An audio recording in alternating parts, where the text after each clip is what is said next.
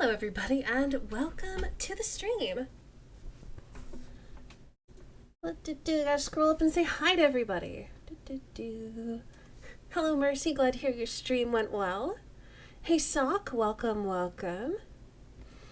Hey Phoenix, we'll talk about Shadowrun in just a minute. Drummer Boy, hello. Snow Chicken Lord, thank you so much for hosting. I appreciate that. Hope you are doing well. Green Tea Soda, hello and welcome. I think that's everybody. Hey, Green Tea Soda, thank you so much for hosting. So, me and Shadowrun go kind of a far way back. It is originally a tabletop role-playing game, kind of like D&D if you're not familiar with tabletop role-playing games. It's cyberpunk, so basically it's the 80s if the 80s had amazing tech, which is awesome. And it was my first ever tabletop role-playing game. And this is my first time playing this RPG version of it. I've heard good things. I am excited to play it. So, now that we got the intro out of the way, let's get started. Yeah, it was crunchy, but I liked it. I wasn't honestly that into cyberpunk when I was a teenager, but I like the dice pool mechanic. I thought that was pretty cool. Jelly, hello and welcome. Ooh, wait, it's loud. Sorry. Hold on. Eat it. Hopefully I didn't bust out all of your eardrums.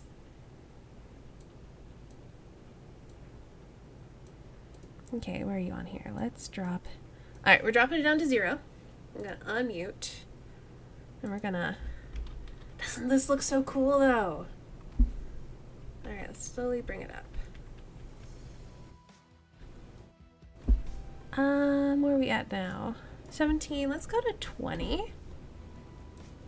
And let me know how that sounds, if it's too loud or too quiet. It's probably too quiet, but...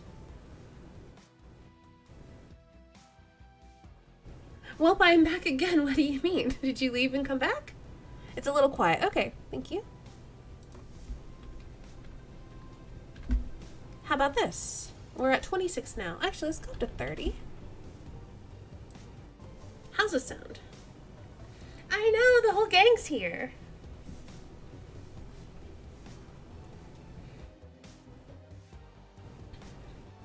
I can crank it even more. That should be good. Okay, you just keep me posted. Apparently peaking at around -40 is where we want to be. So good to know. I'll try to keep that in mind. Oh my goodness, and it just started pouring down with rain. It does that every time I start streaming. You read one of the Shadowrun books, you think? I think it's a pretty cool setting, pretty cool system. It's like cyberpunk, but also like there's elves and dwarves and stuff, and magic. Yes, don't mind me. I'm totally part of the gang, a real regular. Well, you could be, if you want to be. Okay, so we're going to be playing today The Dead Man's Switch. Apparently we can find more stories. I don't know if this is like the only story that they have in this. Because, hold on. If I go to content, I've got all of these things, but I don't know... Oh, it says requires game version 1.0 or higher, and I don't know what that means. What is my game version?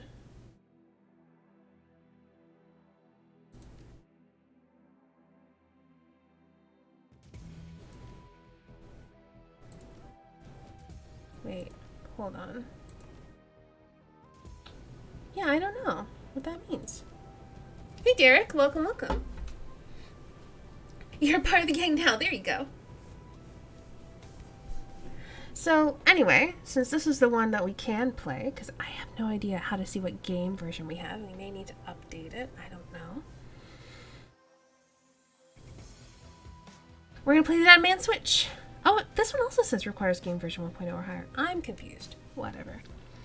In the urban sprawl of the Seattle Metroplex, the search for a mysterious killer sets you on a trail that leads from the darkest slums of the city's most powerful megacorps.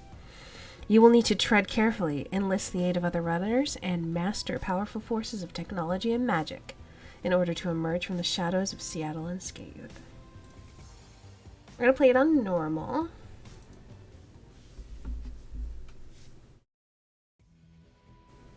We're going to be a lady. We're going to be an elf. And I'm debating. I either want to be a Decker or a mage. Technically, it looks like dwarves make better mages because they have higher willpower. But I'm be an elf.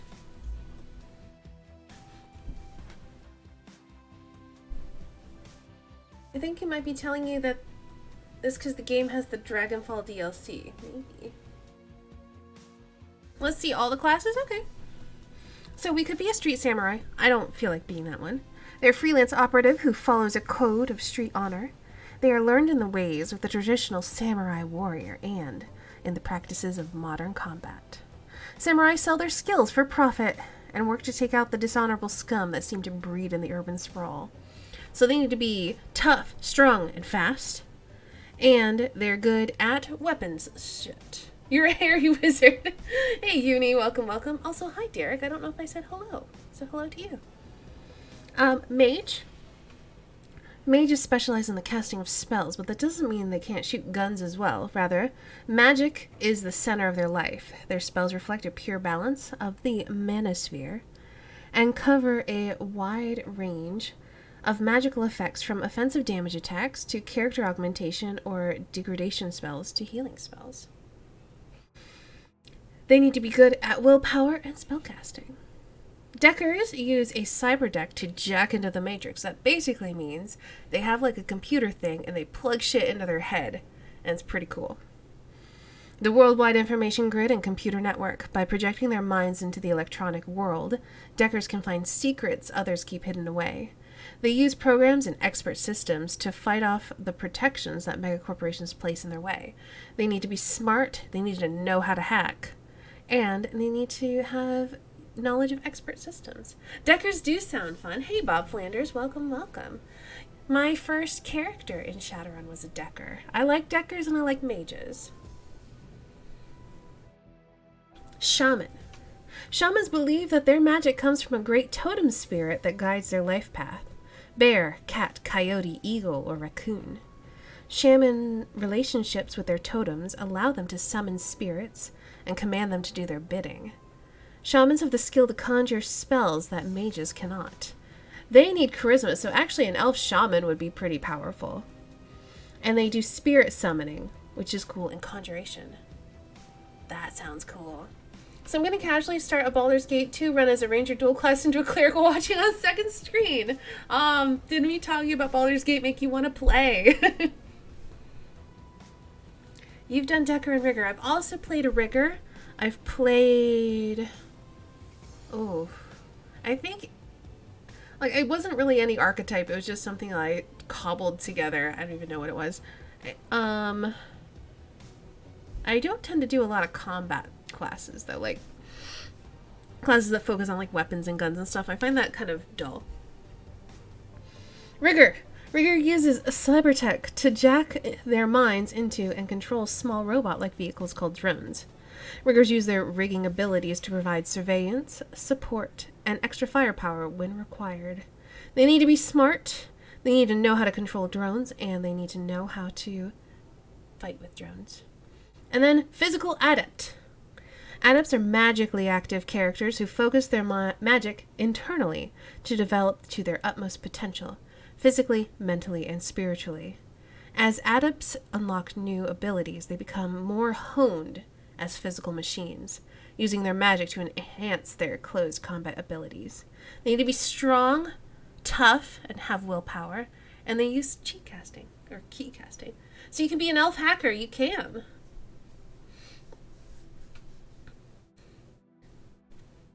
You played an orc rigger, not optimal, but fun. I had a human rigger, an elf Decker, I think.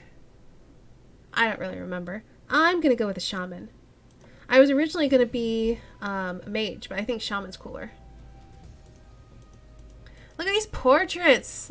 Look at all these cool ladies. I like her. I think she looks cool.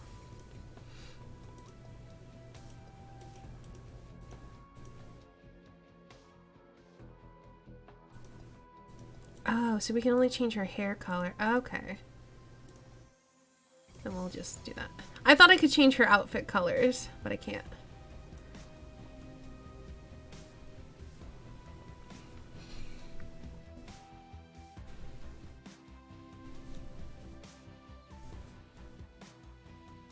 Coolness is the most important RPG stat, absolutely. Alright, karma represents the experience characters earn when running in the shadows and achieving goals. Karma is used to improve attributes and skills. An attribute or skill ranking can be increased by spending karma equal to the next increment of that ranking. Blah, blah, blah. So improving your body from 4 to 5 requires you to spend 5 karma points. You have some karma available now to customize your character. Okay, so we don't care about most of this stuff because we are just going to be summoning spirits. So let's go down to charisma. So we could spend all of our karma to upgrade our charisma to this 5, but we're not going to do that. I feel like I want to increase spirit summoning. Conjuring. Wait, no. No. Spirit control. Conjuring can wait. Choose whiskey. Hey, Inquisitor. Welcome, welcome. And then we have one more.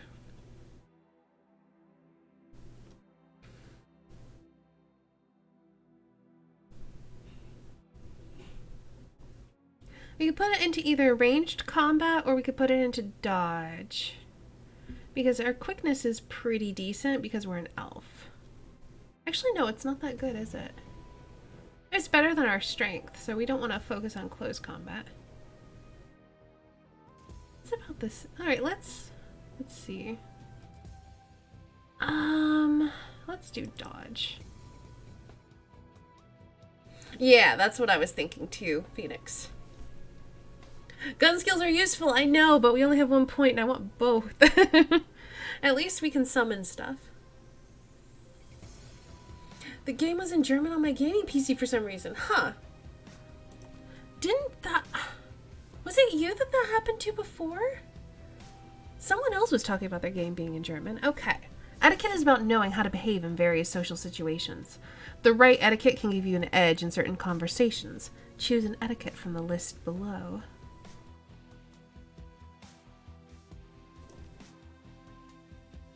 So we're going to have Shadowrunner etiquette. And I feel like street makes sense because we're probably someone who does not really gel with normal society. Yeah, that's what I was going with. I figure like we are a Shadowrunner who deals with people who are on the street. Alright, so we are a shaman. We summon spirits. We need an alias.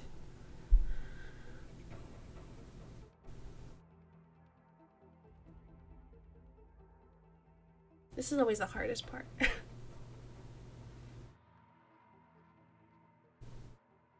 And just calling my character a Stany, like, we can do that, but that's kind of boring. We need a cool alias. It talks about what we do. Zero cool, no.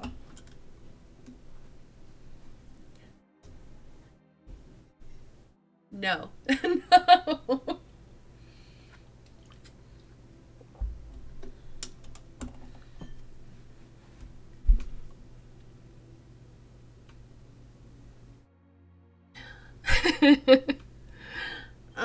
I'm sorry, Pegwang.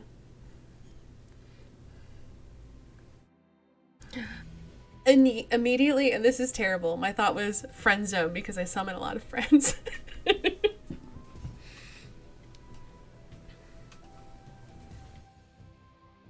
You know what? We're gonna be FriendZone.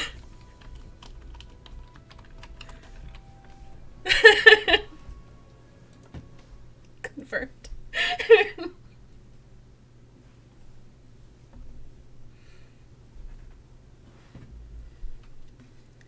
Your apartment, 3 o'clock in the morning.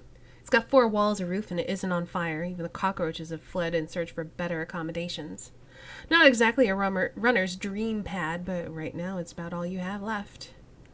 Running the shadows is about feast or famine. One day you're Nova hot, working jobs that allow you to eat 5-star restaurants. The next, well, you're here. This one's a famine for the ages. Slagging fixer hasn't called, money's run out. And then some. Sinless and free. Free to starve in the cracks of a society run by megacorps who just want your nuyen. Something needs to change. And soon.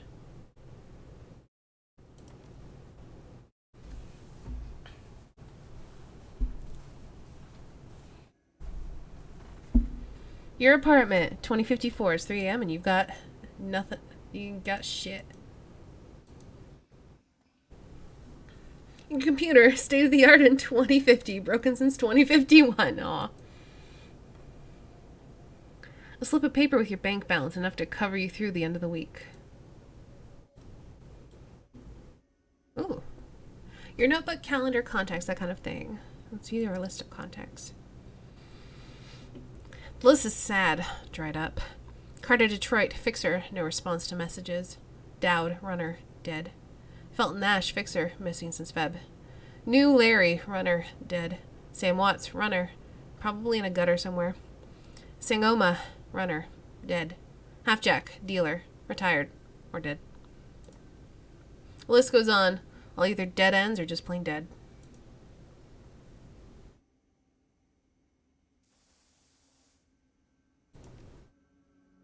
Nothing to do on my calendar. Alright. Ooh.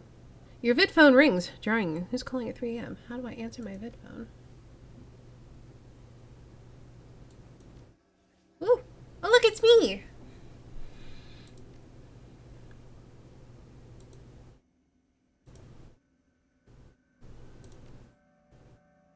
Oh, it's over here. Okay.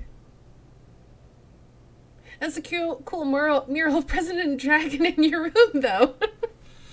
Oh, you mean the poster that's, peeling off? It's pretty cool.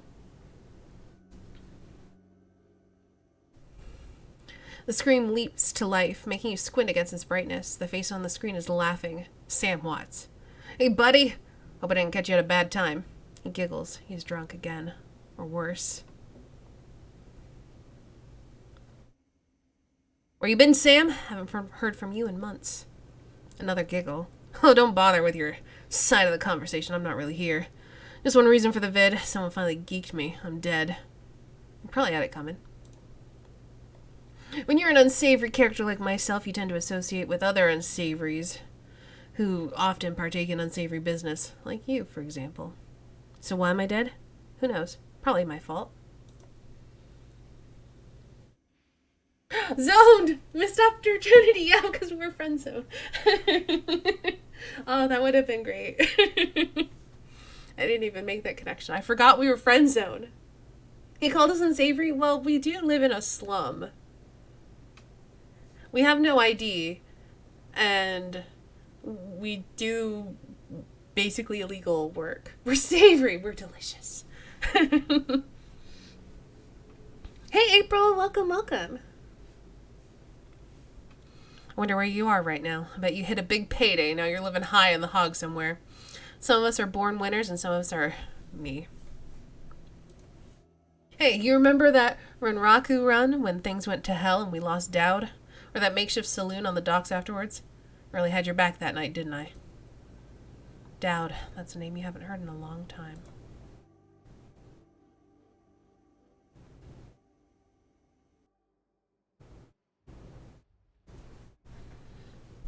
"3 years ago, a makeshift bar in the Seattle docks, the night Dowd went down. FriendZone, that's me.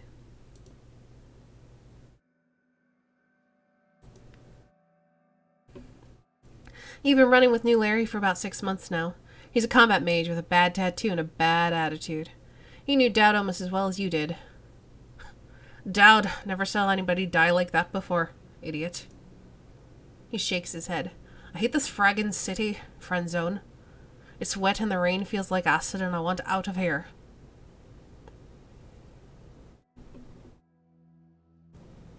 We wait for the money. Yeah, sure, of course. I'll wait all night if I have to.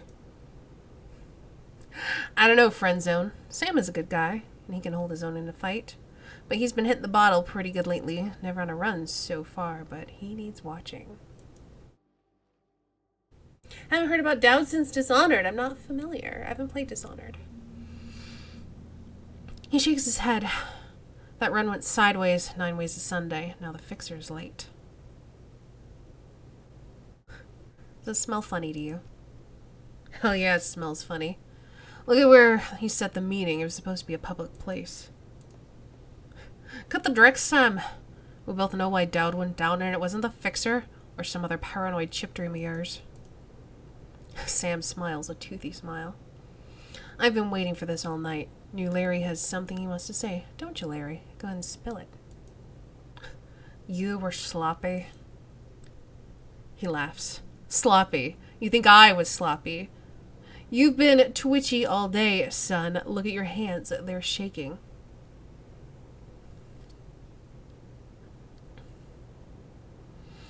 I don't know what to say.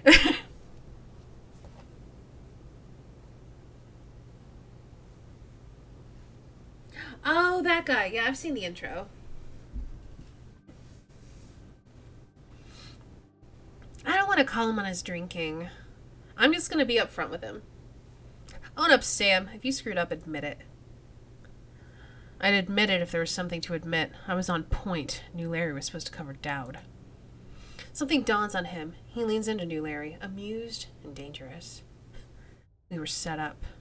And he knows it. Don't you, Larry?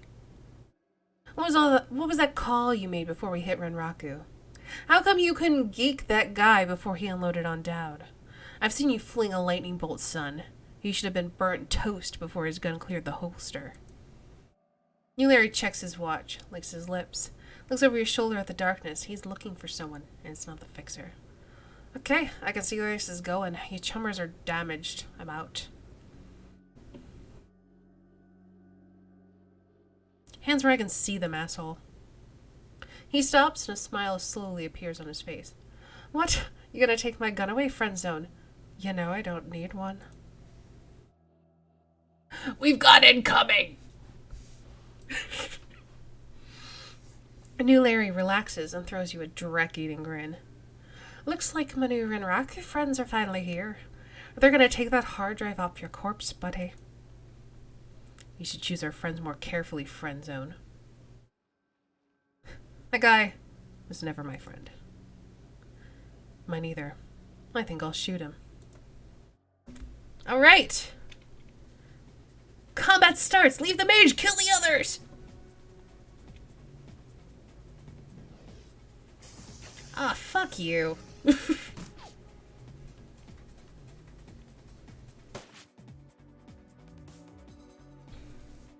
A traitor, yeah. We're gonna tear him a new asshole. You had some soft tacos last night. Nice. The lettuce included, and it didn't give you heartburn. I'm so happy to hear that. See you later, Snow Chicken Lord. Thanks for hanging out. Enjoy your RPG stuff talk. You are now in turn-based combat mode. Each character on your team has an action pool. Spend these actions on movement, attacks, or using spells and items. Once your turn is complete, the enemy team will move and attack. Additional tutorial information is available. Okay, so let's see. What are my things that I can do?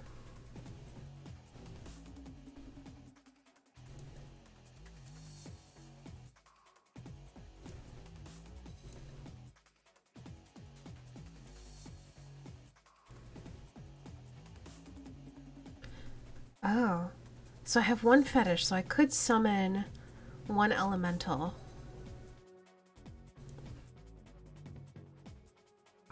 3 years ago, so I don't need to hold on to it. Oh, hold on. Let's move first. I want to move closer and take cover, maybe?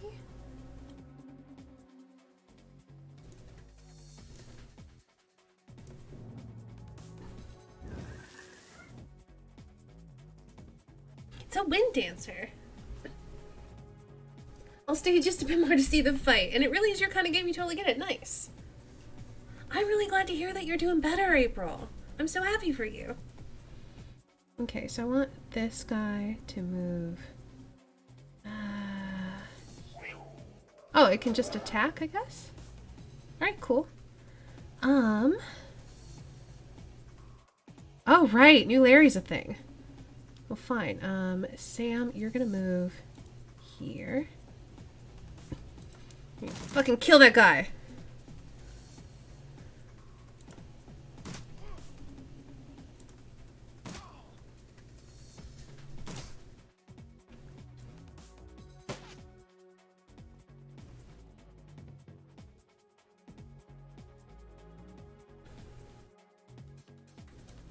Oh, okay, cool. I can equip other weapons by going like this. Pew pew, nice fight, yeah. Let's see, what is this? I can slow someone. Let's slow this guy.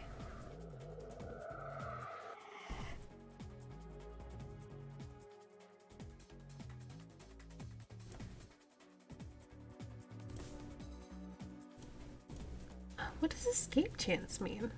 I don't know. Let's use that. Alright, I don't know what I did. Now we're the wind dancer. Let's attack this lady.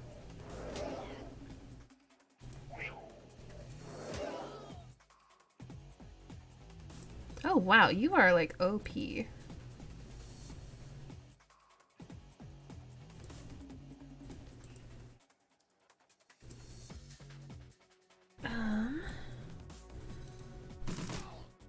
Okay. Is there anyone else here? Everyone's like dead. Maybe there's gonna be more people coming. Or maybe we're supposed to be like advancing so we can leave.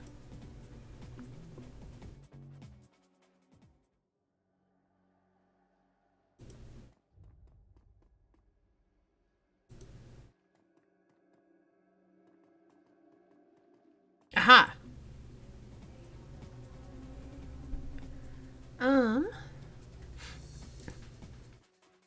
Let's take some cover. Oh, the AP's for this guy. I see. To keep the, oh no, the wind dancers turned, angry. Shit.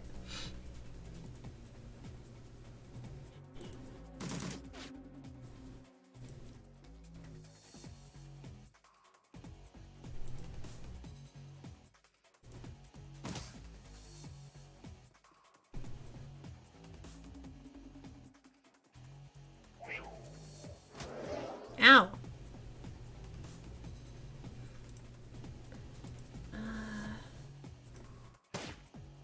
Okay, maybe I should move.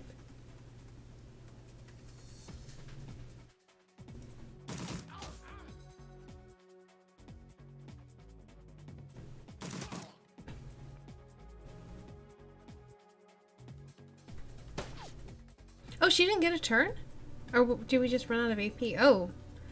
Okay, there's a lot of people to... Ah!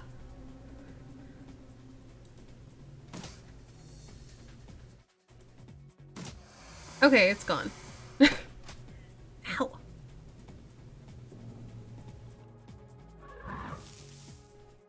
Oh no, they're way better at summoning than we are.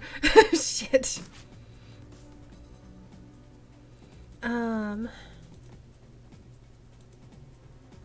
Can I not shoot this guy?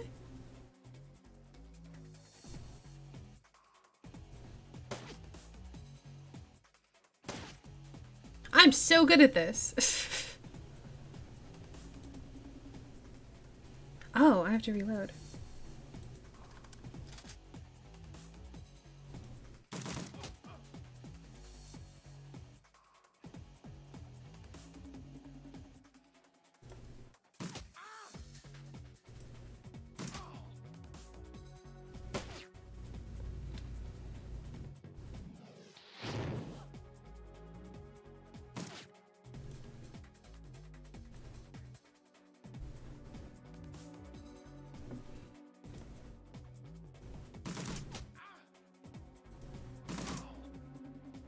Alright, he's gone.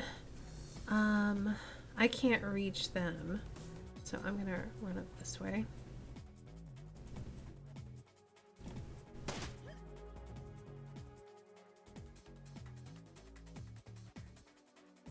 I don't think she can reach either, so she's gonna have to run. Oh, I guess she can shoot this thing. Cool.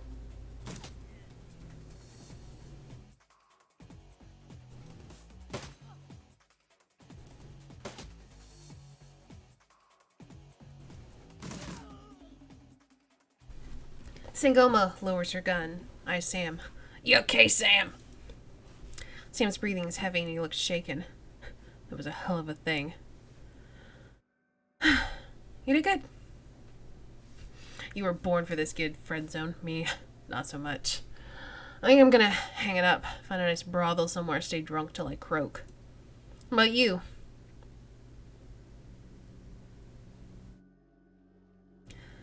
I'll find a safe house out of town. Lay low. Renraku has a long memory.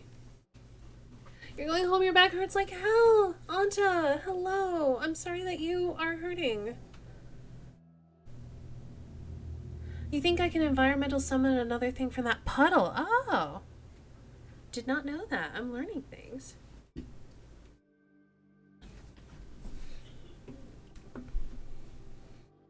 Did I miss something?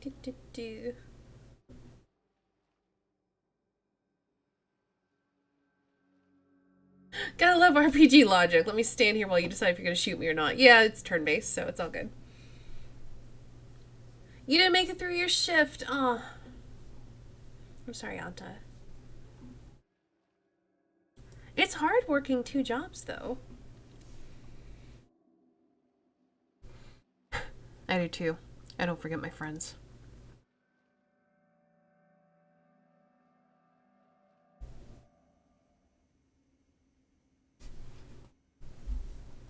Alright, we'll see you in a little while, Phoenix. You stare at Sam's face in your comm link. Shake off your memory. Focus. I had your back that night, didn't I? Now I'm asking myself, who would care if I died? Who would give a rat's ass? Better or worse, your name is at the top of the list. Maybe it's the only name on the list. So, I set up a dead man's switch and send you this call. I got 100,000 Nuyen insurance policy payable to you when you find out who creased me. Alive with a conviction or in a body bag with justification. Either works. Contact my law firm, Rogers, Mengert, and McCain. When the job's done, we'll know what to do. Jet? The camera swivels to show a well-dressed man sitting next to Sam. Pursuant to Mr. Watt's wishes, Rogers, Mengert, and McCain has installed a secure dedicated phone line so you may contact us directly when your task is complete. We will then begin a verification process. Know that you must also be on a secure landline to access this number. We will not accept transmissions from comlinks or other devices. The camera swivels back to Sam. Sam straightens up, talks seriously. First time. Look, FriendZone. I've left a Drek life. And I probably left a Drek corpse. I've hurt people. Hurt myself. I don't know. Maybe I just want the last word. Maybe I just want someone to give a crap that I sucked air for a while. What do you say?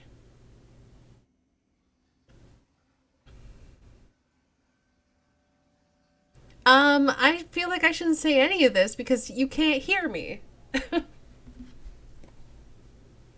You have a day job. Your old job sometimes wants you in, but you usually decline, but they offered you 8 p.m. to 4 a.m., so you said yes because of money. But that's hard, especially if you already worked today.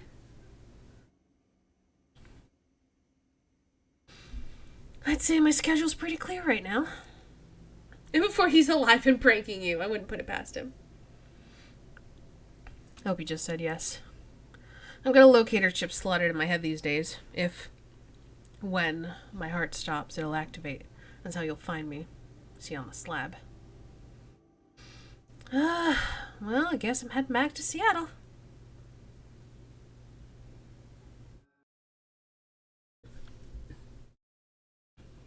Your plane hits the SeaTac tarmac with a jolt. Welcome to Seattle. The chilly northwest rain obscures your vision as you step onto the tarmac. Before long, you're sitting on the cramped backseat of a cab following the signal from Sam's locator chip into the heart of the Redmond Barrens. Ooh, the Barrens, that's not good. Organ grinders, a legal chop shop for body parts, whether from the living or the dead. If you're hurting bad enough for Nguyen, this is a place to sell a limb or an organ. It's also a good place to dispose of an inconvenient body while making a little cash on the side. His franchise is the closest thing the Barrens has to a morgue. It seems this is where Sam Watt's bodies ended up. You open the door and are assaulted by the smell of death and bleach.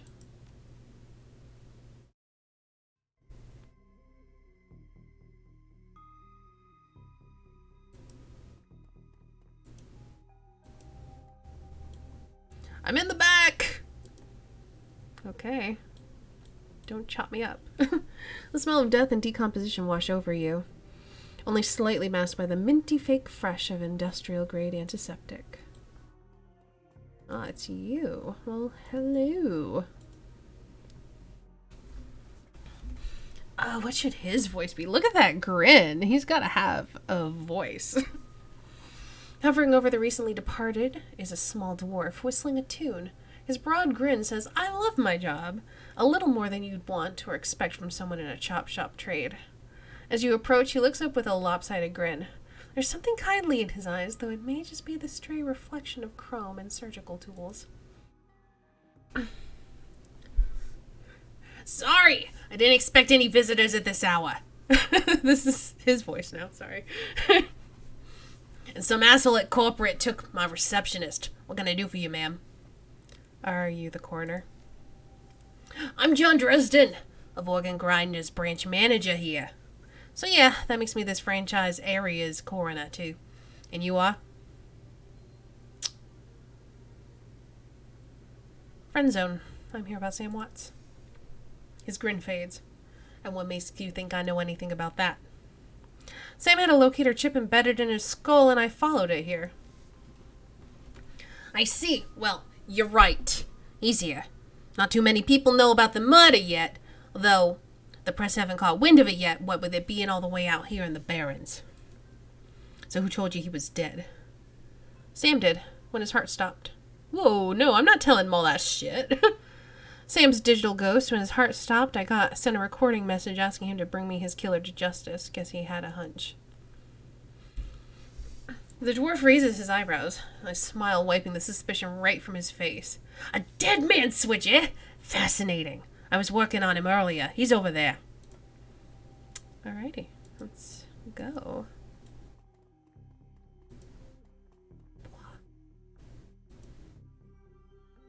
"He's my second Emerald City Ripper victim. Third one was downtown." "Ripper, huh? Guess the classics never go out of style." "Not my title. That's what the Seattle press insists on calling the killer. All I know is that, like the original Jack, our Ripper knows how to handle a scalpel. But this one's even more twisted. He or she always removes an internal organ from the victim." "Delicious, a trophy hunter. What was it?" "Watt's liver was cleanly cut out." "Whiz, what else?" "The first victim's heart was missing. The third had a spleen removed." "Dresden, get out here."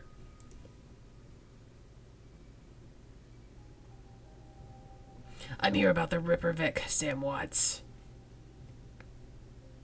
Do I have to come out too? I don't want to. Can I hide? Ooh, wait, no, go back. Alright, I stole a med kit. You've got a deeper voice than you. Hey, sausage. Hey, Wob. How you doing?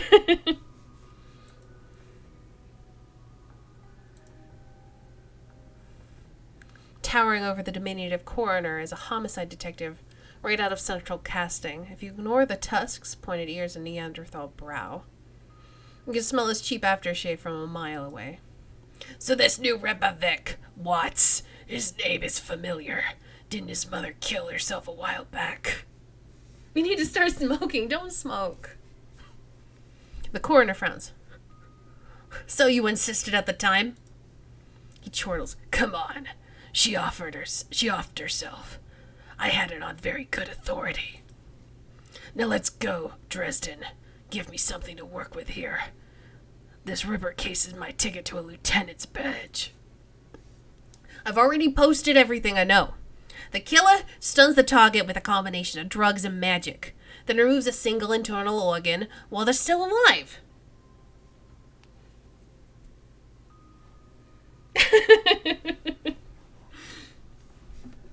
The perpetrator is most likely right-handed with a slim hand that knows how to know its way around a scalpel. Has a decent understanding of the human anatomy and metahuman anatomy too. So, I'm looking for a whacked-out surgeon. Hey, not necessarily. I don't know any surgeons who use scalpels anymore. These days it's done with computer-controlled lasers. Could be anyone from a military field surgeon to an antique medicine aficionado. I know words. You're no damn help, dwarf. The Lone Star Detective finally notices you. You note his superhuman powers of observation. Who the hell are you? Strength 4, grayed out.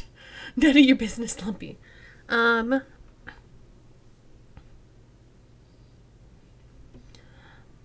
the nobody who didn't hear nothing.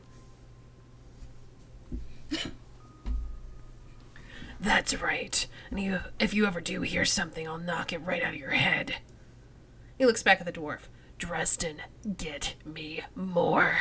I am putting someone in a cell or a box this week and claiming my promotion.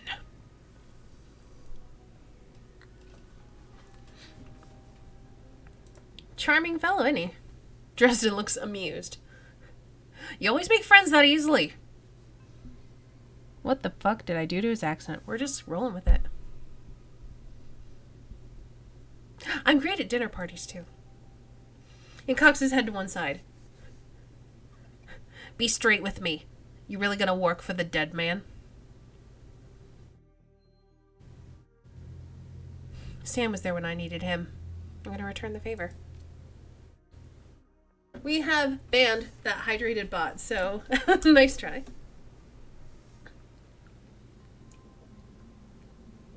Oh shit, he's gonna die. They always die a few days from promotion or retirement. That's true.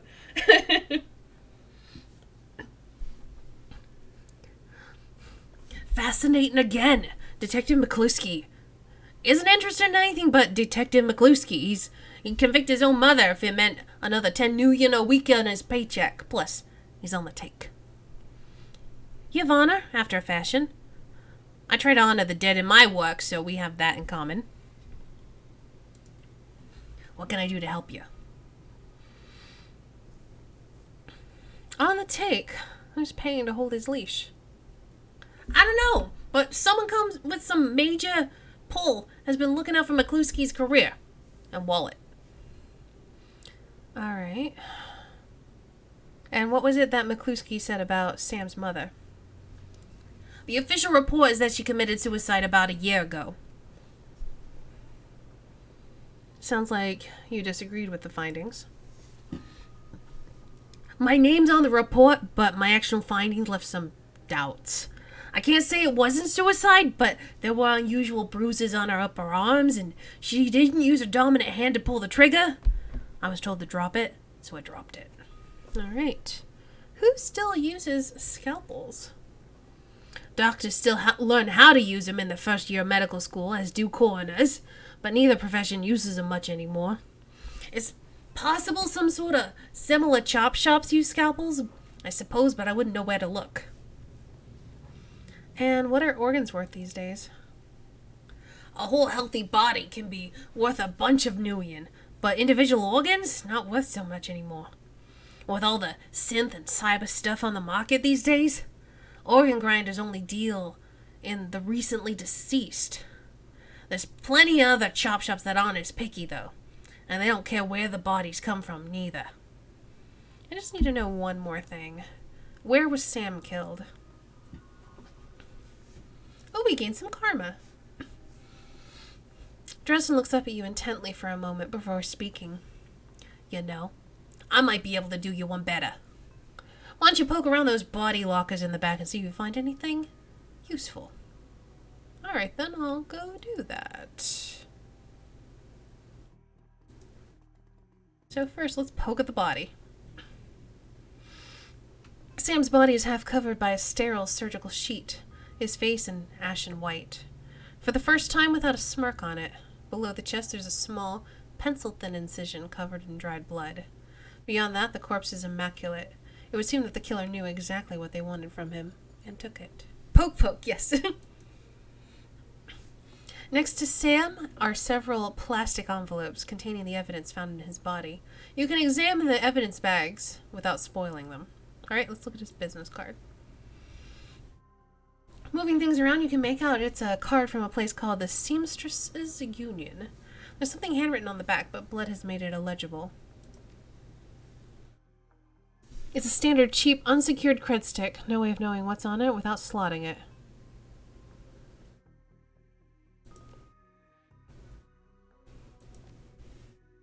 It's Sam's shirt. Several of the buttons are missing, and the blood has thoroughly soaked it. The bat sloshes a bit in your hands. Ew. Hi. Hey, Michael. Thank you so much for the resub. I appreciate it. Hello and welcome. You can only see a part of the note given the torn off bits and bloodstains. Sam, I feel terrible that we are arg. We have been blank long. To say I'm sorry. See you there, love, Jessica. I'm not taking a bloody cred stick. Is this Dragonfall or Hong Kong? This is Shadowrun Returns.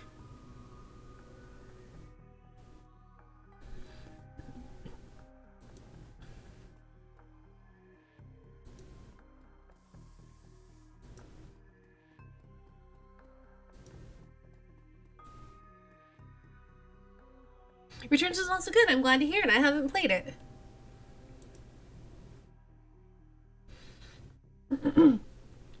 The cold storage drawer is labeled John Doe, but the internal thermostat is set to 21 degrees Celsius. The cold storage drawer opens to reveal a fully clothed body of a man, arms folded across his chest. In addition to sporting some of the brightest orange hair you've ever seen, his body seems in very good condition. Oh man, I have to do so many guy voices. Okay, whoa, easy there. In one quick move, he jumps down from the drawer and stands before you. For someone who just woke up from a morgue locker, he seems unfazed, pretty well put together. You spot a data jack drilled into his temples and some shamanistic tattoos peeking above his collar. An interesting combination. I told John to wake me up at 6 in the morning. Is it 6 yet? I don't feel like it is 6. What do I look like, the damn alarm clock? Give me break, Chalmer. Haven't had soy coffee yet. He chuckles. Well, so much for good night's sleep. On plus side, I noticed you haven't killed me yet, so it's good. If you aren't after me, then what is story? You finally get the reference. I don't.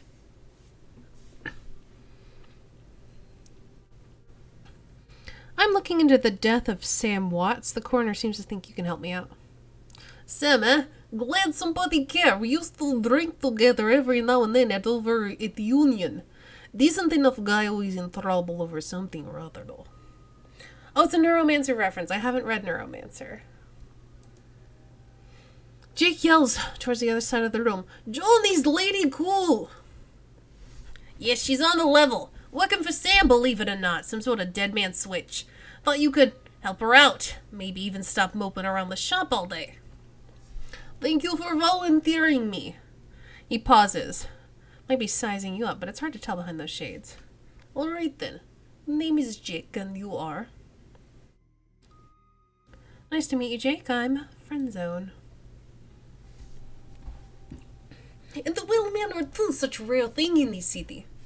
Well, it sounds like you are taking dive into deep end here. Johnny's right. Would have gone with a weekend at Bernie's with this guy. Might be able to help you out. I was with Sam other night. A night of murder. Poor guy, he was hanging at Seamstress Union that night, tripped out on Rowdy. He'd been laying low there for a few days after bad run. Mrs. Kubota asked me to throw Sam out, and so I did. Went out into alley, some gangers got jump on me. Welcome back, Phoenix. He winces. Damn, maybe need a cup of soykef after all. John, could you grab me cup? Get your own damn cup. My hands are dirty anyway. Now what's with this intestine? You hear a loud squelching sound as Dresden continues his work. Your voice is gonna hurt by the end of this today. Yeah, probably. Thank you, John, you real pal. Anyway, there is big fat corp bounty on my head. Like I said, last job didn't exactly go according to plan. Out in the alley, a few Halloweeners got jump on us. Damn gang. Thought they could turn quick profit off of my head. Jake smiles, and you get the impression that didn't work out so well for the gangers. Sam stumbled off during fight though, and that is last I saw of him until he turned up here, dead on arrival. Remind me of my last stay in this place. You know anything else? I know they found his body a block away from Union, lying there broad daylight. That's the Barrens for you. Jake looks down, his expression masked by chrome and crimson glass. Shame though. Wish I'd been there if those slagging gangers hadn't come along. I tell you what. You look like you can handle yourself. With fight, I could use backup to settle score with Halloweeners. Their leader got the whole gang searching Barrens for me. I need to get rid of that asshole. In return, I will take you to place Sam was murdered. It's not safe to hit these streets alone at night, trust me. Jake eyes you up and down. And maybe I throw in decent supplies while we are at it. What do you say?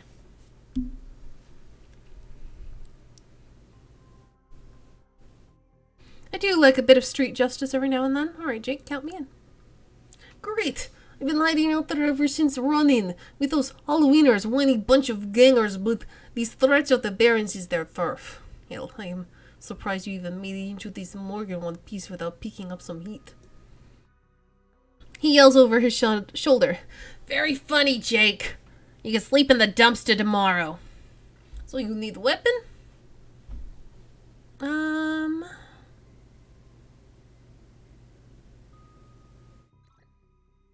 You got a rifle? I don't like library windows, do you? Never mind, here's a rifle you can borrow. Whoops, I clicked out of the game. If you were worried about your voice, I would recommend taking a shot of olive oil. It will coat your throat. I could, but that would be gross.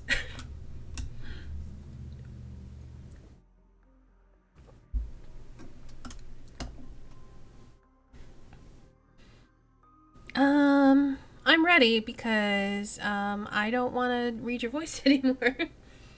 So ready for evening out on town? Yeah, sure. You'll follow your lead. Halloweeners aren't looking for you yet. It's a voice actor trick. Fair enough. Oh, I can wasad around. Nice. Oh.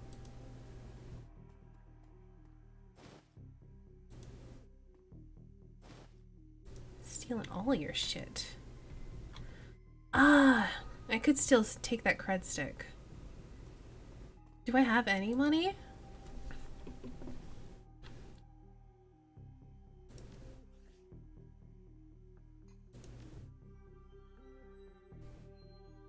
I have no money. Okay, fuck it. We're taking the cred stick.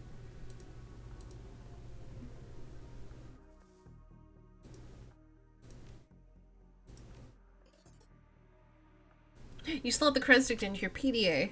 300 yen, new yen, is added to your account. Cool.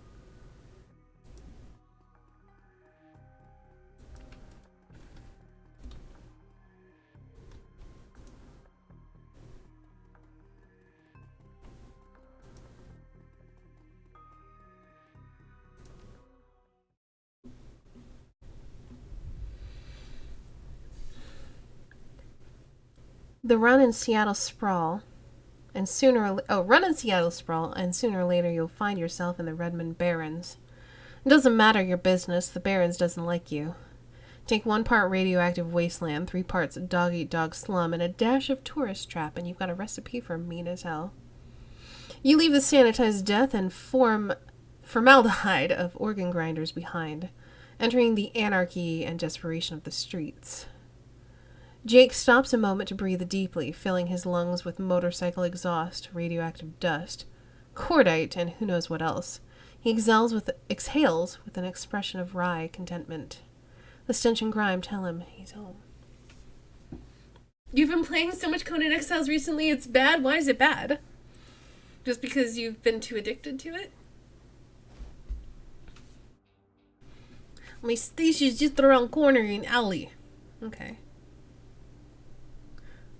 Hey, does the bus stop here? I don't know, man.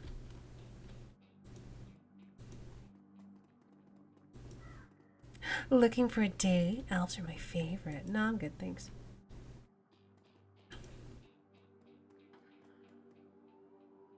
Oh. Hidden in the garbage strewn alley is a high-tech safe with a mag carburetor on the front. Gonna go play Dead Cells. Okay. Enjoy. Have fun, Phoenix. With a smooth hiss, the safe opens to reveal a collection of gear that is a perfect match for your skills. Convenient. You take the gear. Oh wait, there's an enemy. When did that happen?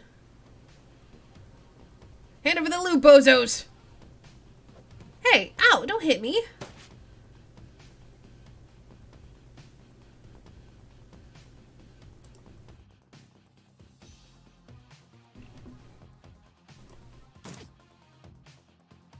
I'm good at this.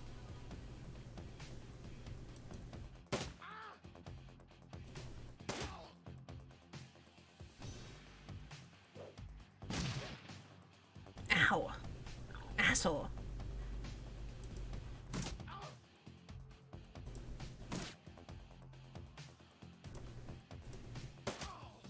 Okay, cool. I know I could summon it, I just didn't want to waste my fetish on some muggers. So welcome to Barrens. I guess I need to find a new spot to hide gear. Ah, good dead drops are so hard to keep. He chuckles. Well, at least they were too dumb to break Maglock. Now that you've got some gear, let's go deal with Halloweeners. How hurt am I? Where can I even see that?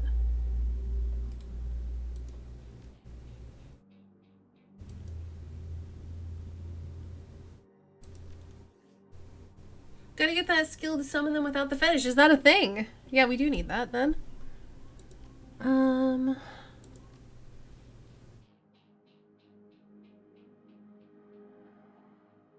I can spend karma. Hit points. There we go. 21 of 30. Let's see what we can get.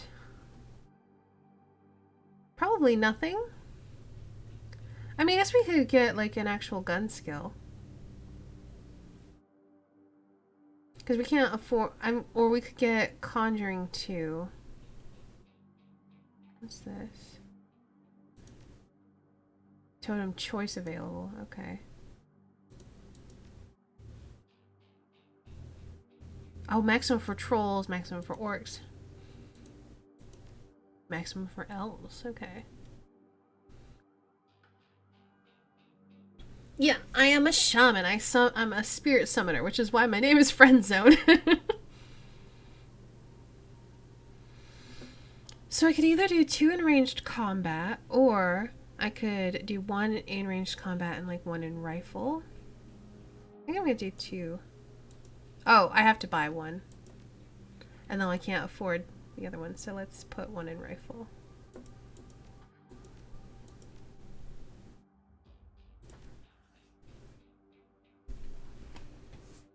You never want to be up close, absolutely. I can't put 1 in rifle and 1 in close because I had to put 1 in ranged combat first.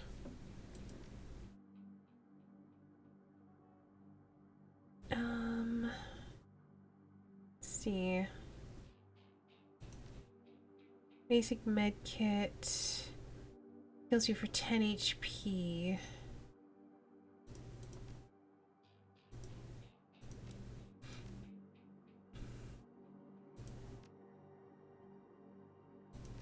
We've got 3 basic med kits. I'm gonna wait.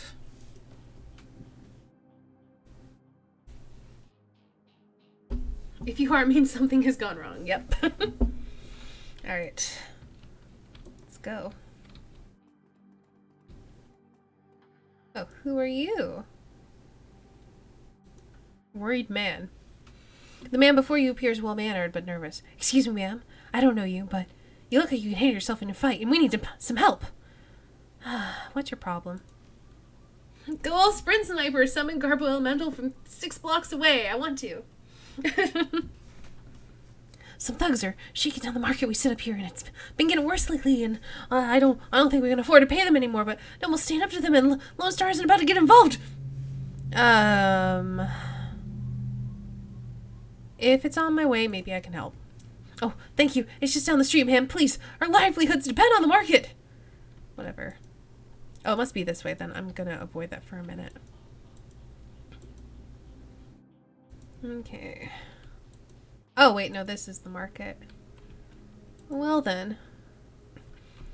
Commerce is like a weed, taking root in the cracks and crevices of the world wherever it can. A small street market has flourished here, amid the crumbling buildings of the Redmond Barrens. She's trying to get him to pay up, so she's a baddie. He's a baddie. Alright. Well, then.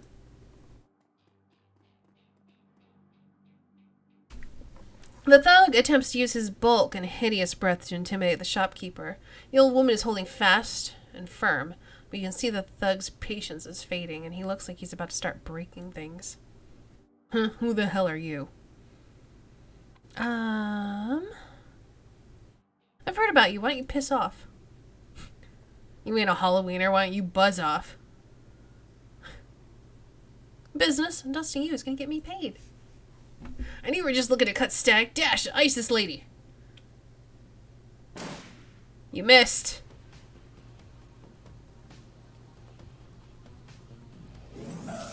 Ow. That hurt. Okay, so... shoot you. And... there isn't really any place I can go hide back here. Whoop.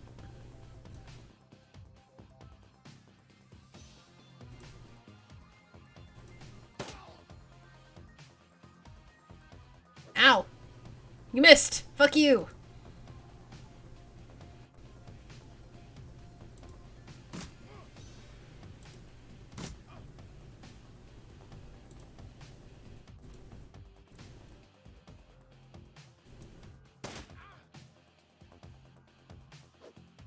You missed again! You suck. Hey Omega, welcome, welcome. Classic Shadowrun, Mrs. Point Blank with a shotgun, absolutely. Doing well, how are you, Omega?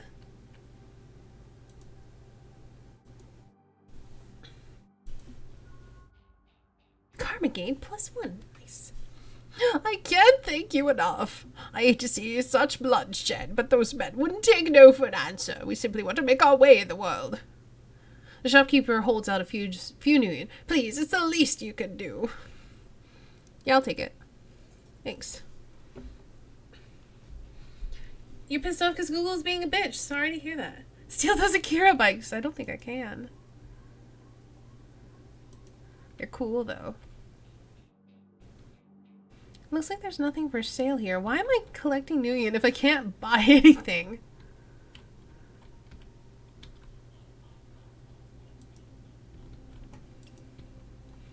Alright, so...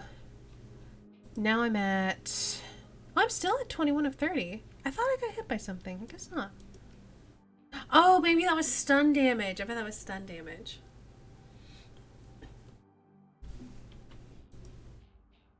Yeah, it should be listed as the game. It's like a turn-based combat RPG cyberpunk. Pretty cool. Hey, Sarah. Lady person. Like Cyberpunk XCOM. There we go. Her clothes may be dirty, but this woman is far from downtrodden. Hey, it's none of my business, but I wouldn't go that way. Nice to meet you, too. Hey, I just figured I'd give you the heads up. Those Halloweeners, they're stirring up trouble again. She points to the east. They rode in this morning on those fancy bikes, set up camp in the old street market. They've been marching up and down the street all day, shaking out anyone that wanders past. Hey, I appreciate your concern. Now we're gonna go murder some Halloweeners. Don't go to the market. Hello, Vlad. As you approach, the man sizes you up. You can see the age-old fight or flight equation running behind his drug-clouded eyes. Beneath the track marks on his arms, you spot a set of tattoos that indicate that he is, or at least once was, a shaman. Well, I'm also a shaman. So I'm going to ask him if he's okay, because there is a shamanistic bond between us. Hey man, are you okay? Whoops! Shit, that's not what I meant to say! I can't talk to him anymore. Shit, I accidentally clicked! Oh well. I'm sorry, dude.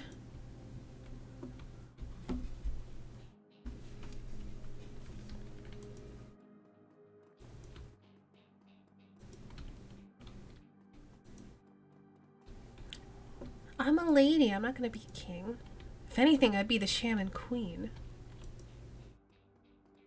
Okay, so you're a baddie. Let's see if there's anybody else we can talk to. This tree is cool. I like this tree.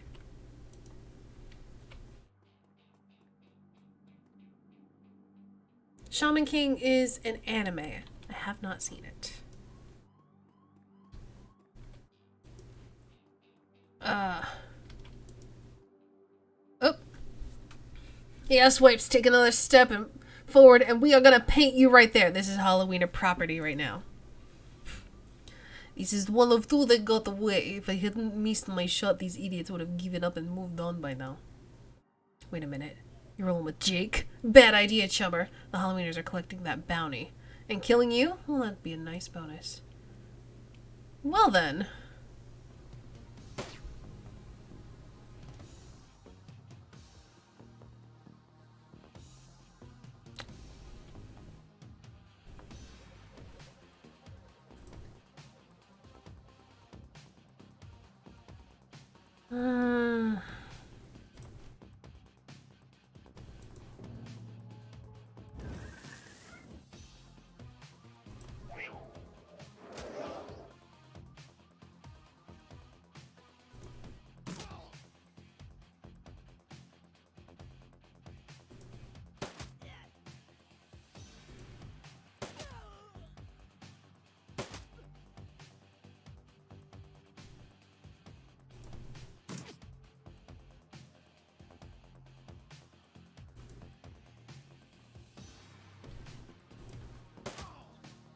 Oh, cool. That was easy. Oh, hi.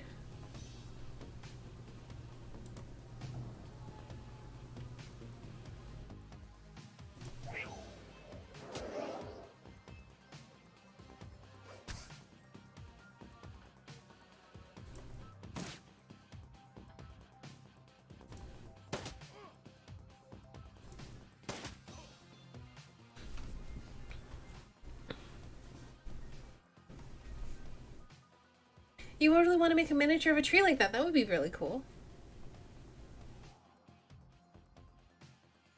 It was back in the days of Beyblades and Yu-Gi-Oh! Man, I was not much of an anime watcher back then. Whoa! Uncle! I was just playing with you. I'll call off the rest of the Halloweeners, Jake. You can call it even, yeah? What do you think, Jake? He smirks. Oh, shit. Well, I clicked again.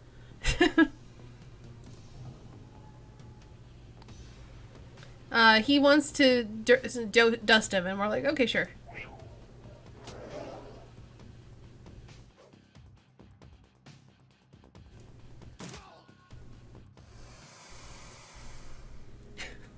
I I'm not trying to. It's just all of a sudden my finger depresses slightly and I click on a thing.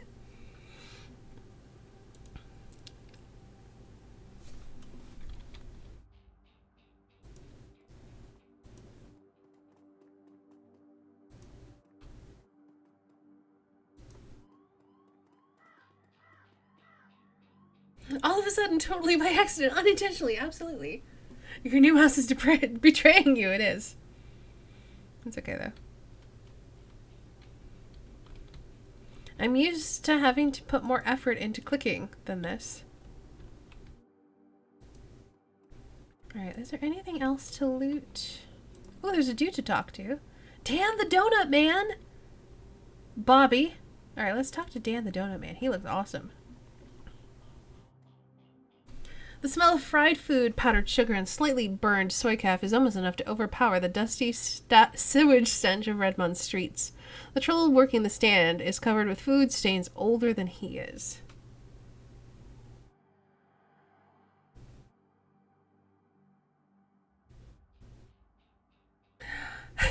Aw.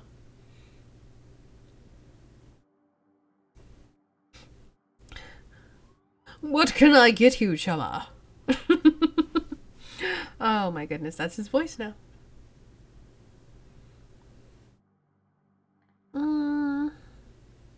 Did you see the murder in the alley across the way? Nope, I was closed when it happened, but hey, it's the Barons. A back alley killing's nothing new around here. The only reason the cops are making it a big deal about this Ripper business is some of the victims are real people, you know, folks with sins. What can you tell me about the Barons? The Barons? Hell, if you have to ask, you probably shouldn't be out here. The stretch we're on is called Touristville, though, and I suppose it's the closest thing around here to respectable. Fewer muggings, and you might even survive drinking the water if you're lucky. Wouldn't recommend it, though. He scratches his armpit. Now, behind me, that's the Seamstresses' Union.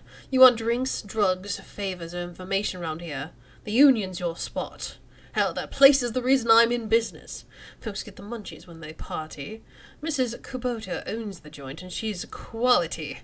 A hard woman, but fair. Alright, well, I'll see you around. Would like some donuts. Jelly-filled is my favorite. Nothing beats a jelly-filled donut. I like just a classic, simple glazed donut. That's my favorite.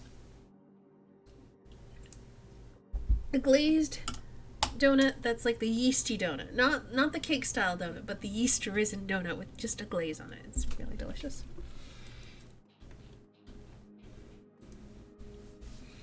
I have an idea for a Zweihander game set pre-res that sounds like a cool thing. Oh, cool. And there's a swashbuckling Sky Pirate game that also sounds cool. Hey, chummer! Got some tasty morsels for you. Just whatever every welder's Shadowrunner should have in his back pocket. You seem sketchy AF. Let's see what you got. The games you are in are slowly dropping. Aw. That's true, though. Nah, I don't need that. Thanks. Sound of laughter and music emanate from within, but you should finish your investigation first. Suppose I should at that. Anything to investigate over here? Okay, guess we're going this way.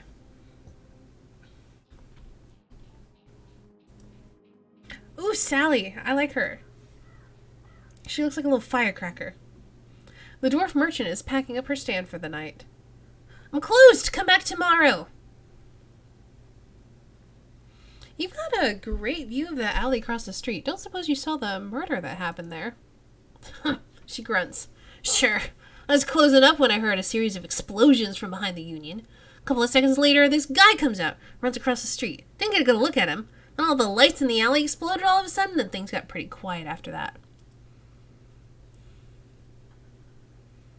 Well, thanks for your time. Uh-huh, no problem.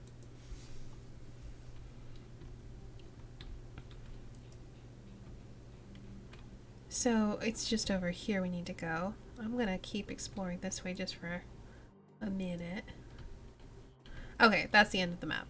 Just wanted to make sure. Oh, here's the crime scene.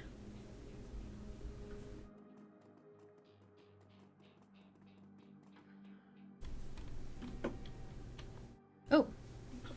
As you approach the scene of Sam's murder, Jake spies the flashing red and blue lights up ahead. Whoa, hold up for a minute. Lone Star is above collecting on corp-issued bounty, and the one on my head isn't going away anytime soon. He sighs. Sorry, friend, I think this is where our paths diverge. Thank you for help with the Halloweeners. Here is payment. They don't take Nuyen where I'm going, and you look like you could use funds. Likewise, Jake. Give me a call when you're in the clear. Yes, sure. He starts to leave, then tilts his head back. Hey, one more thing. When you are done checking out your pal's crime scene, pop into Seamstress's Union. He's just down the street. You need gear, information, or just damn stiff drink, that is place to be. Best dive this side of Chicago. I used the place as base of operation for a year back in the day. Make the right friend there, and I'm sure you get to bottom of this Reaper business. Well, it's nice knowing you. Jake turns and disappears into the shadowy depths of the Redmond Barrens. Farewell, Jake, I hardly knew thee.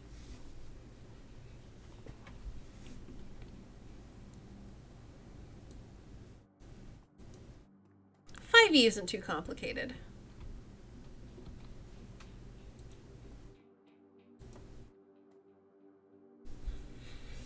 The bright yellow police tape cuts through the darkness, directing your eyes to the white chalk outline and the red stain marking the slab of pavement where Sam Watts died. Standing at the entrance to the alley is a Lone Star officer. The cop looks cold, hungry, and irritated at the homeless man who's currently pestering him. I keep telling you, I need to get my stuff from the alley or I'm gonna die in the cold tonight. The officer sighs. And I've been trying to explain to you that this is an official Lone Star investigation and I can't let anyone in here. Hey, I got rights. Look, you sinless garbage. I've got a job to do. Find a new blanket or I'll find a reason to use my stun baton. Typical, I hate all you pigs. He looks in your direction. Now what?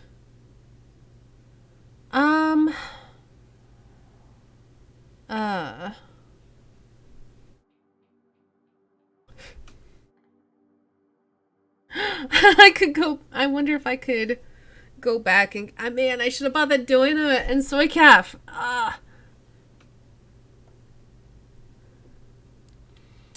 Nothing, just passing by. Okay, I'll be back. The streets have not been kind to this man, but they've also hardened him. This man is clearly a survivor, though one wrestling with an onset of age and arthritis. I saw you over there with that Ratmaster cop. What do you want? You know anything about the murder that took place here? He squints at you, suspicious. You a copper? Or you working for some corp? Yeah, I'm an undercover corporate agent, no. Nope, I'm sinless as you. Mind answering a few questions? Hey, what makes you think I'm sinless? Ha! Just messing with you, of course I'm sinless. System ID number, my ass. What kind of questions you got? Did you see the murder? Nope, and I can't say I'm sorry I missed it. I was hauling crates for Mrs. James up at the market. I can't carry as many as I used to, so it took a while. And then back here, in time to see a couple of tourists puking all over my home turf, and then the jerk face in the uniform and already set up shop in my alley. So it sounds like you live in this alley? Sure, for the last couple of months I've been sleeping there, but I spend my days doing odd jobs for the street merchants or panhandling tourists over near the Seamstress Union. See anything else at night? Well, you know, earlier in the night I saw a big and ugly troll in a green hospital scrub snooping around the block. He bought some donuts and 2 cups of soy calf off, and Dad over there seemed nervous. And he did everything with his left hand because his right hand was all screwed up with some cyberware. Huh, can you tell me more about that troll's cyberware? Well, it was big, and I think it must have had some hospital attachments because I saw some needles, and it was a A lot like I was saw back in 44 when I got captured by elves and did all sorts of experiments on me. Let me tell you, you never trust them cyber people. That's all I needed to know, thanks. See ya. Bye. Alright, let's,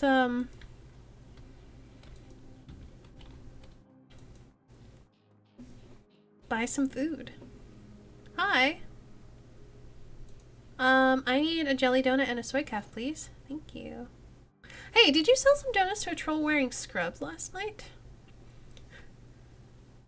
Maybe. What's it to you? I sell a lot of donuts. To a lot of people. I know how Lone Star profiles metahumans. I tell them about the troll that bought donuts from me right before a murder in the Holloman just to see if anyone will pay the bail. Not today, my friend. Alrighty, see you around.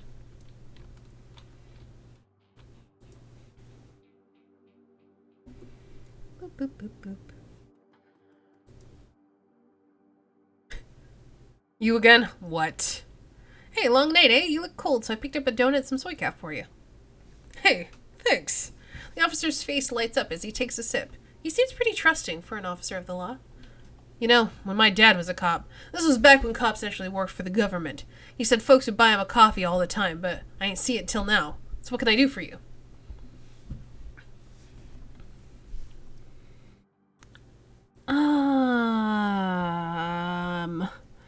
I don't know what... I mean, I'm pretty charming. I'm a charismatic elf. So I could lie to this guy. He seems pretty trusting, so he may buy it. And... I'm going to try the lie. My pleasure. I'm here from Internal Affairs to review the forensics guy work. To find anything they might have missed. Sure, dig in. I certainly wouldn't mind those guys getting taken down a peg or two. Man, did they put on airs, if you really know what I mean. Yay. Lie successfully, yes. Amidst the shards of glass from broken lights, you find a small piece of glass which looks like the bottom of a test tube.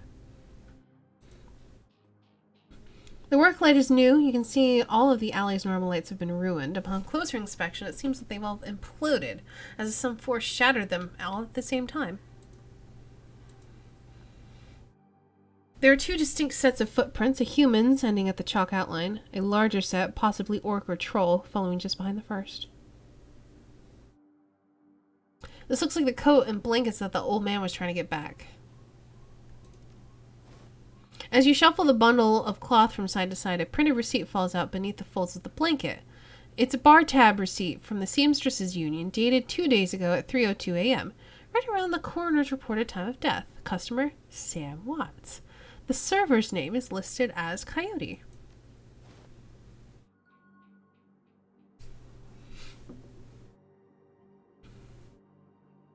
Looks like that's all that's back here. Doesn't look like I can look around anymore. Whoops.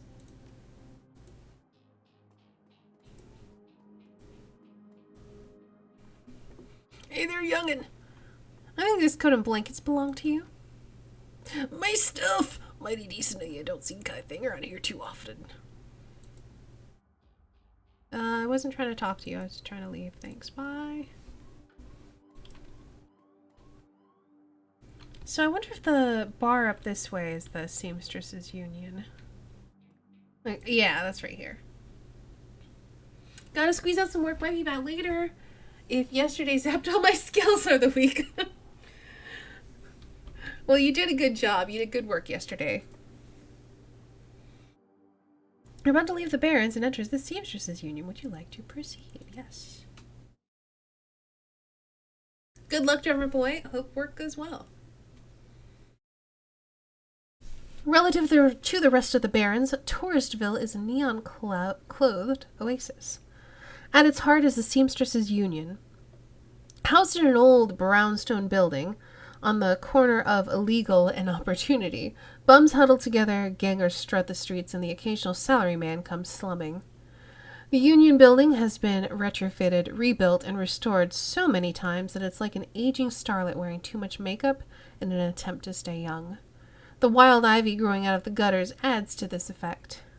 As you enter, the murmur of hushed conversation washes over you. The dive bar denizens raise their heads, take your measure, and then go back to their business. This is the kind of place where everyone knows your name, but keeps it to themselves. You did 2 more revisions! Oh my gosh. That is mental.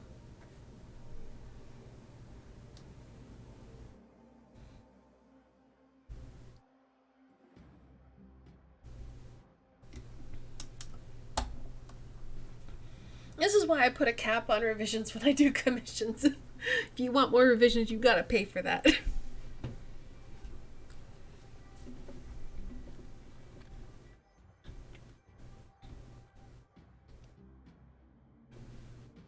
Cherry Bomb or Eric Mersman. Well, let's talk to Cherry Bomb because her voice will be easier to do.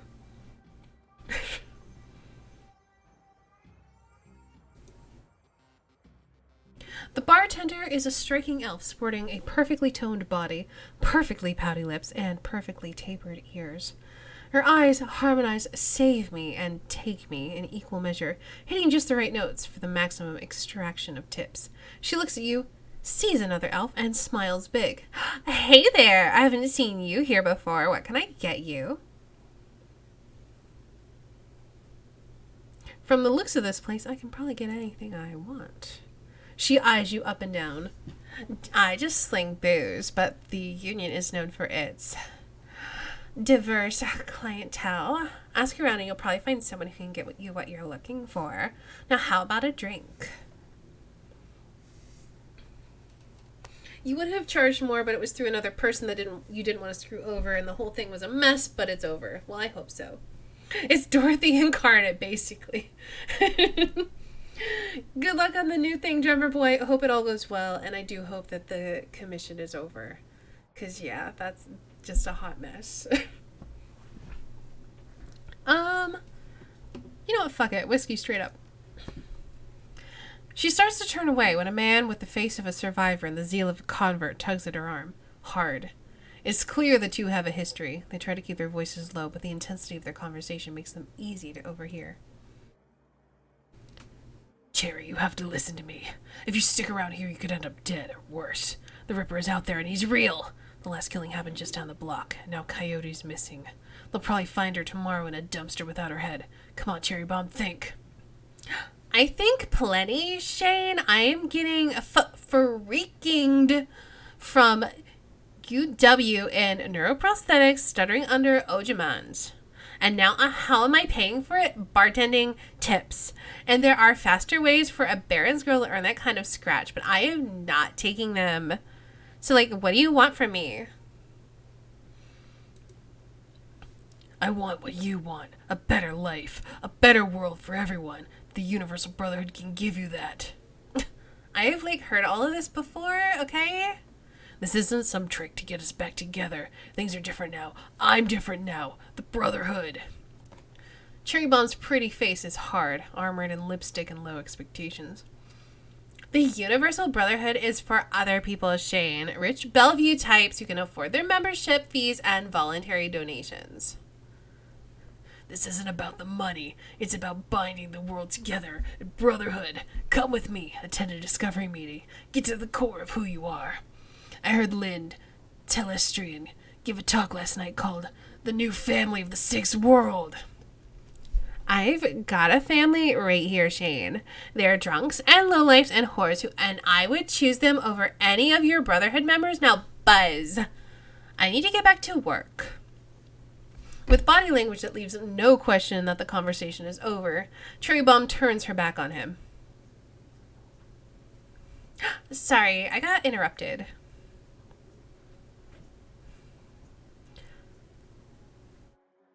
Boyfriend find religion? Her pretty eyes narrow. Something like that. You've got a look that says you're not just here for the entertainment. Are you a badge? Do I look like a cop? She flutters her eyelashes. No, baby. You look like someone who knows the shadows. We're trying to spot a bronze the minute they walk in here. Something I can help you with? I do have a few questions. Ask away. Tell me about this place. Some like come here for the booze and some come for companionship, and others are like totally looking for something that they can't get like anywhere else. If it's illegal or immoral, it can be bought, sold, rented, or consumed, and you can probably find it here. The union seems to attract people like you. Who was it that you were talking to? Shane. Old boyfriend. He used to work here, but then like one day he saw a billboard for the Universal Brotherhood, and like that was that. Went to a meeting, made new friends, moved in with him. I was like happy for him until he started coming around trying to recruit me. I don't need that dreck. That guy mentioned Coyote. She here? She looks worried. No, I think she's like away on business. Business, huh? Is she a shaman with a name like Coyote? She laughs. No. She shot a coyote once, thinking it was a shaman who double-crossed her, and like we've been calling her Coyote ever since. Her face falls. She's been missing a couple of days now. Some people think the Ripper got her, but I know her. Coyote can like take care of herself. Ever heard the name Sam Watts? She nods. Sam was like a regular customer and a regular pain in the ass for as long as I've been here. Talked a big game, but like he was always broke. And as soon as he got any money in his pocket, it went straight to his head. Chips, drugs, or booze. Coyote had a soft spot for him though. Did you see Sam on the night he died? No, that was Coyote's shift. He runs the place. I want to talk to him. That would be Mrs. Kubota. She's like in the back room, but you cannot miss her. Thanks for the intel. Appreciate the help. Gutter punks have got to stick together. Talk to you later. Alrighty. Oh, let's talk to this guy. I don't even know if she got me a drink. That's not how Coyote does it. Eric Mersman. He's pretty. I like his eyes. He's a pretty boy. Oh, I'm running out of voices already. I'm just gonna have to do some default voices for people. Hey lady, got extra outfits I'm trying to unload. You want the first dibs? Yeah, okay.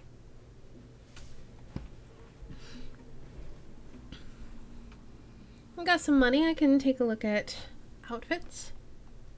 Let's see. Alley Punk, dressed one step above Street Ganger. Gives you plus 3 HP. Dodge plus 1, intelligence plus 1. Salish Runner, clothes directly imported from the Salish City Council. Grants charisma plus 1. Could do that. Charisma's good. It also has armor. 2 armor. Don't strain yourself too much. That's what I'm thinking. Like, the voices aren't super important.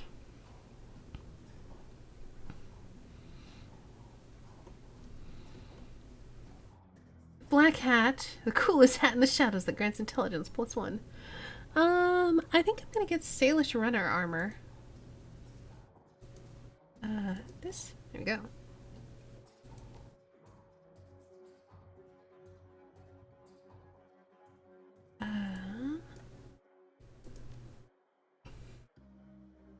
Oh, look at me! I'm so cool!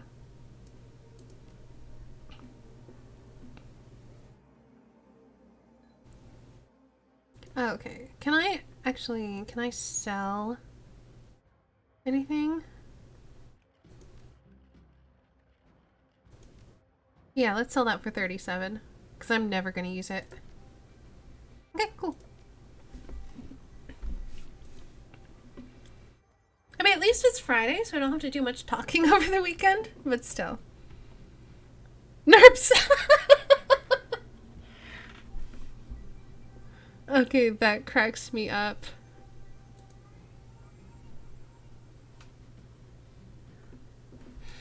Hi, Anta. Are you in bed now? Are you getting all comfy? Jin Parks. Mr. Clue. Let's talk to Jin first.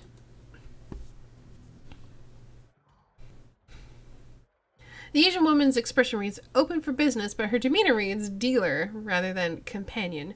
She has a jack on her neck, a gun on her hip, and a chip on her shoulder. She eyes you with a sneer. You look like you can use some firepower. Something simple. I got guns so smart they practically fire themselves. You looking for tech? Got some of that too, if that's the way you roll. Show me what you got.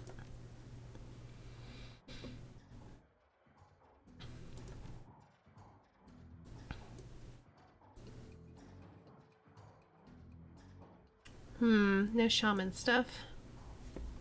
You're home! Should shower, then die. Don't die. But welcome home, Anta. Weapons. I think... Yeah, it's just like if you want to change your gun, and we've already got a rifle, so I'm not going to worry about that, I don't think. And I can't use drones, and I don't want grenades, so we're going to go this way. Mr. Clue! Poised at the doorway to the VIP section is a tower of a troll muscle, wrapped in an impossibly tailored suit. While they're the product of good genes or expensive aftermarket cosmetic work, the troll's gleaming horns perfectly frame his face, and his polished tusks and goatee accentuate the set of a lantern jaw. Welcome. Please behave yourself. Will do. You get in trouble here often? Nothing a stern look can't usually solve. You have business here. I was a friend of Sam Watts, know him? Sure, everyone here knew Sam. Shame to lose a part of the family. There's a sharpness in Clue's eyes, the look of a man who has seen much and earned wisdom at a young age.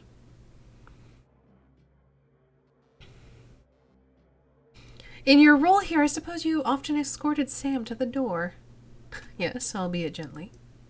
Sam was a drunk, but he usually wasn't a violent one. Usually. What about the night he died? Not gonna lie, this channel feels like home. Aw.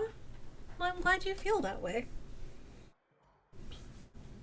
He was a bit agitated. Didn't catch the specifics. Might have been over a woman. Thought I was gonna have to show him out, but I had to deal with a couple of rival go-gangers posturing for one of the working girls upstairs. Jake helped Sam out instead. Thanks for the info. No problem. Alrighty. Boop. Ooh, Johnny Clean. The man is dressed like a janitor but is wearing unusually clean overalls. He's tall, rail thin, and has a cunning look in his eye that says more than just a maintenance man. Howdy. Name's Johnny Clean, you knew? Yeah, first time. Just gonna look at the place. Yeah, well, you enjoy yourself. Looks like you're the type of place just sweeping up. Talking. Thanks. Sure. I couldn't figure out his voice, so it just turned into garbage. That's fine. Look at him dancing. She's doing such a good job, and he's just like wiggling a little. But he's got like two people watching him just go dee, dee, dee, dee. Whatever. Noog.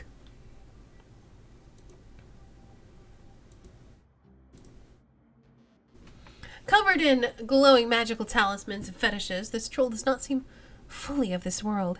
He mumbles to himself constantly, apparently participating in several conversations at once, but with entities you can neither see nor hear. Told you, it's not like that at all. Bring me proof and you shall have it. I am honored, Your Majesty. That was why I said to use mustard instead of catsup. Forgive me, Jean, I was a fool. He looks you in the eye, his other conversations on hold. You may peruse my magical wares and see their glory. Okay, thanks. Conjuring. Okay, so I have slow. I could buy haste, which doesn't seem like a bad idea. Mr. Clean. Weapons? Powerbolt requires spellcasting. These are all going to require spellcasting. What about consumables?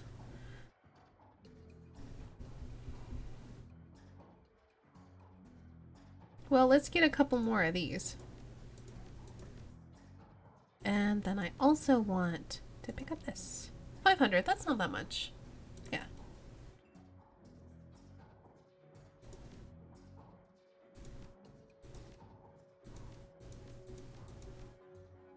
Wait, did that replace my spell?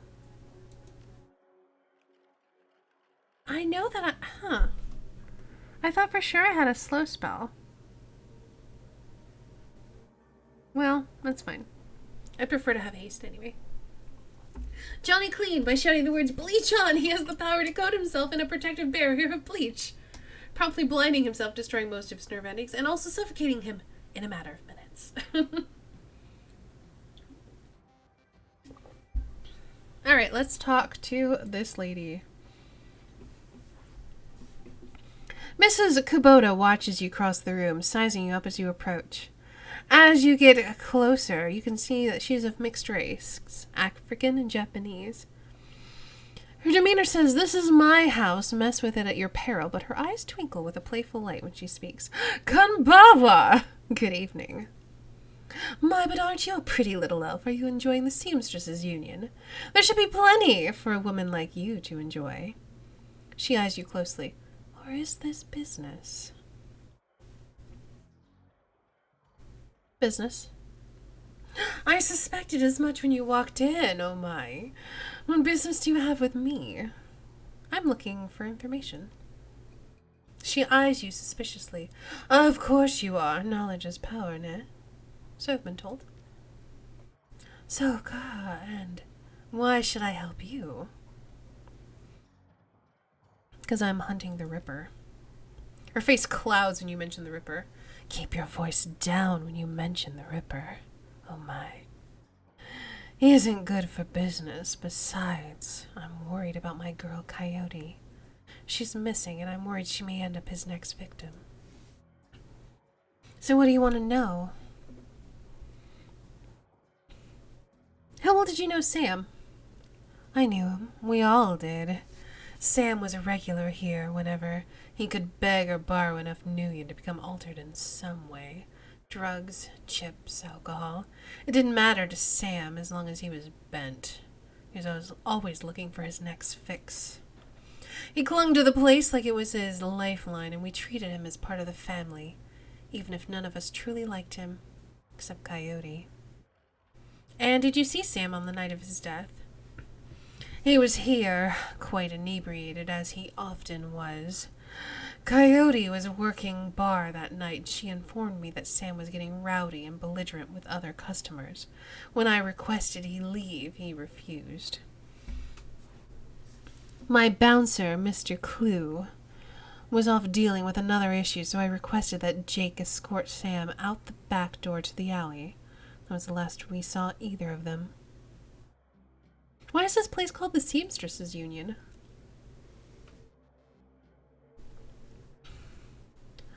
"During the gold rush years, there was a census, and the politicians wanted a high number as possible to gain power and revenue. To bolster their numbers, they decided to include all the working girls, of which there were many, to the rolls. However, given the times, they couldn't list the girls' true occupation, so they entered them all as seamstresses. When a girl accumulated enough money to open up her own business, she named it the Seamstresses' Union, so potential workers would know that they would be treated fairly there, and thus a rich tradition was born." "So, you're a former seamstress?" "No. Perhaps when we know each other more, I will reveal more about myself. For now, enjoy the union. One more question. Can you tell me where to find Coyote?" Her face darkens. "Would that I could. I have not seen her in 2 days. She's a smart woman and quite dangerous, but I fear for her." "If she's smart, why fear for her?" "Because she's in a dangerous line of work, and there is always someone smarter, more prepared. Her room is upstairs. If you are looking for her, I invite you to examine it. You may be able to uncover her whereabouts. I would not normally betray her privacy this way, but she's missed 2 shifts now and cannot be reached on her comm. It is unlike her. If something has happened, I will not have inaction on my conscience. Here is the key." "Thanks."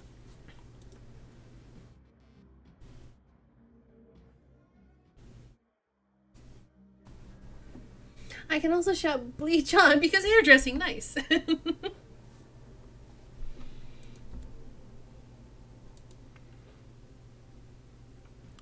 There is a main grade security panel attached to the nearby door. It will require a password to enter.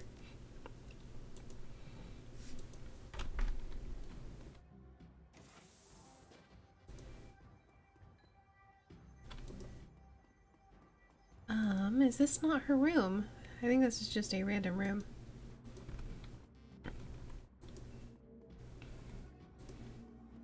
Well, we're going to investigate every room that we're allowed to.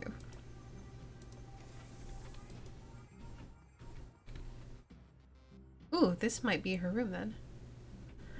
The stand is littered with action movies and cigarette butts. A framed painting of the Chicago skyline, done in a nice stylized silhouette. Coyote's bed has a diary with several papers sticking out of it. There's a receipt stuck between the pages and a diary entry. I came back from my shift to find 4 of Paco's goons sleeping in our apartment floor. It's getting fragging ridiculous. I want to be with him, with the real Paco, but this Cutter dreck keeps messing everything up. I love him, but he's totally different with the gang. It's how I make cash, baby, he always says. I try to tell him he doesn't need the cash. I can support us both with what I make at the Seamstresses Union, but he still goes on these runs. With these bozos all over my floor, I feel like he's just seeing how far he can push me before I kick him out. I try to be patient, but why does it have to be all one way? As soon as that last Cutter was out the door, I lost it. I told him if he ever pulled Drek like that again, he would be sleeping in the alley. Of course, he begged and pleaded with me, telling me it wouldn't happen again. I don't want to deal with this anymore, but I don't want him to leave. He's the reason I got through all that stuff last year. Got my bartending license, got this apartment and this life. I know he cares about me and loves me. More than his involvement with the Cutters. I just wish I could slice out that gang from our life together. Slice out the fear that comes along with it. You're in the bed. Nice. A receipt for a Browning Max Power pistol from Gin Park downstairs with a note saying how big guns on hot women turn her on. Okay.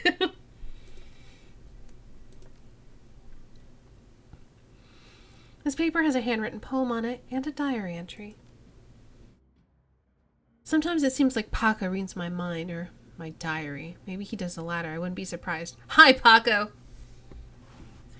Ever since last week, he hasn't mentioned the Cutters once. He leaves the apartment with a "see you in a few hours, babe," and returns later without comment. I don't know if it's really gonna help us avoid the subject in conversation completely, but I felt better without our constant arguing about it. The last 2 nights I've come home from work to Paco waiting for me, slouching on the old dumpster couch with a novel 4 inches from his face. I imagine that as I turn the key in the door, he perks up and makes himself look especially studious for when I get the door open. He seems superficially surprised to see me, but I love this little act. Let's just say that Paco should stick to guns and motorcycles and leave poetry to others. Aw. I wanted to read the bad poem. Hey, stranger. Welcome, welcome. You wish you had time to watch all this live. It's all good. How you doing, stranger? Hope you're doing well. There's a receipt and an old photograph stuck between the pages. The picture shows a young girl with caramel skin and dark brown hair. She has a snake wrapped around her arm, yet she's smiling. The back of the photograph has shadows scrawled on it. A cash on delivery receipt for a special order, 5 pounds of zebra meat from Maury's Meat Emporium, located near Pike Place Market. Okay. A receipt for a wall safe installed near the bathroom door set to a combination of 342436. I hope I'm probably gonna have to remember that. You're wonderful. Glad to hear it.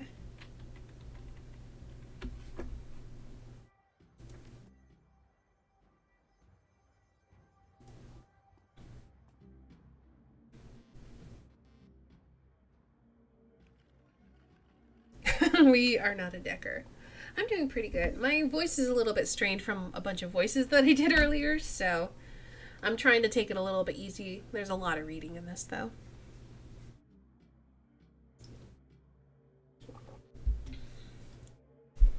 Coyote's computer is ancient, probably fished it out of a junkyard. It doesn't even have a data jack. and the cracked display is covered with fingerprints. Tapping the keyboard causes the dust-caked fans to spin up, only to display on-screen password. Without the password, the only button on the screen is a password recovery option. I'm going to leave the computer for now and look around before I finish that. Broken Mirror was hiding a small safe. Oh, I don't have to remember it. Nice. Backseat braining. Thank you. My voice is a little bit strange. Perfect. Me too. The safe beeps cheerfully in response to the door, and the door comes open. I meant to say strained, S-T-R-A-I-N-E-D, but I don't think it came out properly. Wish me luck, I need to beat a boss. Good luck, Phoenix.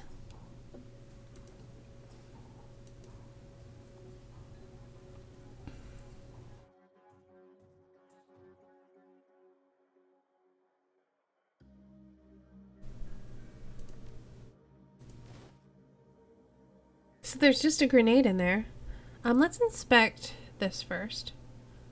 Looks like Coyote keeps her clothes in boxes on the floor.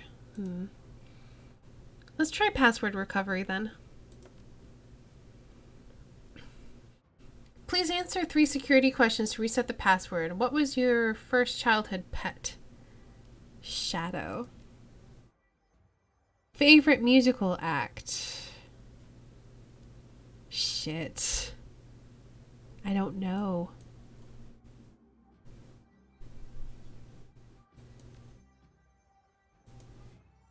Let's see, there's Chicago there. That doesn't have any. I'm gonna skim this again.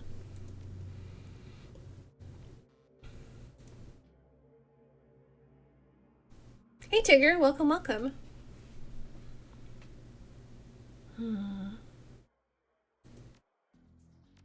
Oops.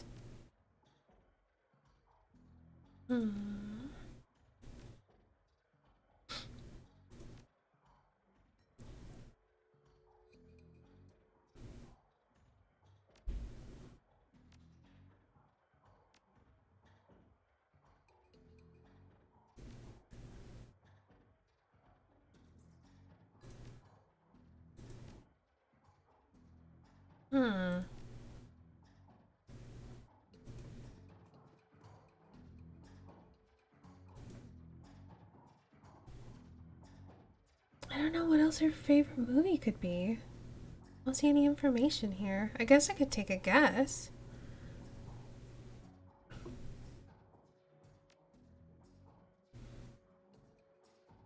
So I feel like this has got to be Shadow, because she's got a picture of a snake and a young girl, and on the back it says Shadow, so that's got to be Shadow.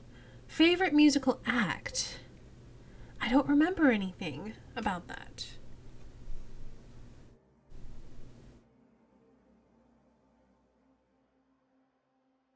I don't want to screw it up.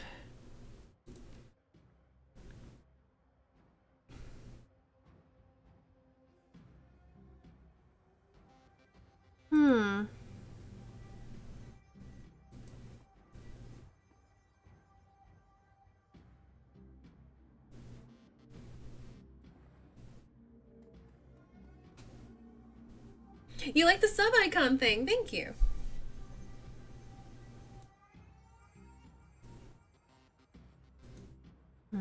Okay, that just says action movies and cigarette butts. Doesn't help me.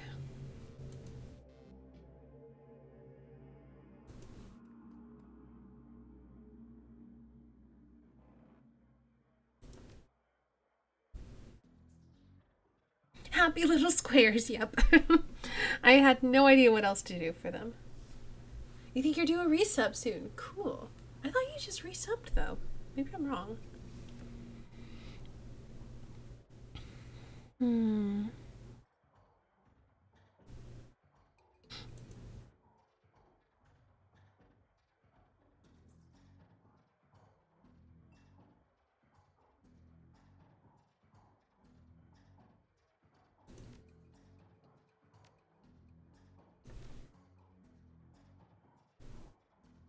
August 30th. There you go.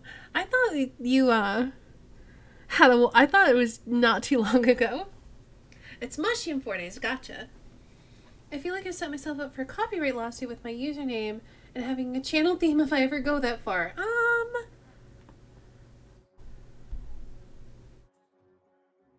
Possibly?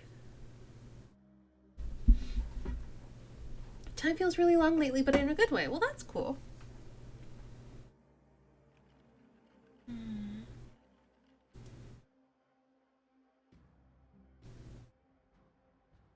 Yeah, I have no idea. And the poem doesn't give me any information. Third paper is the picture, fourth paper is the combination. I'm gonna have another look around before I crack that computer.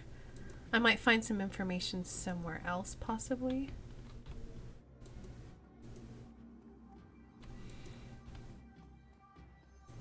Oh, I don't even know if I can go in there, though. Yeah, that doesn't even open.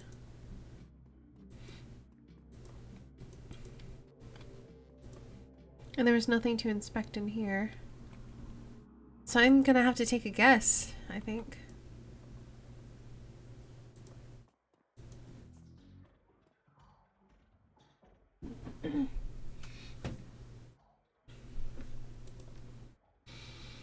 Alright, we're gonna say Shadow. Favorite musical act. The Shadows. Hometown. Oh, I don't even know where she's from.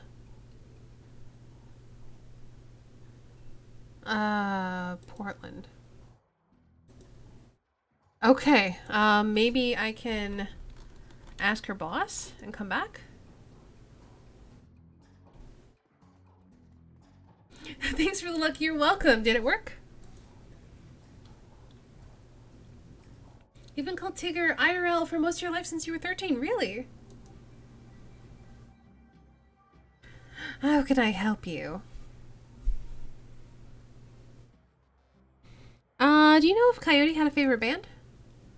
Indeed I do. She plays her Starfire records. I almost guessed that. So loud you can hear them down here. I've told Mr. Clue to have her turn that direct down more than once. You know what city she's from? Not to sound like I don't care about the girl, but I never thought to ask. Just assumed she was from around here. Childhood pets. I never ask about the past. None of us do. Coyote's real name is Gina. That's the most personal information I have about her. Do you know Paco? He's a ganger, a member of the Cutters. He's a good kid in a nasty line of work. I warned Coyote against getting too attached to that type. They don't live long. And have you heard of Maury's Meat Emporium? Her face twists in disgust. No, I'm vegetarian. Did you know that Jim Park sold Coyote a gun recently? I'd be more surprised if she hadn't. Bouncers can deal with most of the troublemakers, but around here you need a gun just to take out the trash to the dumpster. Okay. Can I talk to anybody else about where she's from? You know, maybe the girl at the bar knows? Assuming I can even talk to her. I can't. Okay, so we are gonna just have to guess. Nope, I can't talk to anybody else. My close friends, that is. Yeah, that's what I was thinking. I didn't realize that was your, IRL nickname. It's okay, we'll just take a guess, I guess. Oh, wait, no, she's got a Chicago poster up. We'll try Chicago.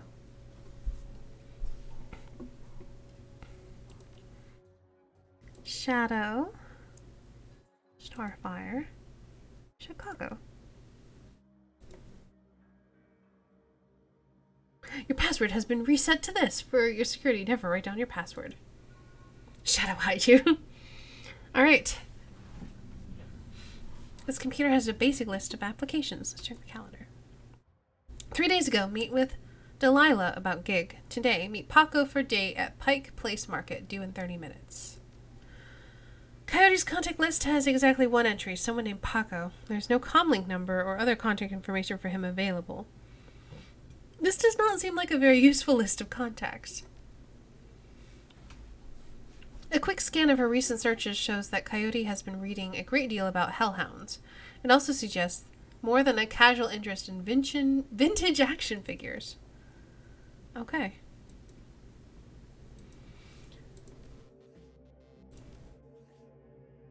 Oh, I've got a lot of karma.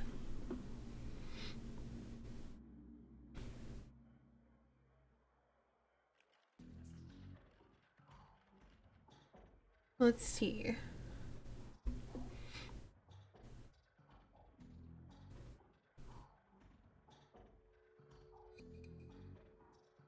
What does this do if I get that?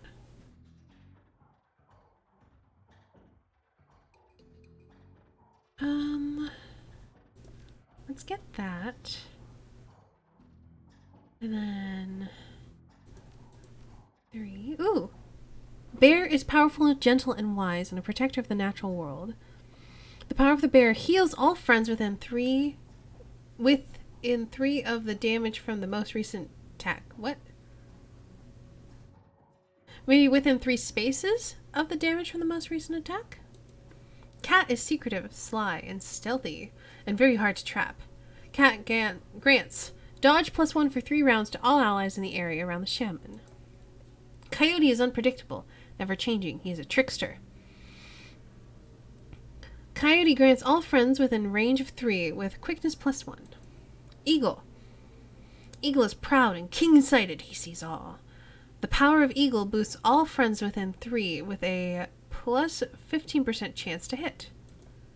Raccoon is cunning and curious with a strategic mind and a thief's insight. Oh, so that makes you faster.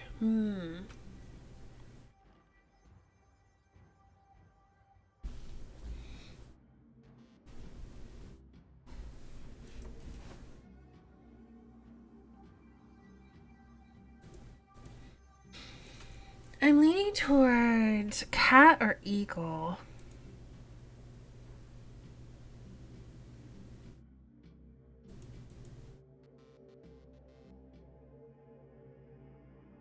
Hitting more is good, but so is also not getting hit. Or actually, free healing might be good because I don't have anyone who can heal.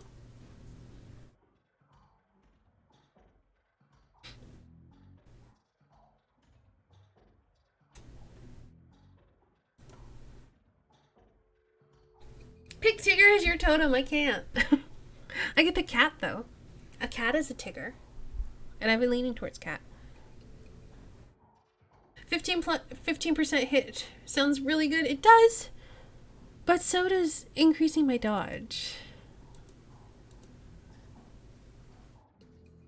I feel like eagle suits my playstyle, though. Let's do that.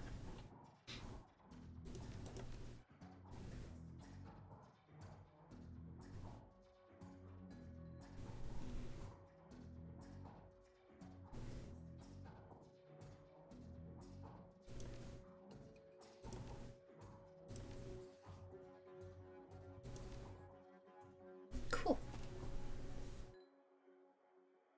All right. Pretty sure we've looked at everything. Yeah. So it's time to leave.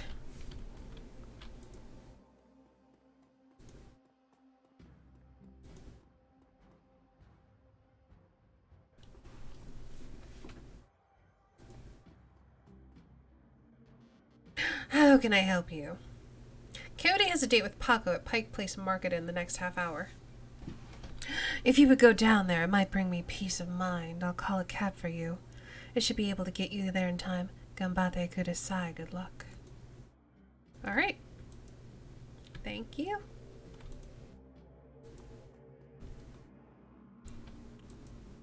"7,000 trolls and orcs fight to back against racism. Lone Star concerned for public safety."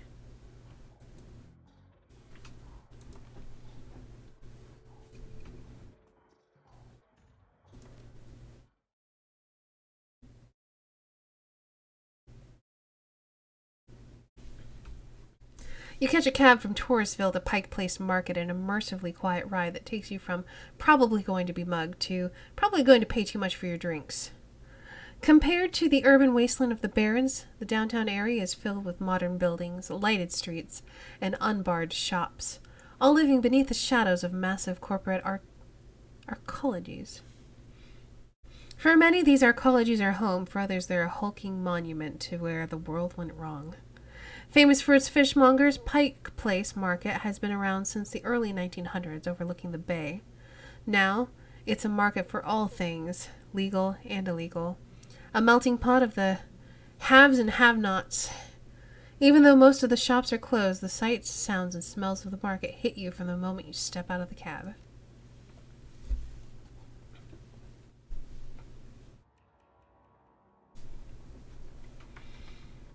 Alright, now we gotta find Paco.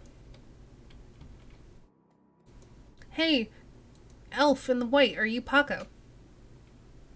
The handsome young man turns away from the crowd and fixes you with his full, completely undivided attention. Ma'am, you're a beautiful elf, but you could be so much more. What are you selling? I'm not selling anything. We are giving away the secrets to a more fulfilling, happy, and productive life. Bye. Scam artist.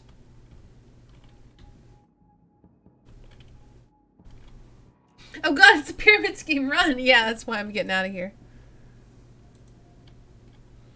Refurbished flowers for sale. Synth juice for sale. Just fab today. Hey, I found Paco. The kid in front of you sports the trademark yellow of a cutter's gang. Young, clean-shaven. He stands like he owns the street and everyone on it. He seems distracted, though, glancing around with increasing agitation. He looks over as you approach.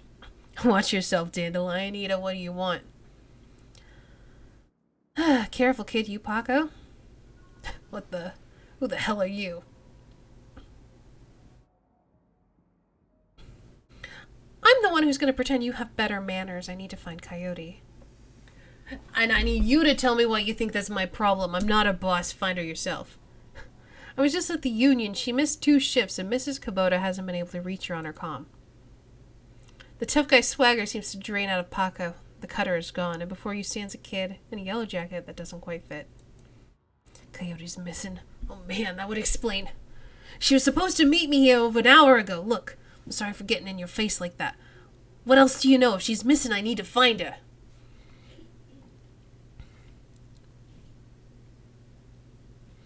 Do you know a fixer named Mr. Delilah? Coyote had a meeting with him a few days ago. I know of him, sure. Blake doesn't allow any cutters to take side gigs, though, so I ain't got no reason to deal with him. Coyote hasn't said anything about taking new work. Wait a minute. Drek. I know where she went, damn. Why couldn't she wait? Damn it! Tell me where she went. The Royale Apartments. The landlord Stevie J runs a drug ring out of that hellhole. Coyote grew up there. Doesn't like to talk about it much. She's been looking for a way to settle the score with that guy for years. A few days back, I heard Mr. Delilah was looking for some runners to steal some sort of item out from under Stevie J's nose. She must have taken the job, I'm sure of it. And his thugs caught her. There's a grim determination in Paco's eyes. I'm going over there. You coming? Let's see. One more thing. Coyote had a receipt for some zebra meat from a place called Maury's Meat Market. Ever heard of it? Zebra meat? What? Look, that shop's just down the block if you want to check it out. But I'm gonna the Royale, with or without your help. What's it gonna be? Well, I have to agree to this. So, well, she's my only lead. Let's do this before I change my mind. Your only lead? Hey, what the hell do you want with her anyway? None of your business. I just have some questions for her. You want my help or not? Paco looks at you warily. Fine, but that better be it. Now let's get moving. The Royale is just a few blocks from here. Alright. Oh, optional. Find Maury's Meat Emporium. Let's do that first. Fuck you.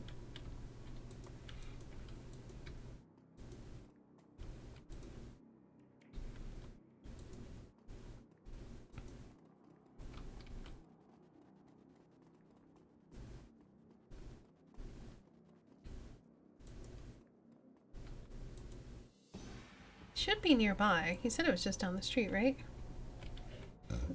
Got a dog on a stick here. Oh my goodness. Oh, here we go. Maury's Meat Emporium. Hey.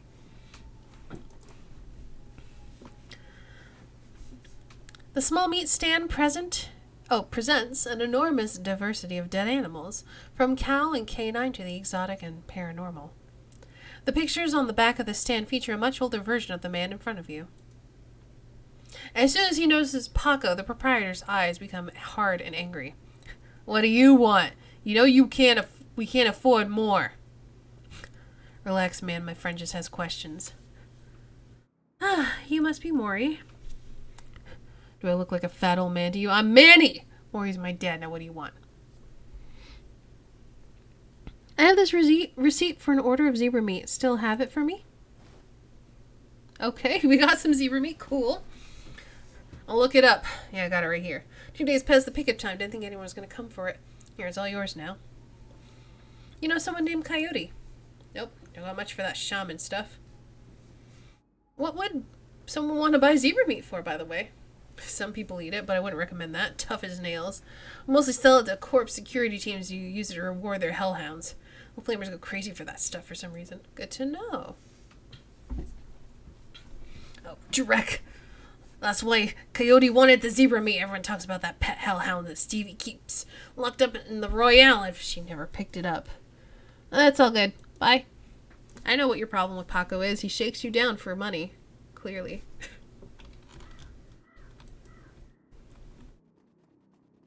Well, that's probably Coyote, I'm guessing.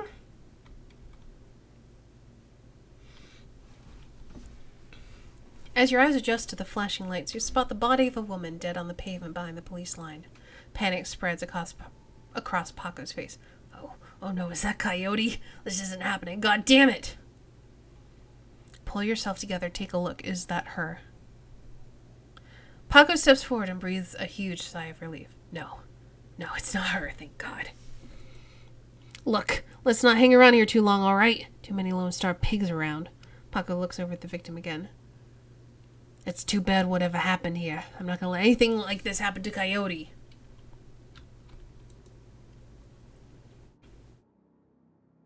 The Ripper took her eyes! Oh gosh, that's creepy.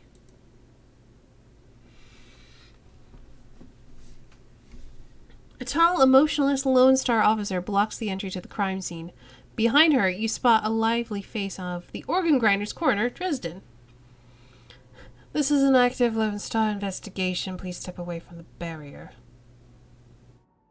I'm here to see Coroner Dresden. And who might you be? It's all right, officer. She's with me. Dresden steps up to the barrier with a warm grin. The officer looks at you with poorly concealed skepticism. Okay, then make it quick. Cool. Look at everything.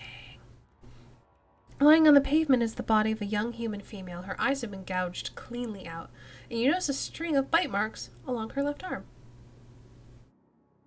Alright, let's talk to Dresden first before we talk to the officer. So what brings you out here? Hot on the trail of the dead man's killer? Hardly. Is she another Ripper victim? Yes, what it looks like. As you can see, the Ripper went for the eyes this time. Pretty clean work, I gotta hand it to him. Our Ripper knows what he's doing. Or she, I suppose. Oh my gosh. I can't do all of these questions in that voice. What do you know about the victim? Blah, blah, blah. He scratches his head absent-mindedly. Dead for 3 hours. Leaving work when it happened. No signs of struggle. Died of blood loss.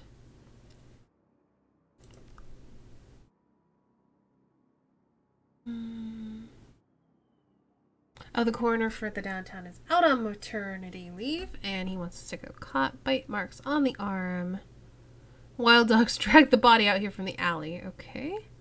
What signs of magic use? No signs of magic use.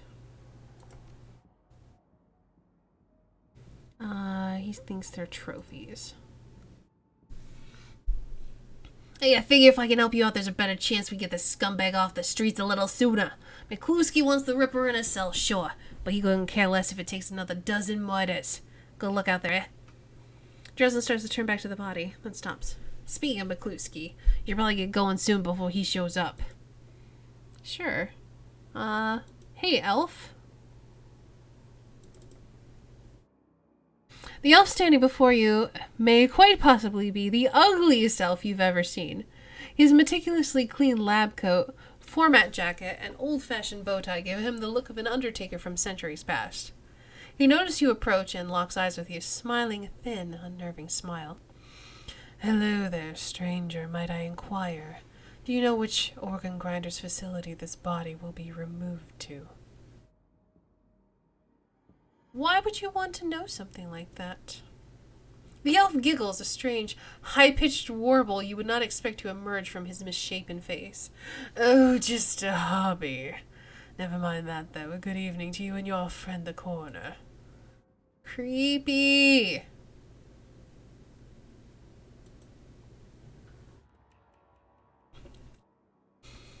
The plainclothes Lone Star officer before you sports a tacky hat and crooked grin to match.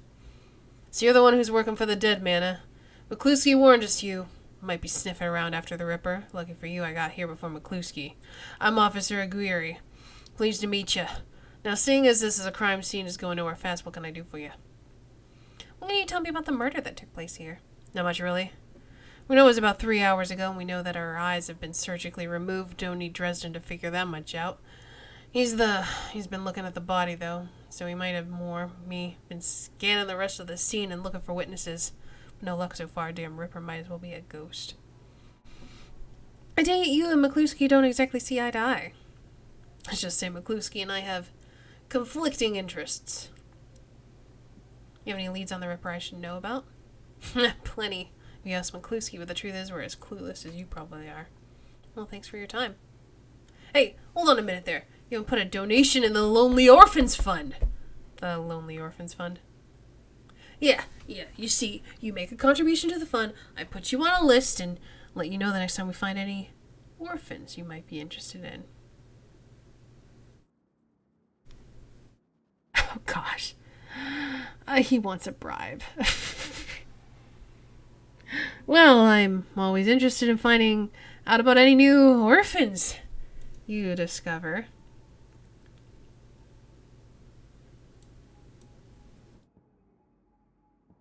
Excellent! Shall we say 300 Nuyen? Oh, even 100 Nuyen would make a big difference for an orphan these days. He makes a face. Yeah, well, some orphans have more expensive tastes than others. 200, you can take it or leave it. Alright, yeah, we'll do that. His face splits into a wide grin. Excellent, I'll start an account for you. If we get any useful new leads on the Ripper, I'll give you a call. I mean orphans. Of course orphans, any useful new orphans. Now I better get back to work before McCluskey shows up. See you around.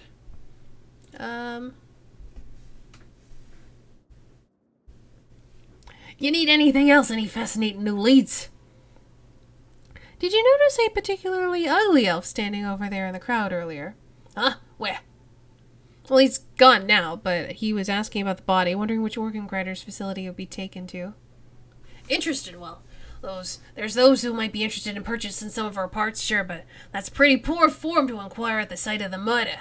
An ugly elf, I'll keep an eye out. It shouldn't be hard to spot if he comes back around. Sergeant Aguirre over there seems pretty friendly. Can I trust him? He chuckles. Yeah, that sounds about right. Any opportunity to get in McCluskey's way, I'll take it. Bit sleazy, sure, but I'd take Aguirre over McCluskey any day of the week. That's enough questions. Thanks, Dresden. Womp. I'm surprised my little cutter friend is still hanging around with me. He was like, hey, we gotta go to the place. And then I putzed around for a while. Hey, welcome back, Snow Chicken Lord. How did the RPG talk go?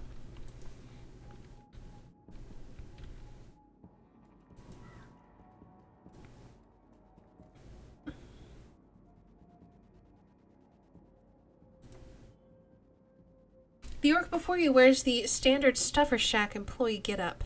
The uniform is well kept and well fitted, but the tears streaming down his large crooked face do little to improve his appearance. He does not seem to notice your approach. Oi, friend, everything okay? No. The orc takes a deep breath before looking up. That's my friend on the pavement over there, Blind Lucy. We worked for 3 years together and now, well, I guess the Ripper got her. Blind Lucy? Well, Lucy wasn't completely blind, but she was legally blind and she had to wear these huge glasses and hold things right up to her face, but she got new eyes about a year ago. Any idea how she scored these new eyes? Guess who's back, finger guns? It's the Pang Wang.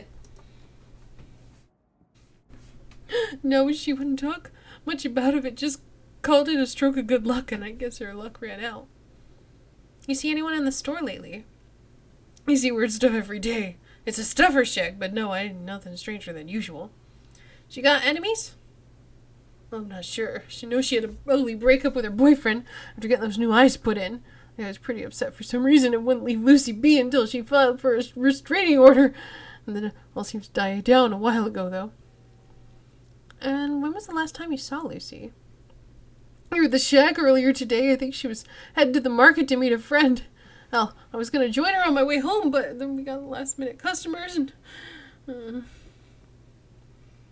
that's all I needed to know. Thanks for your help, and I'm sorry for your loss. Wait, you wouldn't happen to be part of the investigation, would you? In my own way. Why do you ask? Well, Lucy had this necklace and an intricate little carving of a dragonfly on it. Wore it every day. Said her mom gave it to her when she left Denver. Well, you know how Lone Star is. All of her stuff will be bagged and placed in the evidence storage until the seventh world awakens, and I just thought that you could get the necklace before Lone Star cleans everything up and I could send it back to her family. I'll see what I can do.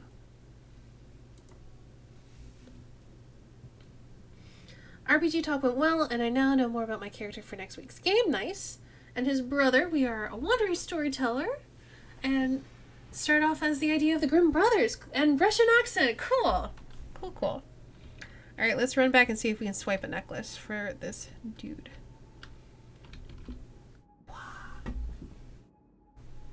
And I need to drink more.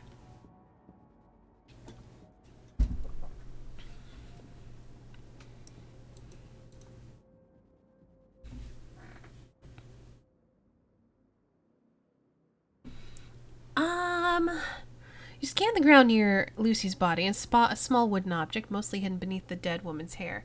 This must be the necklace Frank was talking about. A thin, broken cord trails off to one side. It must have snapped during the struggle. Don't get drunk on stream, Miss Danny. I have never been drunk in my life, so we're good.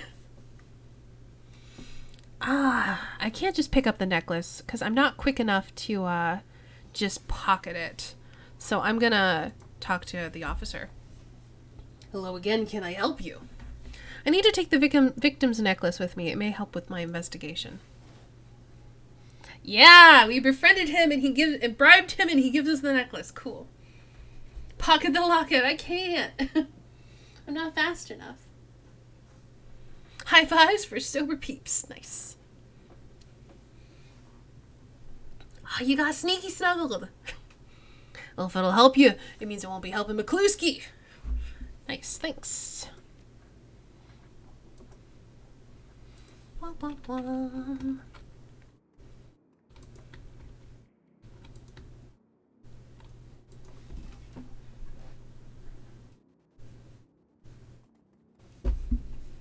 Hey, guess what I got for you? Were you able to find Lucy's necklace? I got it right here, Frank. You can send this to her family. Oh, these voices are murdering my voice. I'm glad I could do this much for Lucy. Yeah, yep. That's fine.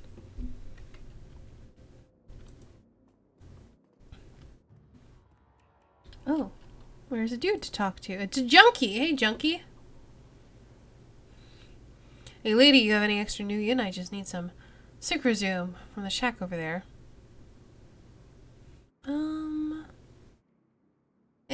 Here's a $5. I don't care.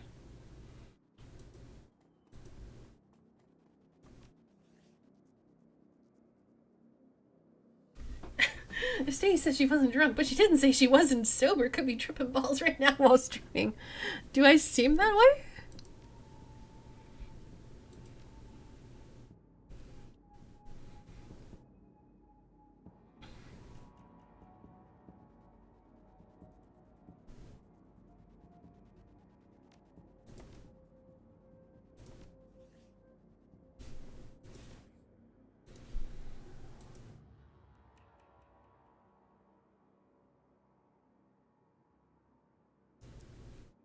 Come on, lady, let's go find Coyote. Alright. You need to go to sleep, then you should sleep. You roll up on the most impressive bit of tenement squalor you've ever seen in a long time. There's a few street lamps here, and what light there is flickers with uncertainty. Most of the buildings are damaged and tagged. The smell of old, rotting trash mixed with you don't want to know is overwhelming. It's no wonder why can't I talk? It's no wonder people living here turn to BTLs. Anything's better than this. The better than life chip is the newest drug on the market. You don't need a good life. You can slot someone else's, live through them, and wreck your brain in the process. The front doors of the Royale apartments aren't even locked, and as you step inside, you can hear a junkie crying for another hit. It's time to find Coyote and find out what she knows and what she knows about the night of Sam's murder. Yeah, I use a Samson C01U, so it's USB microphone. Hold on.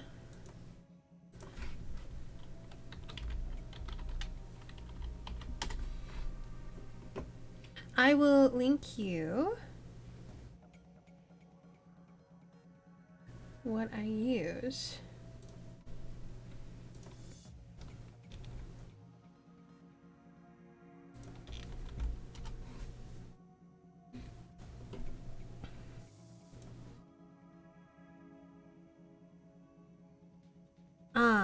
But I have the podcasting pack version of this, so it comes with the shock mount and I guess some software that I never use. And it doesn't have that tiny little tripod stand, it has a nicer stand than that.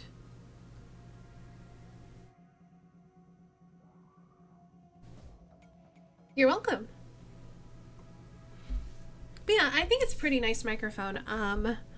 When I was looking at microphones, I was looking at what different streamers were using, and this is the one that Dodger used to use before she switched to probably something more expensive. So I went with it, and I really like it, so. Pro. Sure. The Royale Apartments, what a hole. Can't imagine what it looks like for a coyote growing up here. Pago trails off. Well, I'm waiting for the Biz Voicemeeter Banana audio program how-to stream. I'm excited for that as well. I used to use Voicemeeter for splitting audio, but I don't use it for the most part. I only have used it when I've had other people on the stream so I could split Discord from my background audio.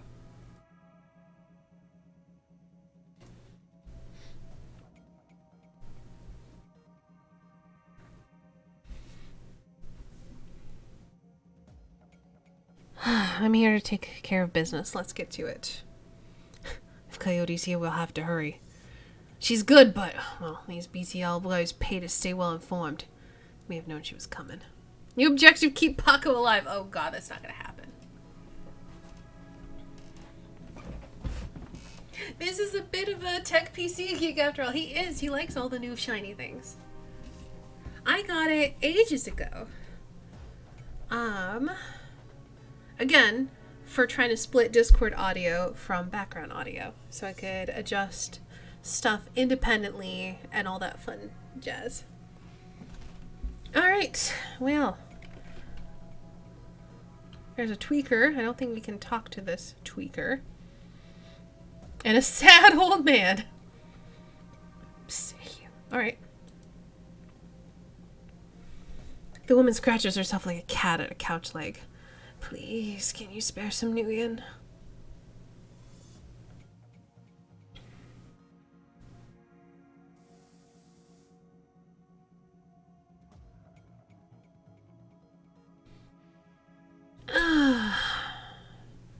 You've got a stink on you, junkie. Drop the chips. Get clean. Hey, we can't all be like you, please. I just need one BTL to get through the day. 2 tops. What do you say? That doesn't sound like a good idea. Have you seen a woman come through here today armed and looking for trouble? Yes. No. Al, what do you want me to say? I'll tell you anything, everything, please. She drops to her knees, pleading. I'm sorry, but I can't help you. You should leave this place if you can. But it doesn't make sense. The BTLs are here. I just need something. She collapses, whimpering, and seems lost to this world. Yep.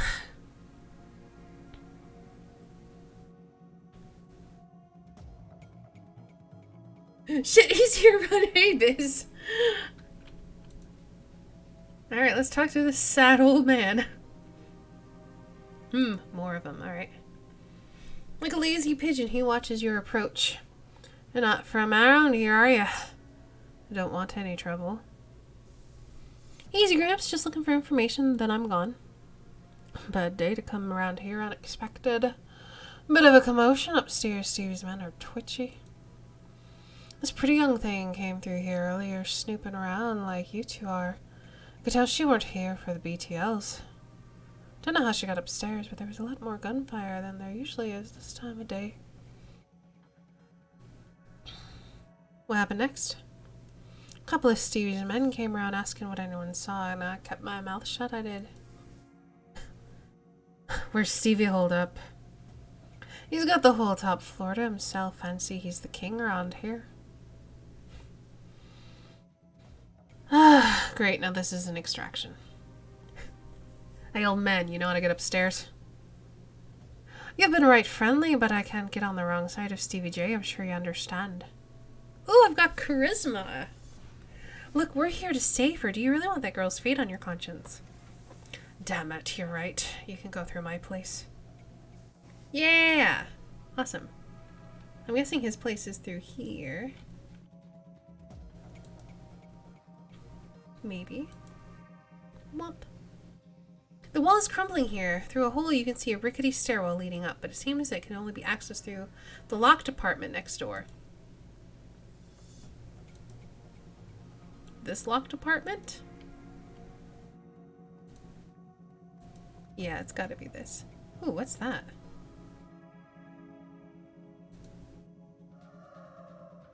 Oh. What? Did I... Okay.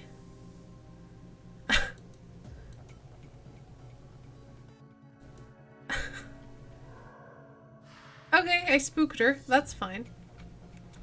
I'm gonna have a little look around before I go upstairs.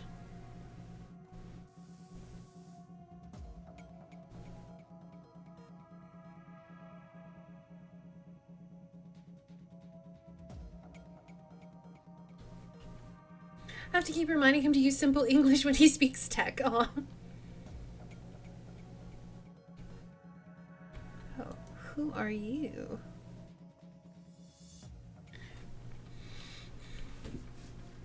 Stop your pleading. Your boy had debts, and we're collecting. Please, Riker, know he's my son. You pig, give it to me. Or you bleed on me. Zipper's gone. Get yourself a new kid. No, please, no, no, no. Fun. Doop doop.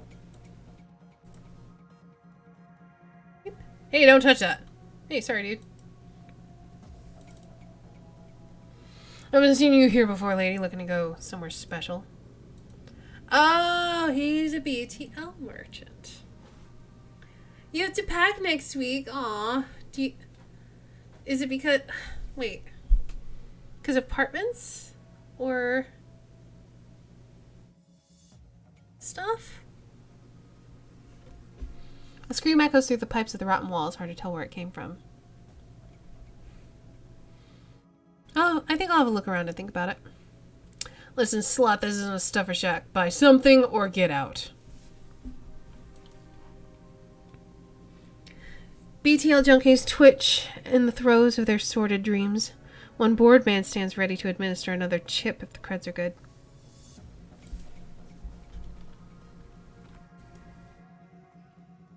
Oh my goodness.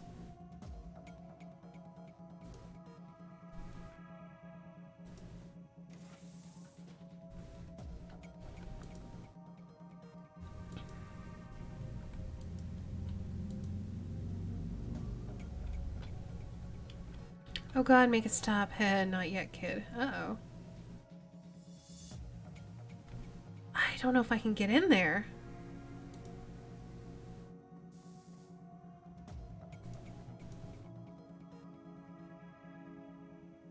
What was that sound? He smiles with his mouth, but his eyes say predator. Who knows? Could be anything. Probably someone riding the wrong end of a Yakuza execution. BTL. We get all kinds. I can hook you up if you're interested. I've decided that I need to kick your ass. He's running away. I think not. Where is he? Where did he go? I don't even see him.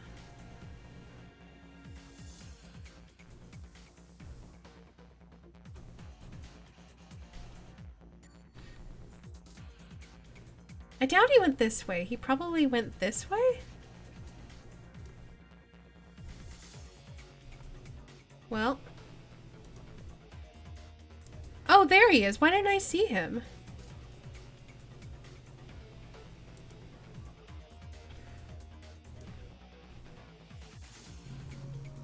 Gotta tell Stevie no!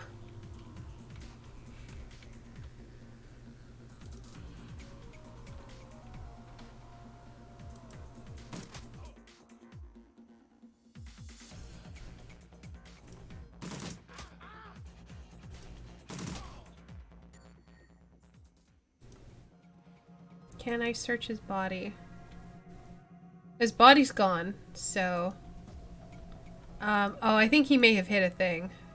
We need to get out of here.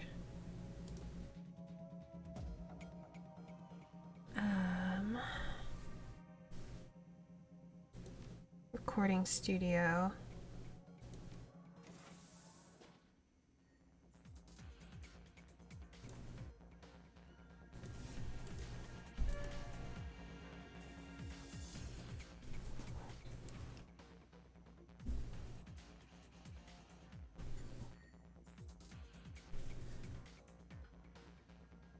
Check everything.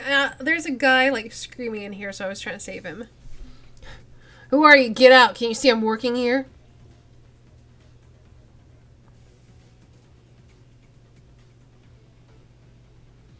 Leave now and never come back, and hurry before I change my mind.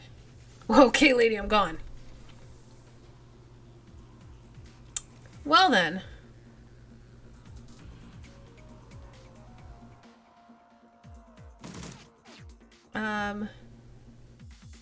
So I'm gonna go this way. And in here and make sure the kid's not dead. And Paco, you're gonna shoot you. And then you're gonna run and take cover here.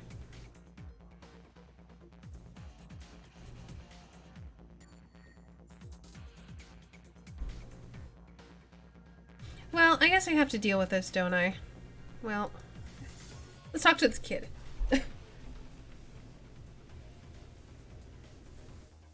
I don't know who you are, but thanks. You got lucky today, kid. Trying to save my friend.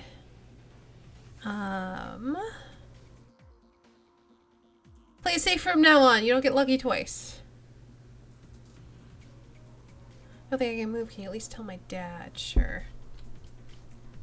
I don't really have any place I can take cover. I can go here. And...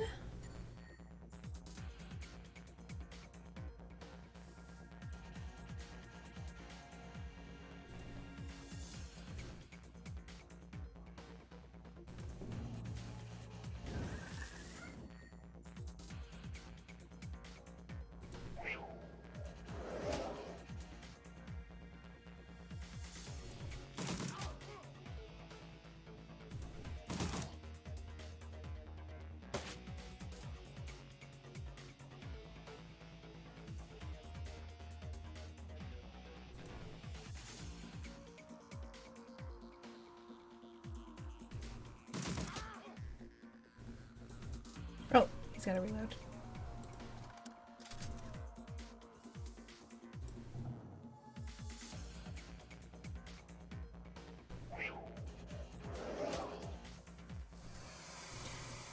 Cool, got him.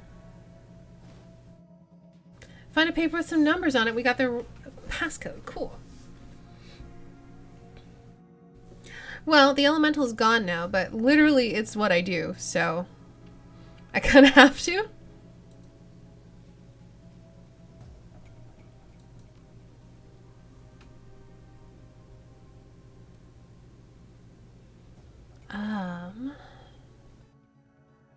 Oh, so we could change what the junkies are on. I don't want to mess with that.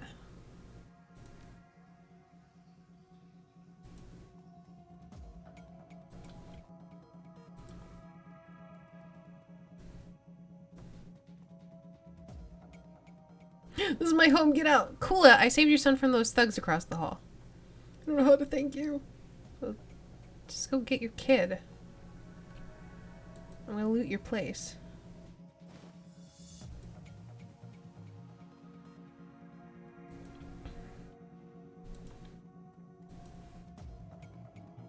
Alright, I don't want to be in there. I don't want to take the elevator. I feel like the stairs are probably going to be more unexpected. Save and steal. I mean, that's what you gotta do sometimes. We're not good people, but we're not the worst people either.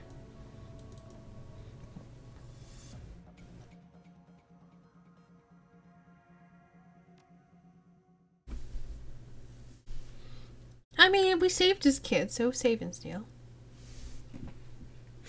The penthouse suite. Stevie J's penthouse apartment might have been nice at one point in time, classic even, but now it's filled with neon tube lighting, broken down furniture, piles of rubbish, and crates containing who knows what. Anta, thank you so much for the host. Still, compared to the rest of what you've seen, it's positively palatial. The only thing marring the penthouse's pseudo-luxury is a woman and her cry of pain in the distance, followed by laughter. Someone's being tortured for another's pleasure. You step deeper into the apartment. That's our coyote. Huffing and puffing, you reach the top of the stairs. Looks like Stevie J doesn't use them much, if at all.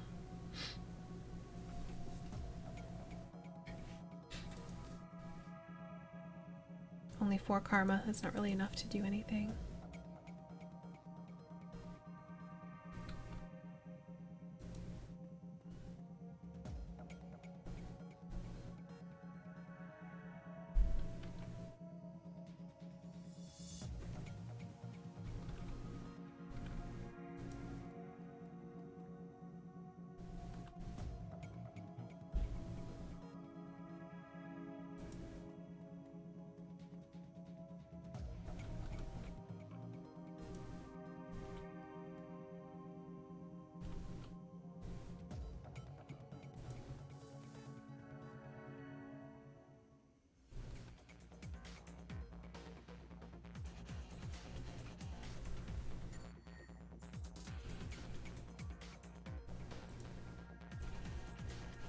Uh-oh.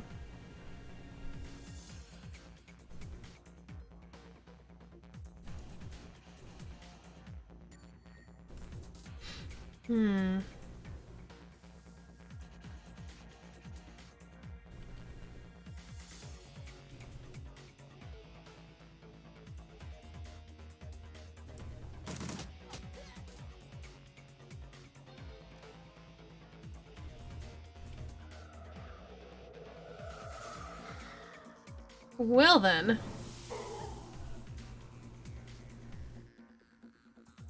A raspy, manic voice booms over the penthouse PA system. You really think you can come here and shoot up my place? Don't you know who I am? You're the guy who needs to shut up.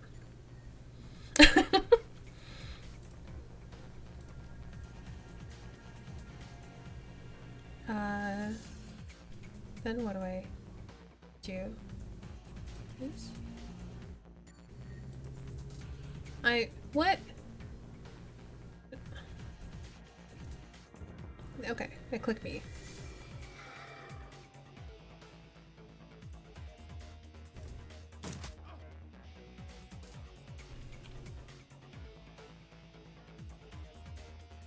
There we go, now I'm in the thing. Oh, you missed anyway!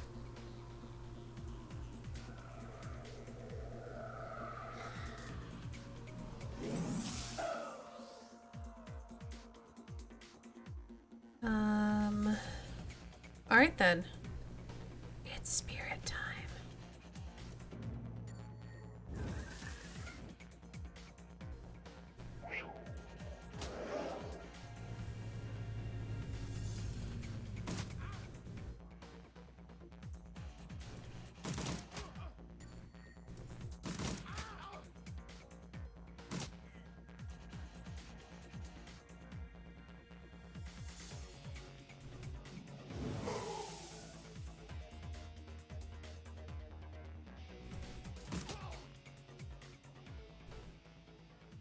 Oh, is that Stevie J?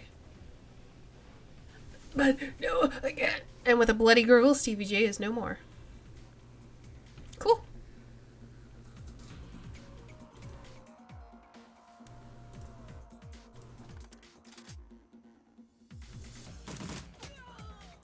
Oh, and she's dead too.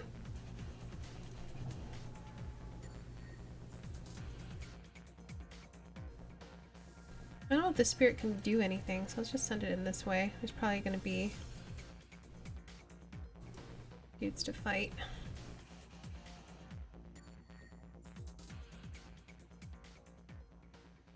The room beyond the bars is a stinking jumble of burned flesh and dog flop. An enormous hellhound, its first streak with whip marks, growls low. The eye of a second hellhound burns menacingly in the corner. Shove the zebra meat through the bars. Are there no more enemies? None on the screen at the moment. I don't know if there's more or not. The hellhounds devour the zebra meat in a few massive bites. They let out a contented growl. Open the doors.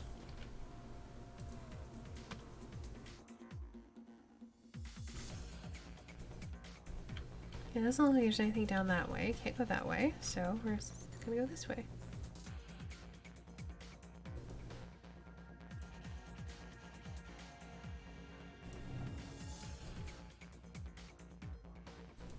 You can scout ahead.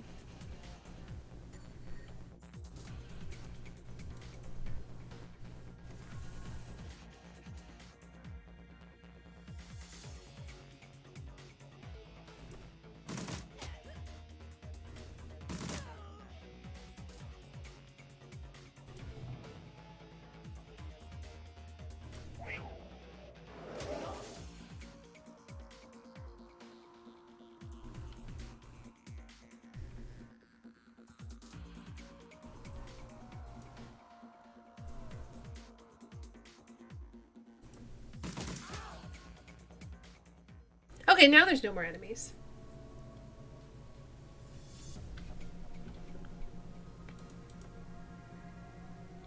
Yeah, I can. I mean, it's only increasing the percent, but I'm good.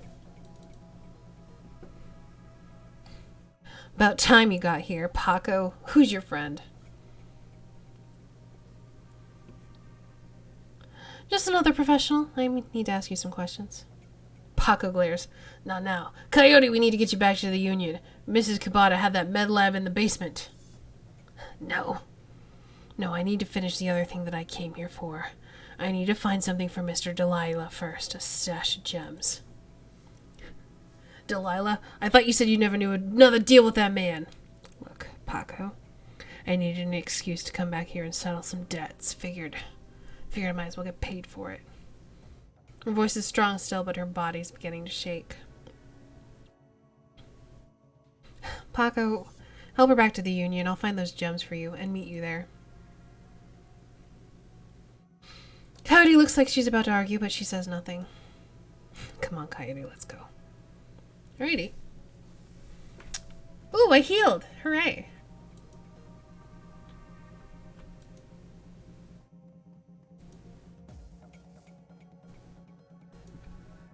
Now I don't have to waste a med kit. Alright, let's see if there's anything. So I'm not going to be able to open doors because I can't lockpick. Ooh.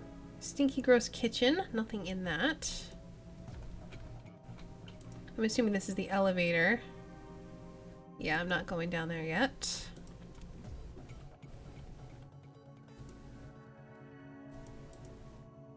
It's like a closet. Can't go in there. Oh. Oh, Stevie J's passcodes. Nice. Now can I open this?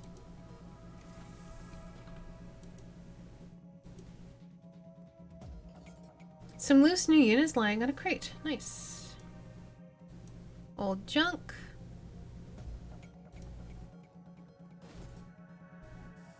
You found a money clip full of new unit and a med kit. Nice.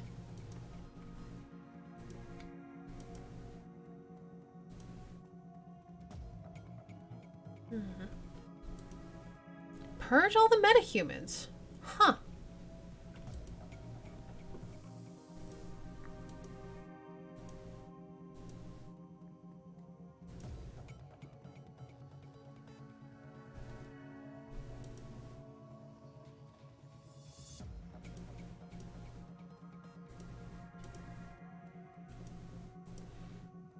Hey Phoenix, do you mind chilling with the backseat gaming a little bit? I would appreciate it.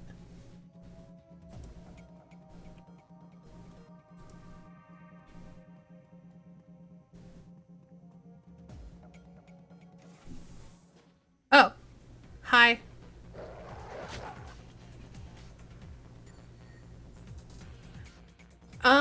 Well then. Time to... Wait, I'm out of spirits to summon? Well, this is a problem. It's all good. I just, would prefer you didn't backseat quite so much.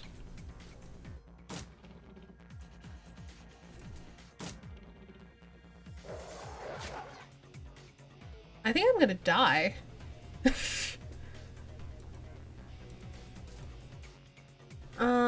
Well, why don't I haste...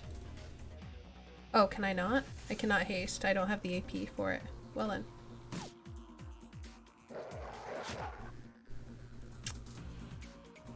Run away?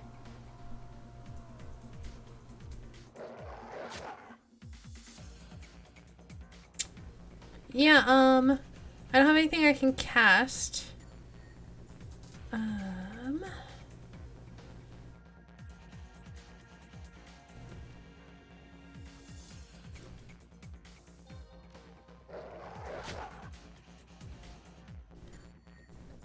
Let's, use some jazz. And then run away. Hey, he missed now. Nice. Okay. So...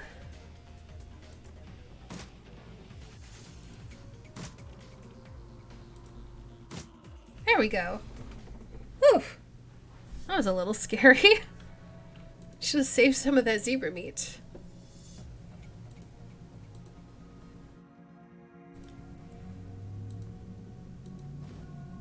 Alright, got the gems.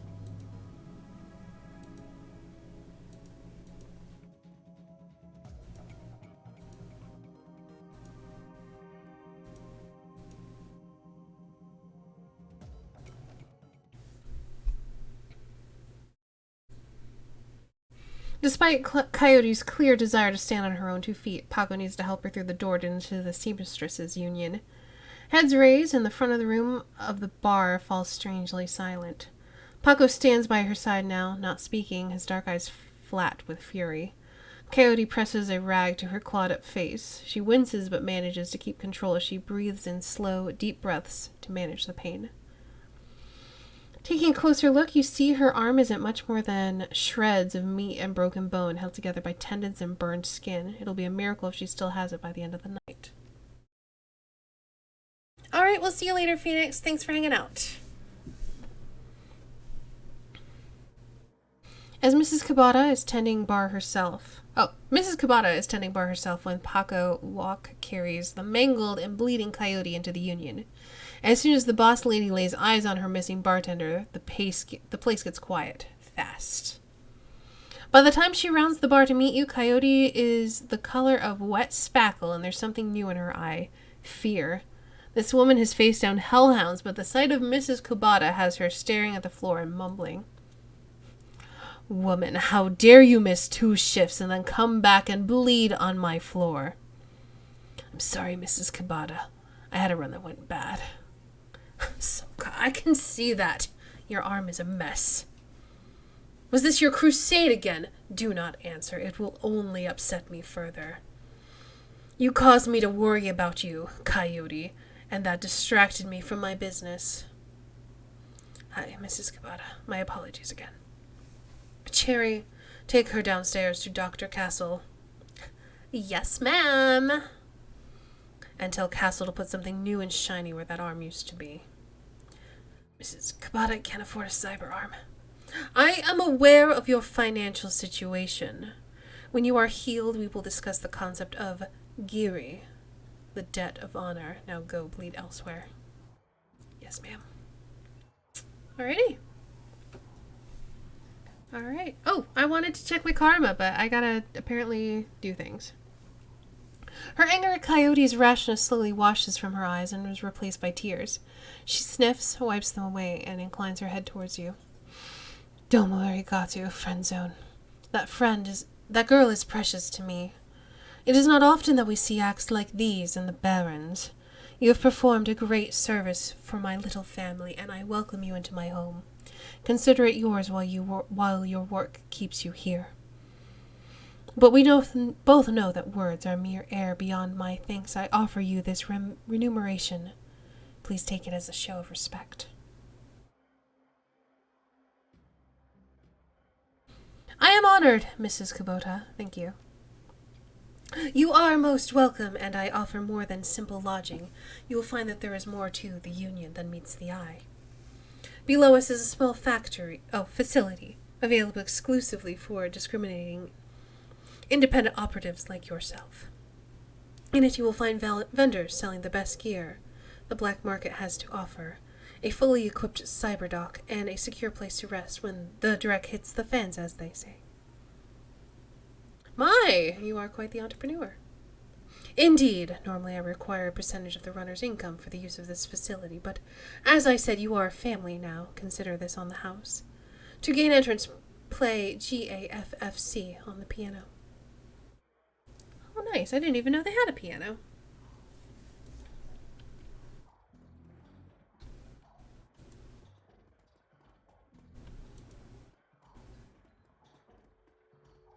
Wait, where's the piano? Womp.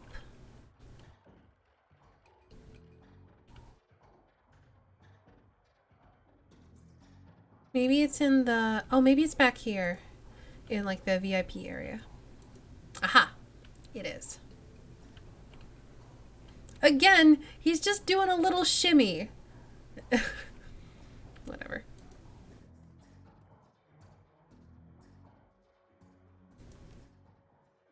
As you slowly peck the notes on the keyboard, they spark a faint memory of wonder, immediately forgotten as the entire piano slides to the left, revealing a hidden staircase. You descend the stairs into the Union safe house. Cool. The entrepreneurial Mrs. Kubota has combined everything a runner might need into one-stop shopping experience. Black market equipment, high-end magical talismans, and a fully stocked cyber surgery dealership. Very cool. Oh, they're watching TV.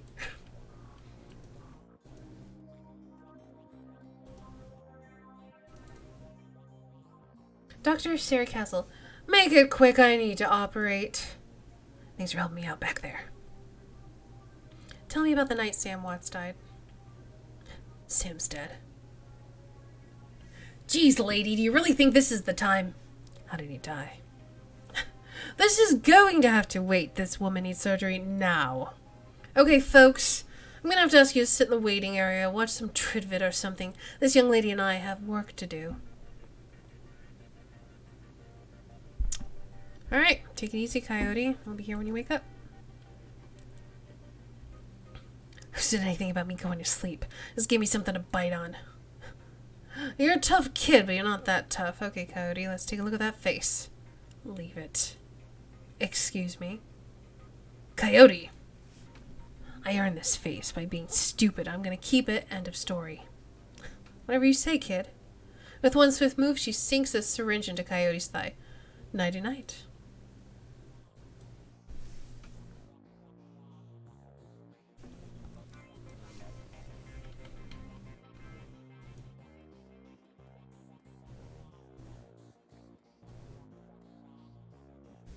Oh, it's my stash. Oh, they went into stash. That's why I couldn't use them.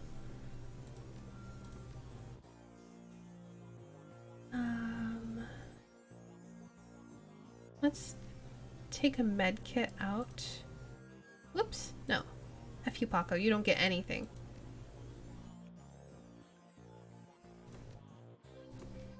We'll go with that. A steady, serious voice. You'll have that sometimes. How's my health, by the way? Oh, I have 13 karma. That's pretty good. And full health. Alright, let's spend it.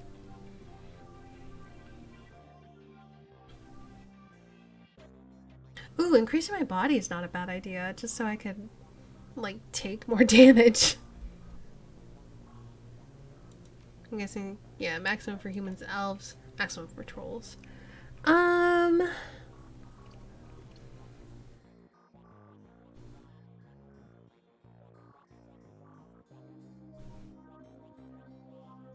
What is this?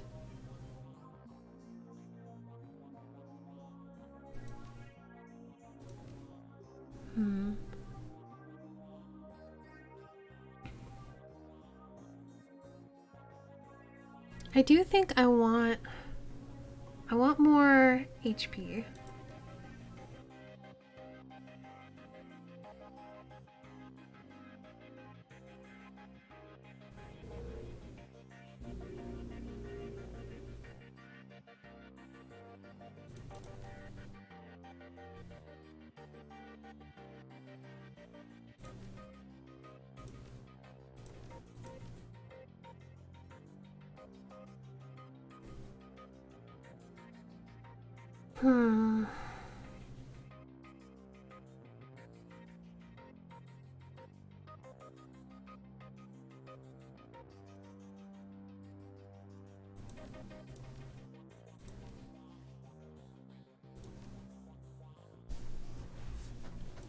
How are you doing, Inquisitor? I hope you're doing alright.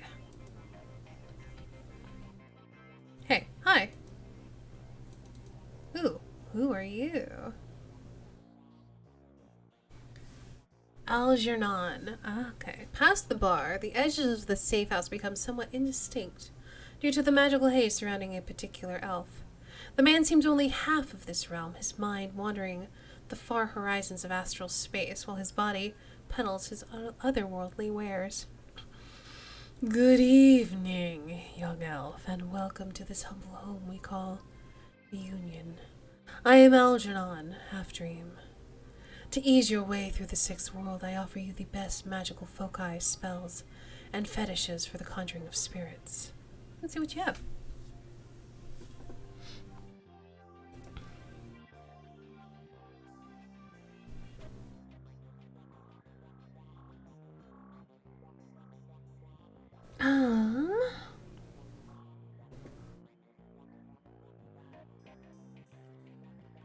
Okay, so I think if I buy a new spell and I don't have a slot in my spell book, I replace that spell. Because I would have to buy slow again, and I don't want to do that.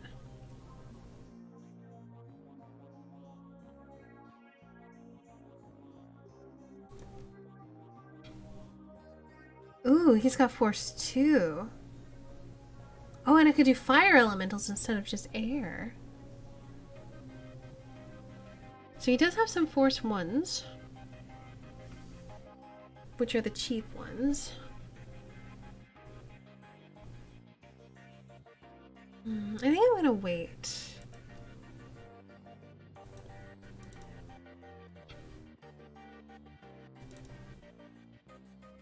Oh, it's Eric! I don't remember his voice. Change your clothes, change your life, right? Not only you look better, but not that you look bad now or anything, but each one will help Keep you on the right side of the ground. Take a look. Okay. Yeah,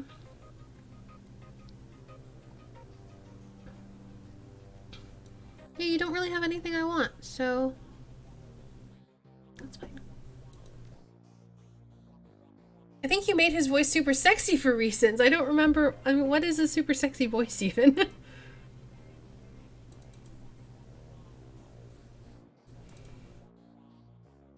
Oh my goodness. Theodore Buster's Grubman is a well-groomed orc dressed with a precision that suggests the straight lines of a military officer's uniform. His hair is cropped short, high and tight, as they say, and the neatness he presents is only compromised by the uneven tusks protruding from his mouth.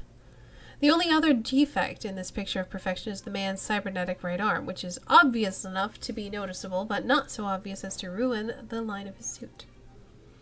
When he speaks, the orc's voice is soft and thoughtful, and he talks almost exclusively in numbers, calibers, ranges, rounds per second, arcs of fire, razoring factor, tensile strength, and of course, price.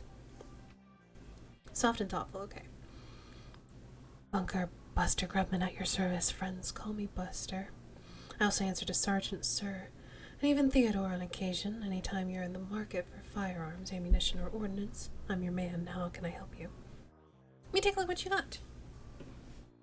You got a fancy new rifle for me?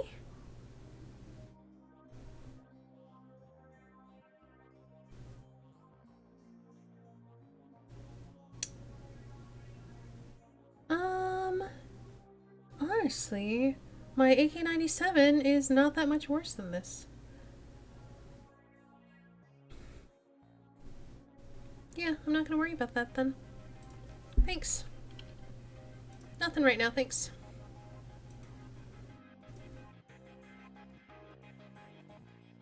Every inch of this tech alcove is covered in chaotic patchwork of circuit boards, chips, wires, displays, and a million other things that you can't identify. In the eye of this techno-bit storm stands a dwarf, immaculately dressed and surprisingly calm. I know that look. I don't have the size. Don't let the size of the shop fool you. I can get any Matrix hardware or software that exists, and it doesn't exist, then I can get it made for you. Any questions I can answer, or any gear you need? No. Oh, I'm being rude. Let me also introduce you to our resident decker and my good friend, Johnny Clean. Oh, we've met.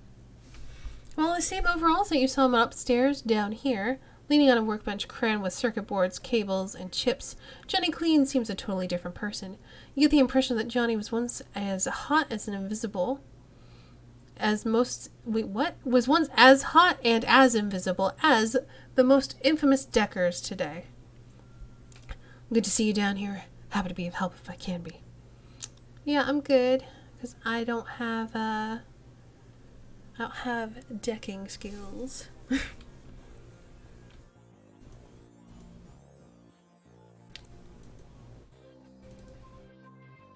Hey! In Shadowrunner circles, the term doctor is often used quite liberally to describe any sawbones with a needle and thread. But in the case of the Union's resident medical expert, nothing could be further from the truth. The safe house boasts a fully equipped medical suite, complete with shamanistic fetishes. This is sixth world medicine of the highest caliber. The doctor herself is an unassuming sort, perhaps the type to go unnoticed entirely if not for the sprightly spirit perched on her shoulder. Like her own personal gargoyle, the spirit's burning eyes follow you constantly, even as the doctor's own eyes are buried in her charts. However, she does look up long enough to acknowledge your approach. I'm Dr. Castle. I understand you were instrumental in bringing Coyote back to us. Thanks for that. No, she now fixing up her arm. That was a piece of work. Surprisingly routine, as it so happens. She notes you eyeballing the facilities. I can tell you're surprised to find a full-service med bay under a dive bar in a slum. Don't be. This is a Shadowrunner bar, after all. For a purveyor of cyberware and trauma kits, there is no better place to set up a practice. I patch runners up, install and maintain their cyberware, and provide medical supplies for their runs. I may not be as mobile as a dock wagon, but I'm the next best thing. How can I help you with anything? I see shamanistic fetishes. You're a shaman too? While modern medical technology makes surgery less disruptive than it used to be, it's still an ordeal for both the body and the spirit, requiring extensive recuperation to properly heal. I am trained in the ways of the spirit world as well as the scientific world. I do my best to heal the whole patient. What cyberware you got?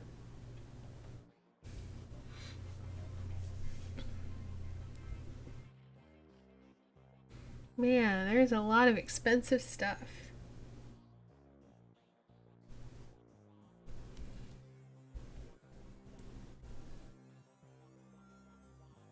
Yeah, I don't really need that. Never mind. Alright. Hey, Omega. I guess she's... Oh, wait, is she here? There she is. I totally missed her. Hi, Coyote. Sorry. Coyote looks both better and worse than you last saw her. Are you not doing any tabletop tomorrow? I believe that Mochi is doing some stuff on her channel. All the gaping holes are plugged and she's sporting a shiny new cyberarm. But now that the adrenaline has worn off, it's clear she needs some rest. Good morning. Thanks to the miracle of modern science combined with Doc Castle's magical healing powers, I'm almost as good as new. Better, really. Mochi's mom's got it going on. She does. Nice arm. Coyote looks genuinely sad. Look, about Sam. Yeah?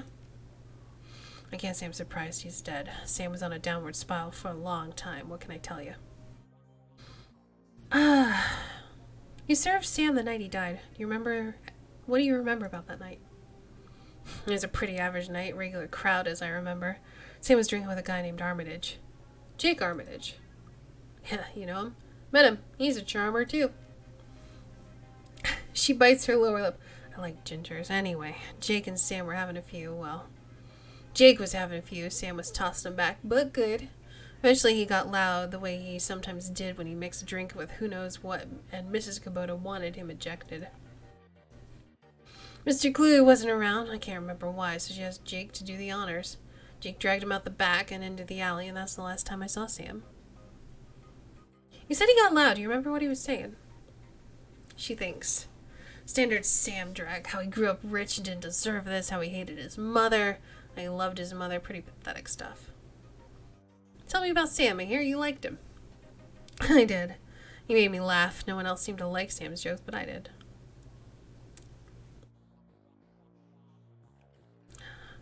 Did you guys jam? I assume that means have sex. Because, okay, so there's a whole, like, I don't even know what you call it. Slang, I guess. There's a whole, like, slang for this world. I don't know what jam means. But if that means have sex, I'm pretty sure that's her boyfriend right there, so I'm not going to ask that.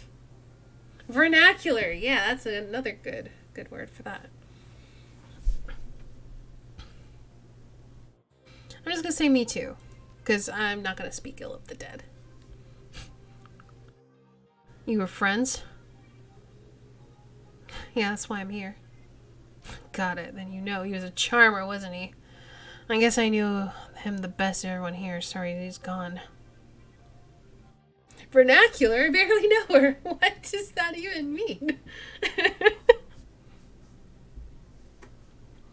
Does Sam have any enemies? She thinks. Enemies? That's hard to say. Sam partied hard, and when he did, he ran his mouth off pretty good. Got his ass kicked on more than one occasion. But no, I don't think he had any enemies. At least none that I'm aware of. And where did he live? On the streets, mostly. He'd occasionally convince someone to let him flop on their couch, but he'd always overstay his welcome and get kicked out after a few days. Sometimes I'd sneak him downstairs so he'd get crashed on one of the bunks. He used one the night before I saw him last. And how bad was his drinking? It was just the drinking. It would have been bad, but Sam wasn't the monogamous type. He dabbled in everything. Booze, chips, drugs. He loved the nitro, whatever he could get his hands on. He wasn't always like that, but once he got sick, it started using it more and more, just trying to forget about it. He was sick. Dying, didn't you know? Yeah, everyone could tell. You could just look at him and see he was a walking corpse. Had to be the drinking. Then he disappeared for a while, and one day he came back all better. Good even. All better, just like that.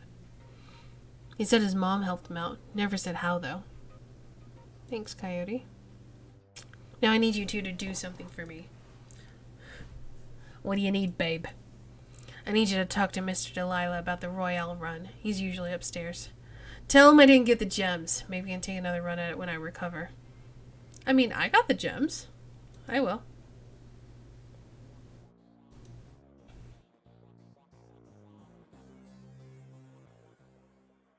Oh, wait. It said investigate his bunk. I'm doing that.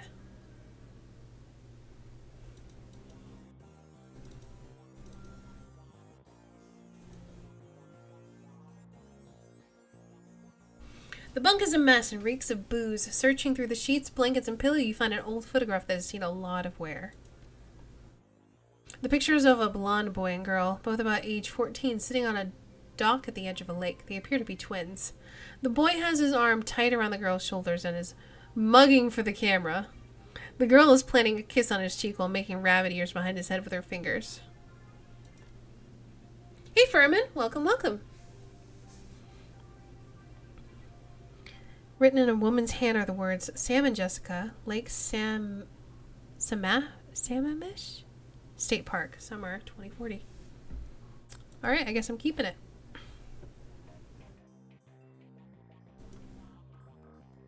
How are you doing? I hope you are well.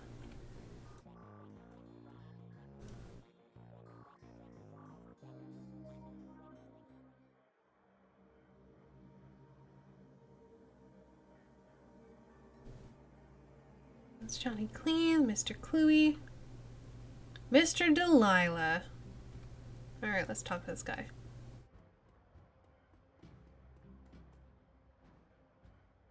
Mr. Delilah looks small and tough, with an untraceable shoddy on his back and a heavy vest under his trench coat.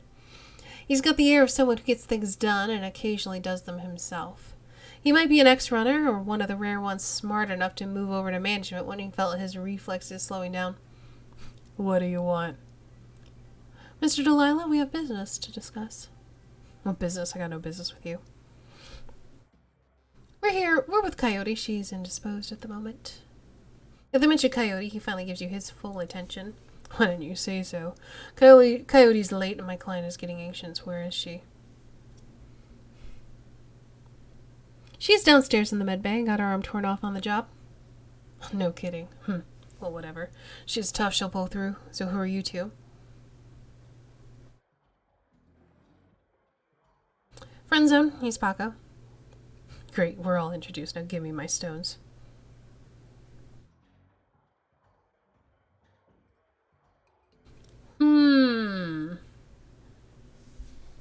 Do I want to hold back some of the stones?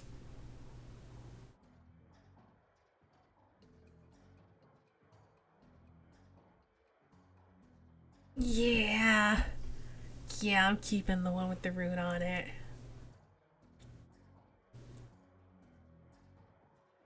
Oh, that's the one he wanted. I knew it.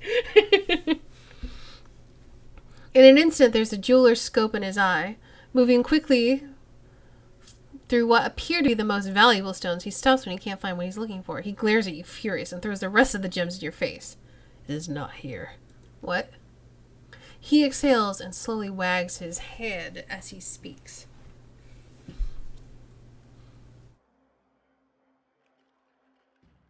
Let me explain to you the way the world works to you.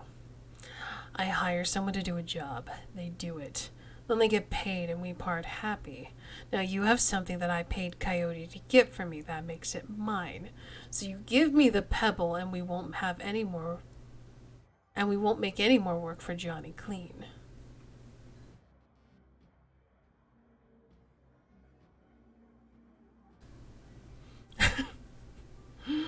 Oh man. I gotta figure out what I want to say to this guy.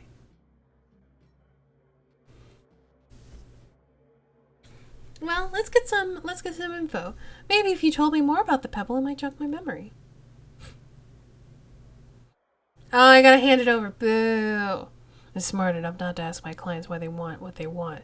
You just arrange for them to get it. Now hand it over. Alright, I got no choice.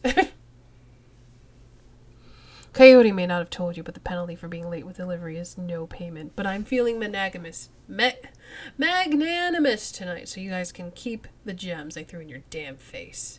So what is this game about? Are you familiar at all with Shadowrun? I don't know if you are or not. But basically, we're in the future. It's cyberpunk. We basically have no identification, and so we do kind of like shitty, semi-legal, semi-illegal work to pay the bills. We just found out, well, we've been on some hard luck. We found out that a guy that we used to do illicit jobs with in the past is dead. And whether or not we care about that doesn't matter, because he's got a life insurance policy out on him. And if we can find out who killed him, we can collect on that. So we're trying to find out who killed this guy.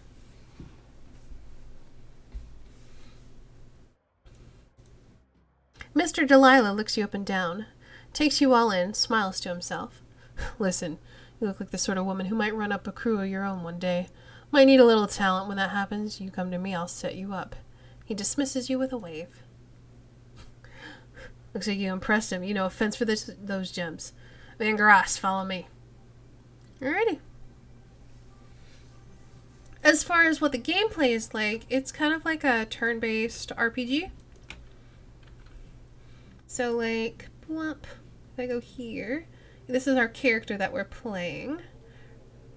Her name is FriendZone because we're a shaman and we summon spirits, so we summon friends. So it's a little bit of a joke, but we've got like a character sheet and stuff. We got equipment, spells, all that fun stuff.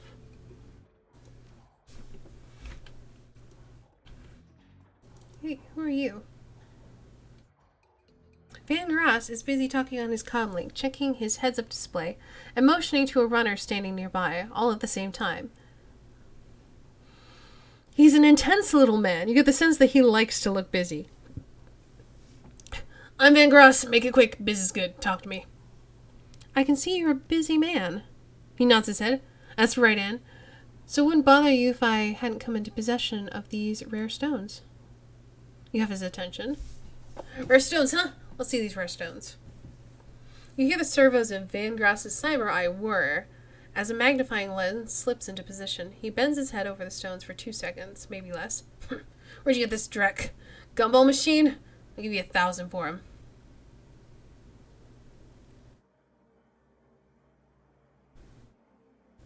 I could intimidate him, but I can't. I thought you said you were a busy man. I am. Then why are you wasting your time? Why are you wasting our time with this little dance? 1,500 and it's done. Okay. That'll work.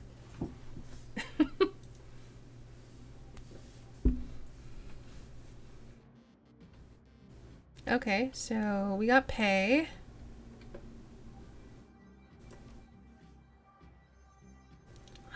Return to Coyote. Alrighty.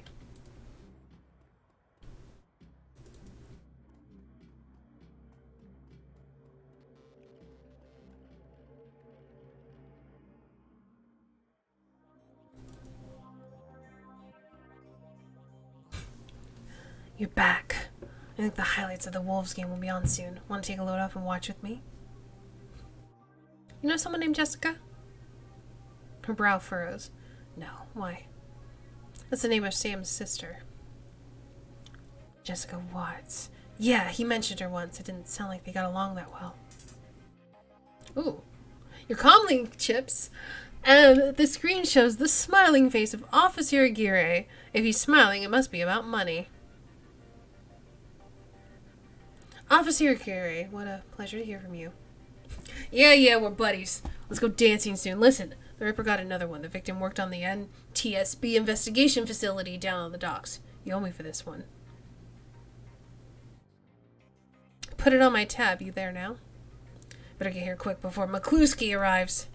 The image on your PDA dissolves and as the call ends. Another Ripper murder. Where? The docks. I gotta go. Okay, listen. I want to help. You dragged me out of the Royale before something bad happened. Worse than getting my arm torn off, and Sam was my friend. You head down to the docks and I'll see if I can track down Sam's sister, Jessica. She might be able to help us. See you when I get back. Alrighty. And away I go.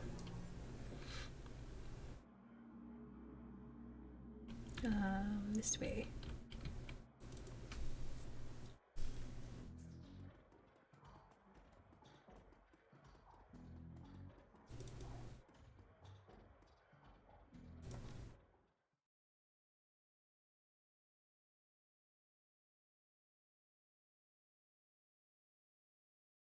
The South Seattle docks. Leaving the Seamstresses Union behind, you head to the docks. The Ripper killed Sam, and maybe he or she slipped up with the latest victim. Left some useful evidence, only one way to find out. South Seattle's your typical industrial area. Grit, grime, and gray.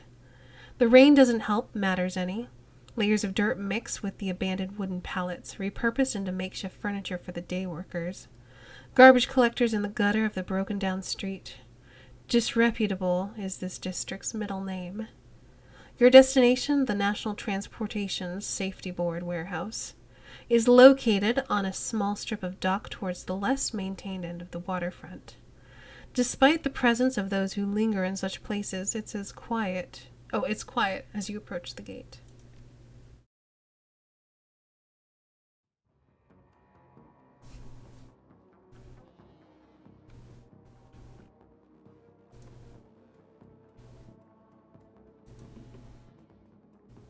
Streetwalker. Hey, looking for a good time? Know anything about the NTSB? Yeah, the bums around here have been stealing old crap from the place for years. Not worth my time, though. Alrighty.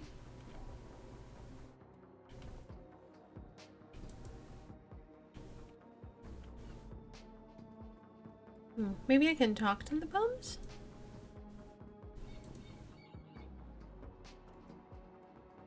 I mean, they look like bums, but I can't seem to talk to them.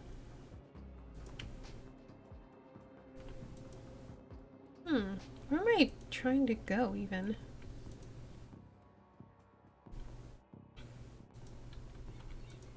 See, I can't go through there, because that's all barred up. Oh! There we go! He's all like, hey, stop! The guard looks bored. He toys with his gun absent-mindedly, like he might shoot something on a whim just to watch it die. Hey, you're about to trespass on corporate property. You looking to get dusted, street scum? I'm working with Lone Star on the crime scene investigation in the NTSB warehouse.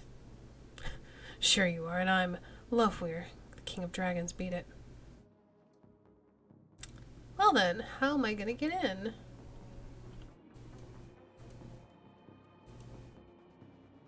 Okay, can't go that way.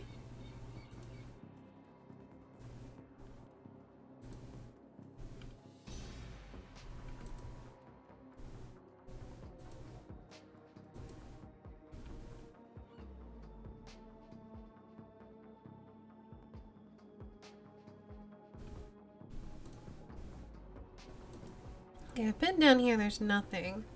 Maybe I can talk to this guy again? I think I have to talk to him and get through. He says get out of here. Okay, how do I get in then? What do I do?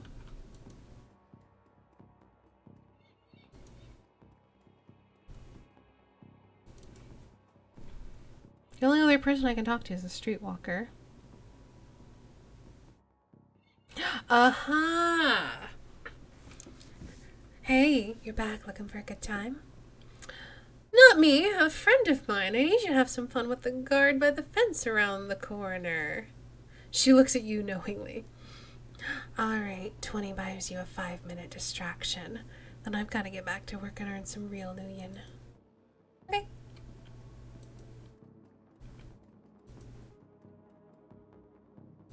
That's a big gun you have there. How do I get in? How do I get in? How do I freaking open this door?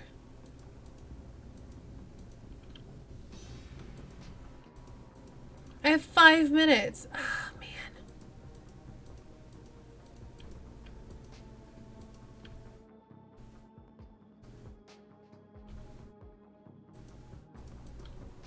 Don't know how to get in.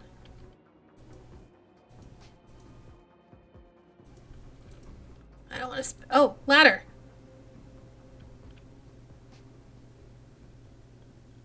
I'm not taking it far. I just need it over the fence. Yeah, okay, I'll get you one. I gotta go.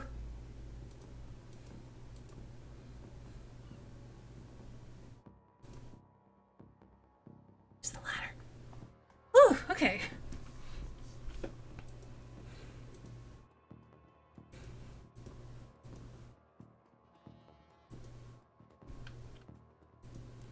Just gonna have a little look around the outside. Just in case there's anything I can pick up. Anything I can use. Ooh. Well, looky here. Stuff to steal.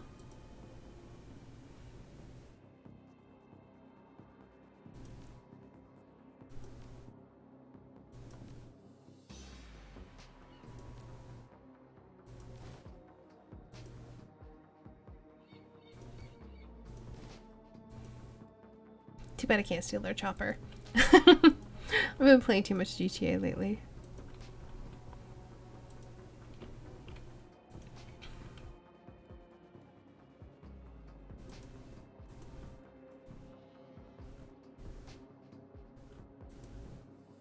Okay. I think we've explored pretty much everything. So let's head inside.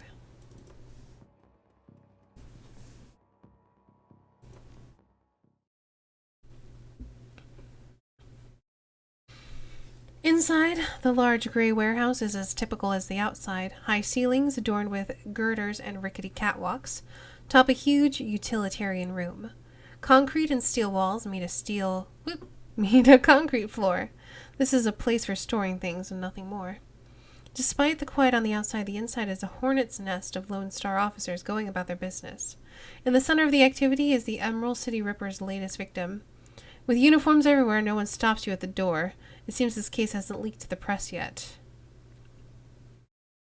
Lone Star or no, you've got a job to do.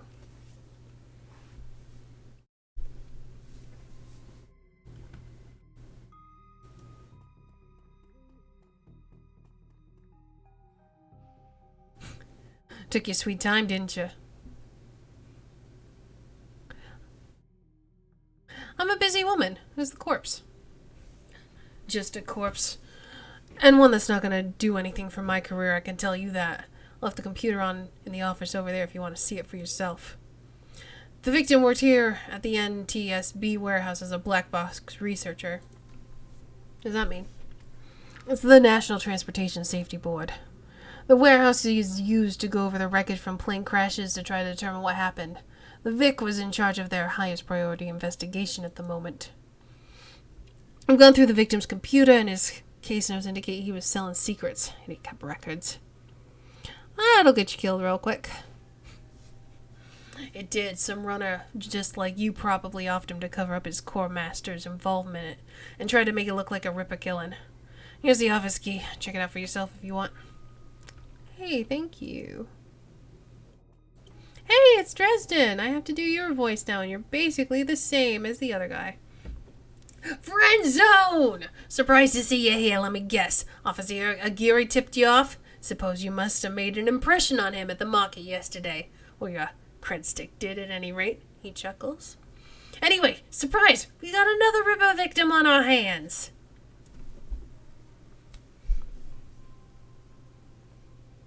So what's the story on this one? The victim's male, mixed Native American descent, age 38. Based on the condition of the body, looks like he was killed around 2 in the morning. Cause of death unknown. Several internal organs were removed from his body after death, quite gruesomely. I'm not sure if the killer even knew what they wanted before they started cutting.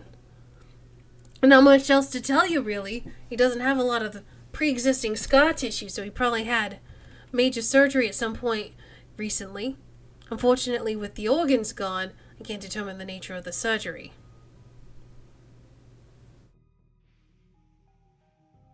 Nice hole where his chest was, so what was on his butcher's shopping list? Well, the killer definitely took the lungs. The more I look at it, though, the other missing organ may be eviscerated within the chest cavity.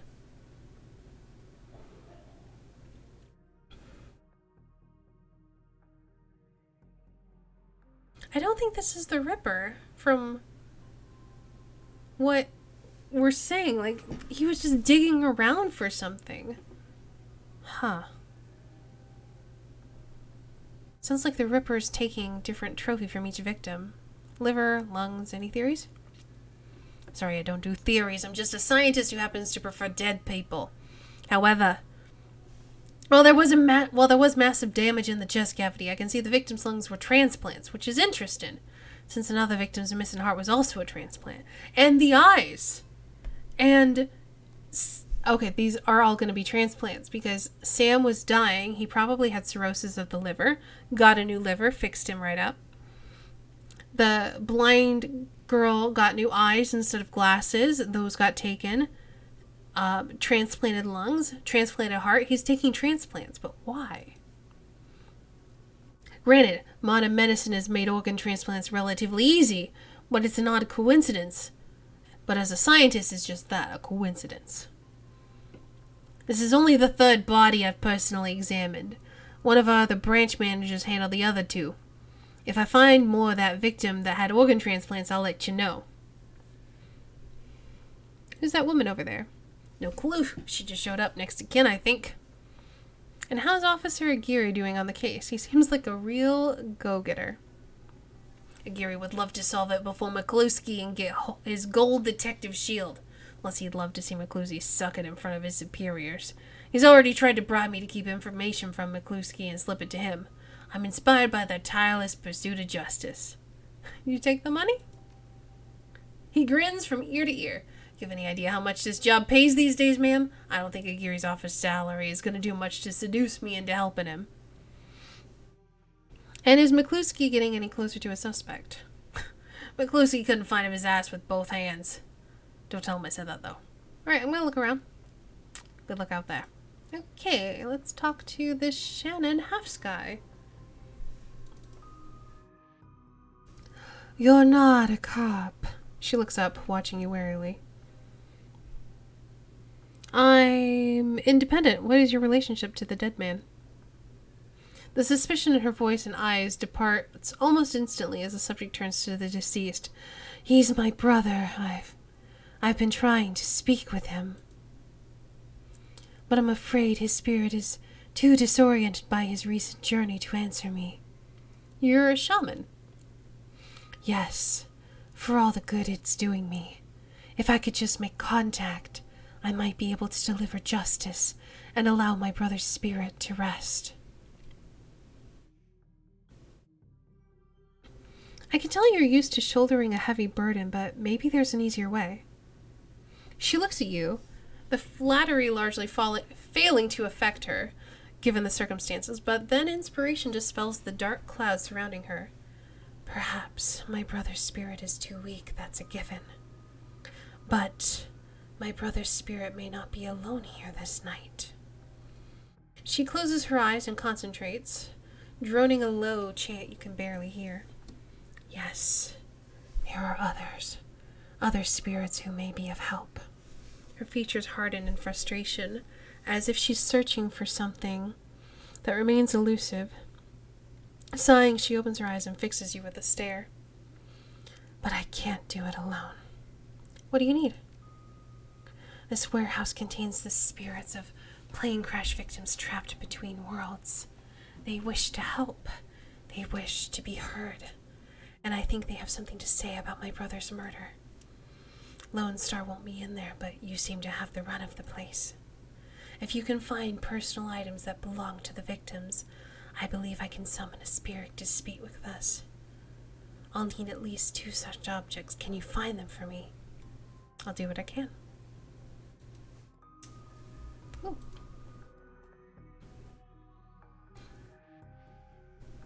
Ooh. If I could get under the maintenance panel, I could unlock that door.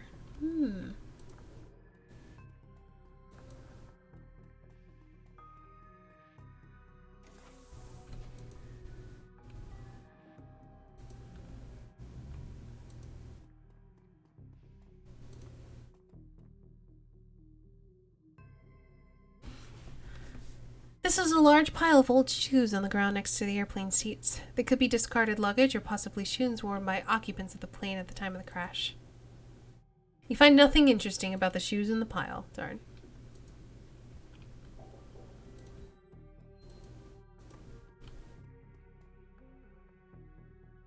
Oh, what is that?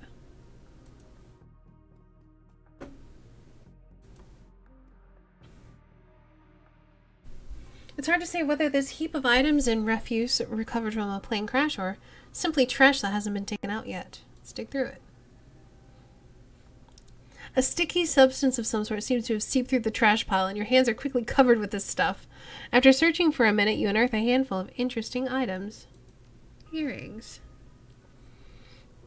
The earring is made out of burnished steel, formed into the shape of a small salmon.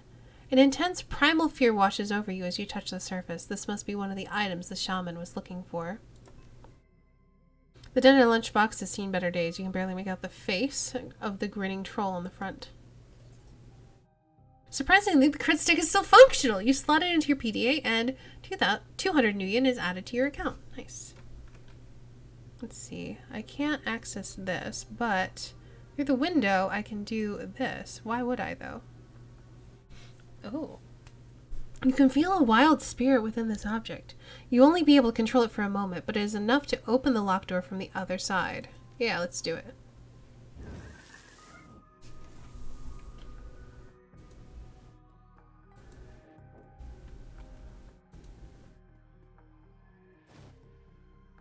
Oh, a magnetic screwdriver, which I can use to remove the panel.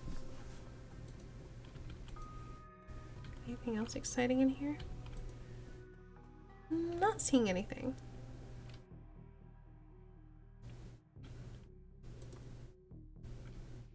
And eventually I'm going to have to go up through here and stuff.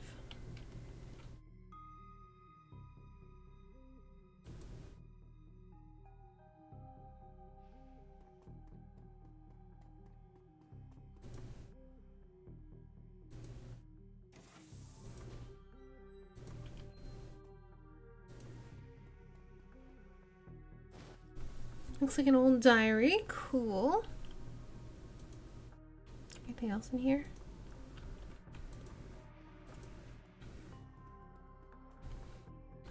Before I summon spirits, I want to take a look around the rest of the place.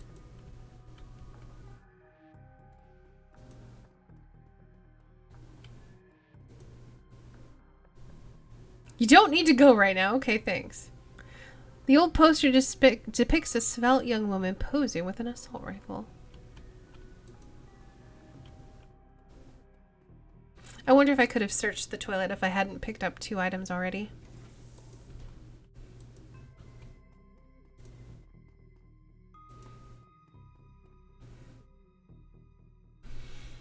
The researcher's work cyber terminal has been left on, presumably by the Lone Star investigators.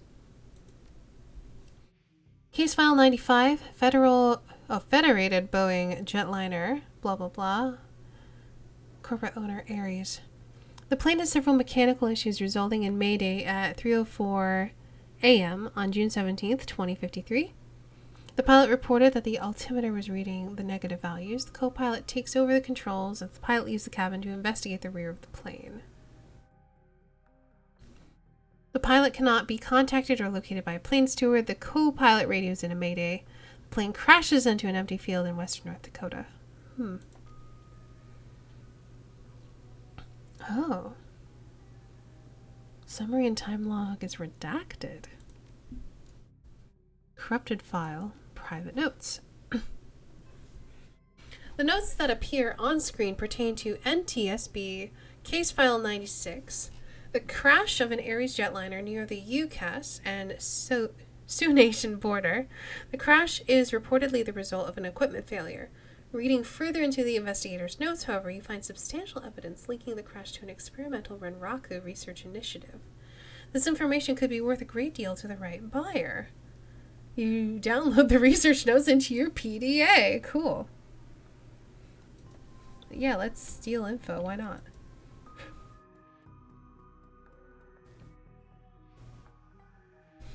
This appears to be the victim's locker. The door is slightly ajar. Inside you see several of the dead man's personal items.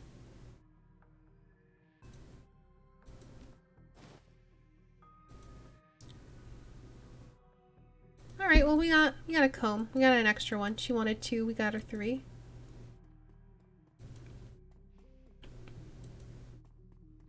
And yeah, I don't think we can expect anything else, so we will talk to Shannon, Half Sky again. It feels as though you have found enough objects. Yep, here they are.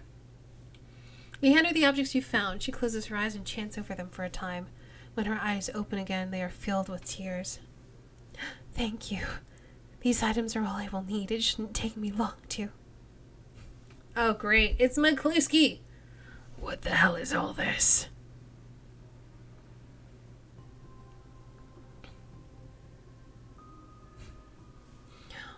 Officer Aguirre trails after the detective, only meeting your eyes for a moment. She's the victim's sister, sir, she. This is a crime scene, officer, not some Salish drum circle.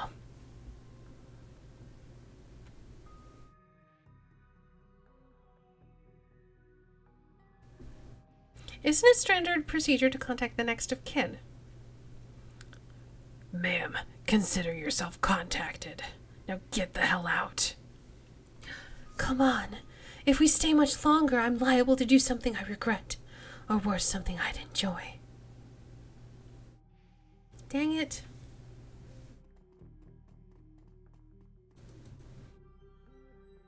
That man is an ass. She stares daggers at McCluskey from across the warehouse. But there's no helping it now. I should be grateful we're able to collect these items before the clods carted everything off. Can almost feel the edge. Can we still summon the spirit? Not from here, I'm afraid. Spirits such as these have domains to which they are anchored. We need to get back in there.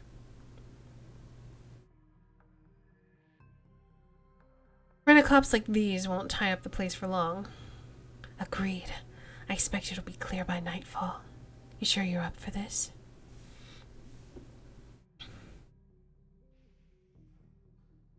It may be a rabbit hole, but we have to get to the bottom of this. Whatever your reasons, I thank you. Now, since we have the time, we should probably enlist some help. They may post security overnight. And I'm going out on a limb to say you know where we can find the kinds of people we need. I'm just gonna smile. Good, I'll put up the money. And you find the bodies. She produces a fistful of crumpled nougat from the inside of a leather pouch, starts to count it out, then just shoves the whole wad at me. Nice. Meet me back here at midnight. The spirits will be strong then. Alrighty. As you start to leave the warehouse, your comm link chirps and the face of Coyote pops on the screen. Coyote looks tense. Oi, FriendZone. You're in the middle of something? Just getting jerked around by Lone Star. Same old, same old. I hear you. Her jaw sets. I don't know if I ever told you this, but I was born in the Royale. BTL pushers like Stevie J ran the squats, ran my world when I was growing up. I remember. She looks relieved. Whiz. I have a cousin, Gino, who's been missing for months. He hit the sprawl about a year ago and then immediately fell in with some tweakers, bad guys. They hooked him on high amp dream chips and started using him for all sorts of dreck. I tried to help him, but he pushed me away and then he disappeared. I've been shooting up BTL labs ever since then, trying to find him. I'm guessing you have a new lead. It's not a lead. Her face lights up. She's running hot, has a serious edge. I know exactly where he is this time. Got an old friend who eyeballed him herself. I'm on my way. Paca's with me. But we could use another hand. You in? I need you right now. You know the deal, Coyote. I work, I get paid. Her face falls. I got nothing, woman. Call it a favor. Sure. Maybe there's a way for me to come out ahead anyway.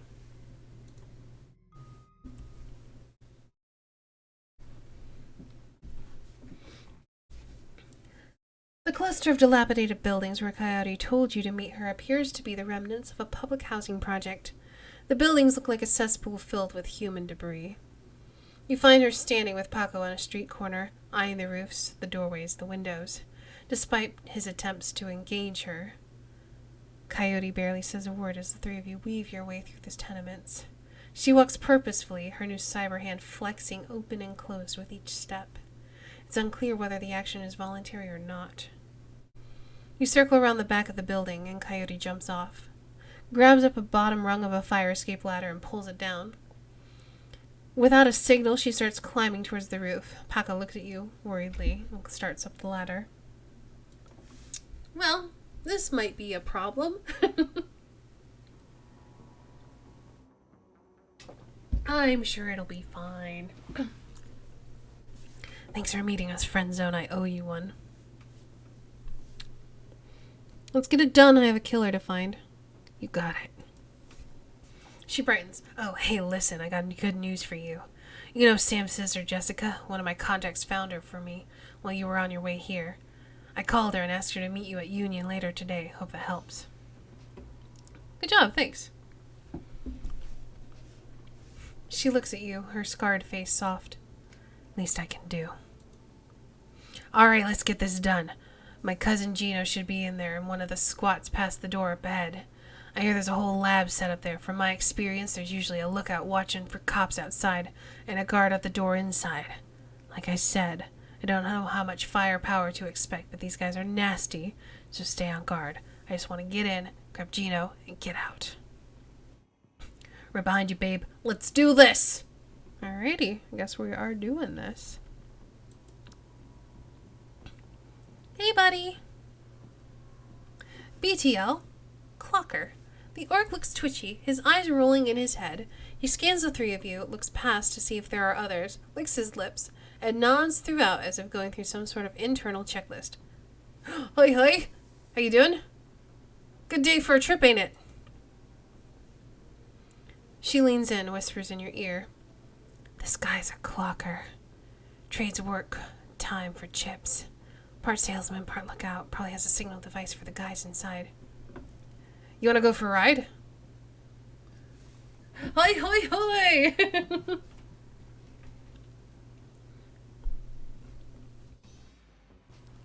You sell BTLs, right? He grins, a lopsided grin. Oh yeah, chummer, oh yeah, better than life. Definitely better.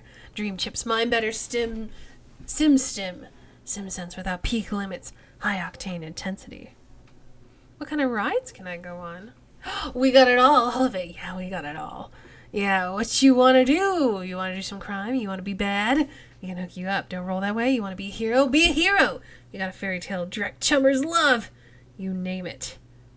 And you can slag and frag to your heart's content. That's the real thing, right? Slagging and fragging.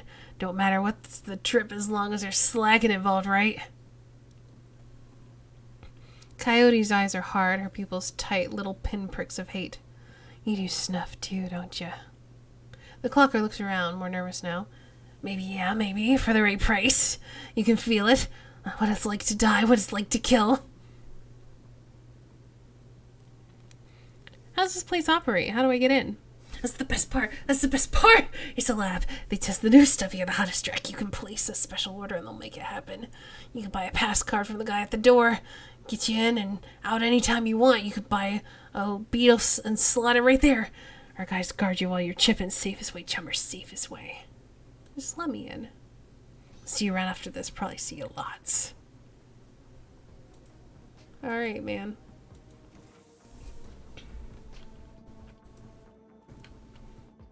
The sinless are free. Oh, the ancients. Concerned woman, hello. The woman is probably in her 30s, but hard times have aged her. She looks at you with concern. Don't do it, friends.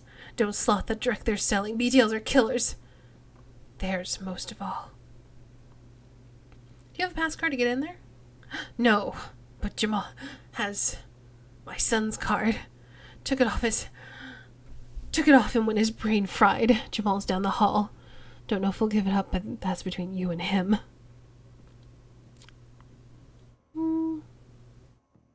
Okay, thanks. So, I'm guessing down the hall is this way. Dandelion eaters, rude! They mean elves. Jamal has the look of a long-time shiphead, emaciated, hollow-eyed, but hungry and desperate. What you looking at, spiky ear? Here you have a pass card. Yeah, right. I got a few. I sell them at a discount. Charlie charges 50 new them for you, but I can get you 3 for 100. $75. And I was thinking, slot off. Maybe you should just hand it over. His lip curls into a feral snarl. Does the Baron's Ome. You want it, you take it. Uh-oh. Well, that's not what I was expecting. What's going on out there? Nothing. Well, shit. Alright, Jamal. Sorry, I'm killing you. And I'm gonna kill you too.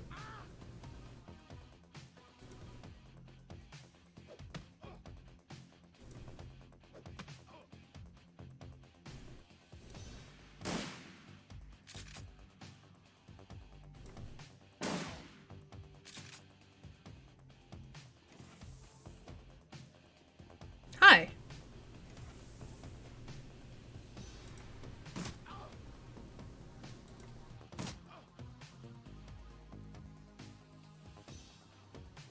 Oh, the stream died?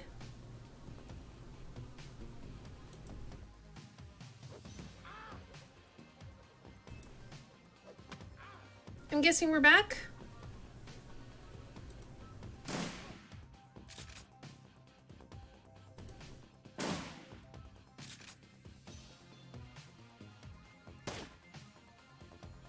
The stream never died for you? Okay, cool.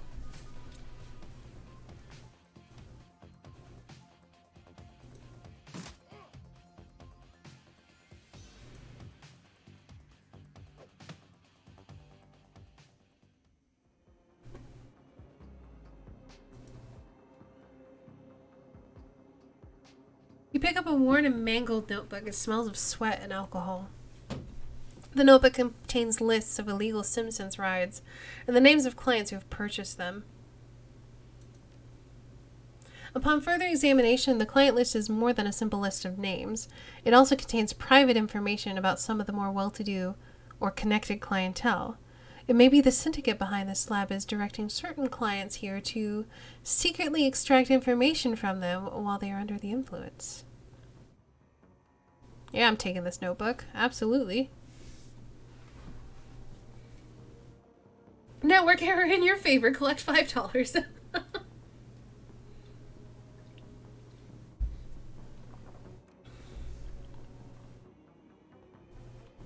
Alright, let's see if there's anything else to steal.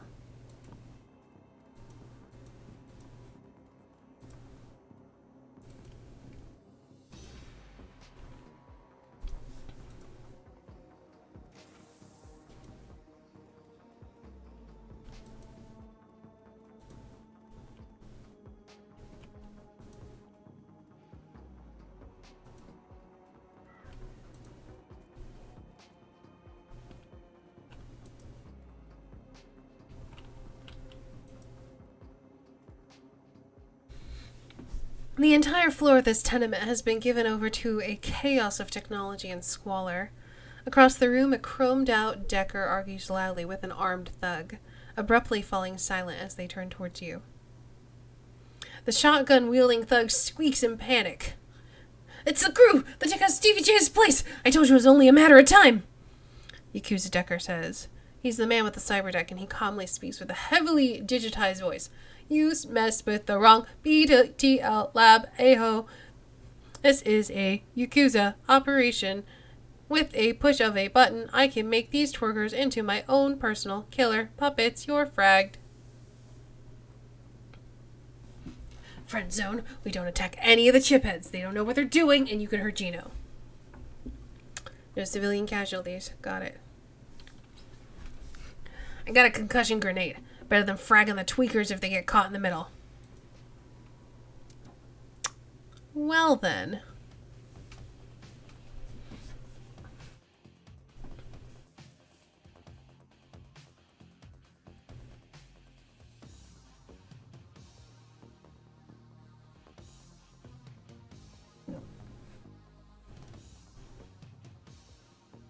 Okay, so anyone that says chiphead I want to avoid. Okay, so let's see. Yakuza Decker, chiphead dwarf, so we want to avoid him as well. Let's summon a spirit, since that's what oh, I'm not anywhere close enough. I don't want to summon it here. So I'm gonna run here. And then I'm going to summon a spirit right here. Womp. And then the spirit is going to go pew pew.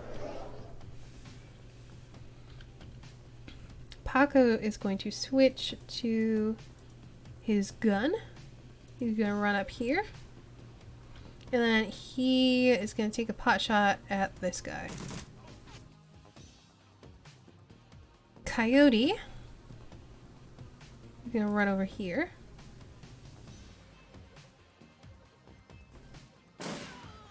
And murder that lady.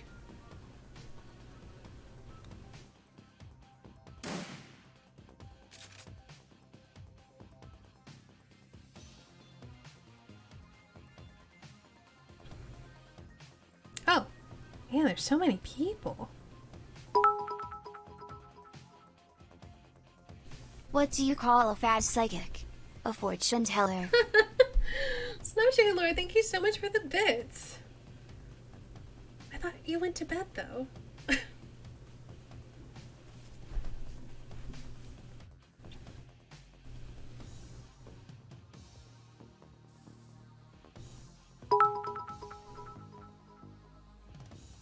Also can't sleep ATM.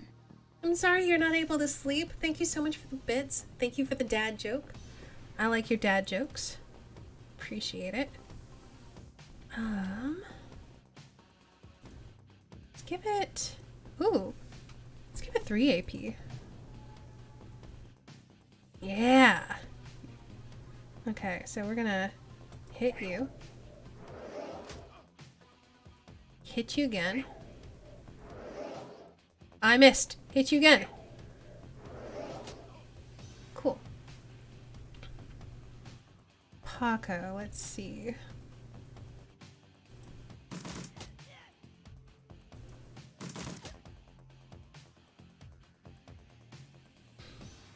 I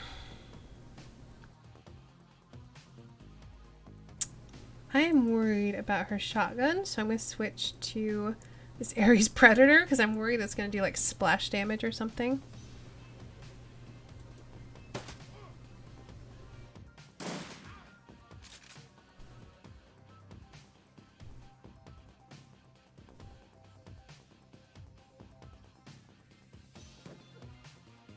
Wow, she punches hard.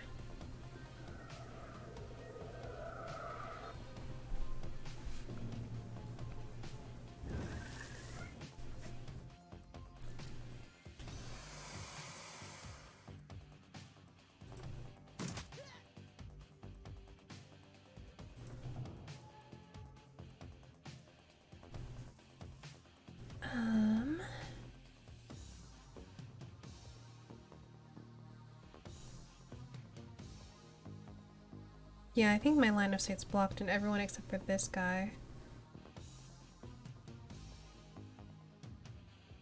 Let's just keep attacking this guy then. Ah, stop missing! Okay, we hit him once.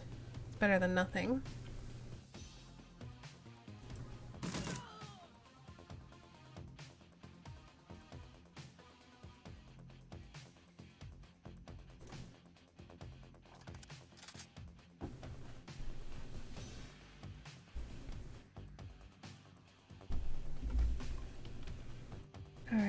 back to the shoddy.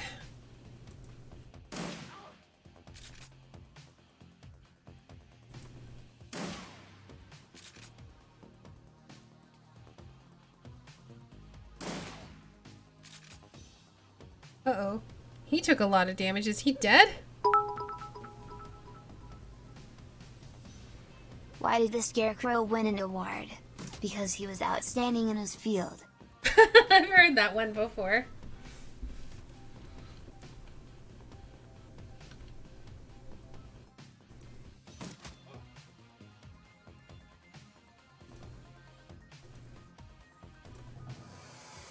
Dang.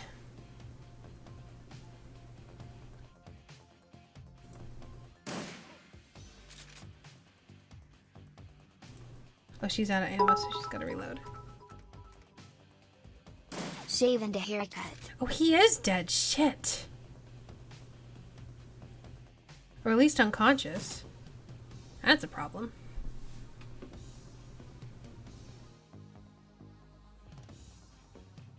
So I don't see any residue that I can summon from, unfortunately. Let's see. Okay, got him. Can I can't see him. Alright, what if I move here then?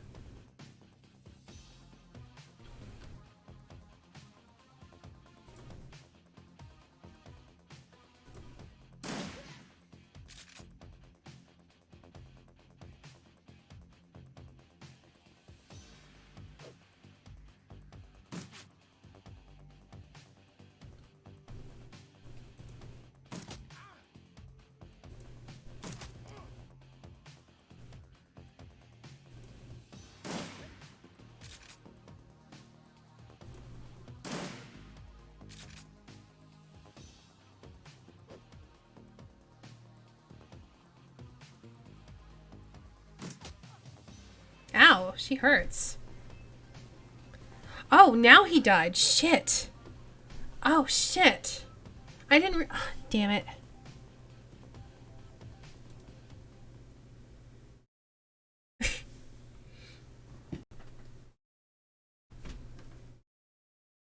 Shaving a haircut? I don't get it. Thank you for the bits, though. Sorry, I was dying.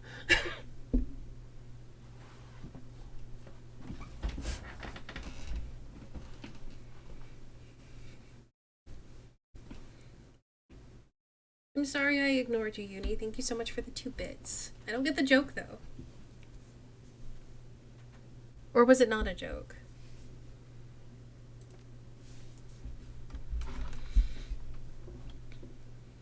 You're welcome for the 2 bits. Well, thank you. I appreciate it. I wasn't trying to be... Sorry.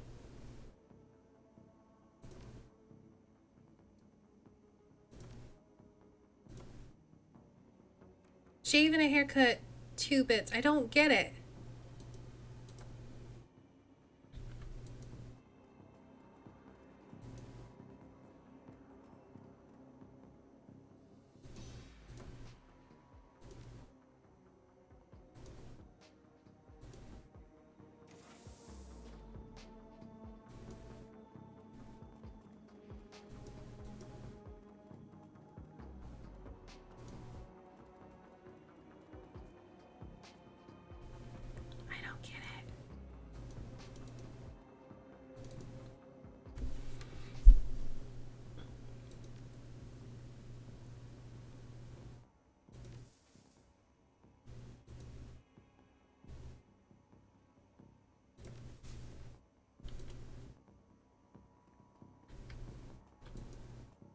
How does a penguin build a house? It glues it together. I like that.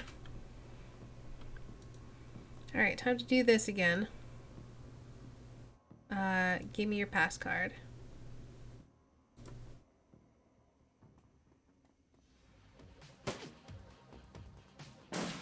Ow.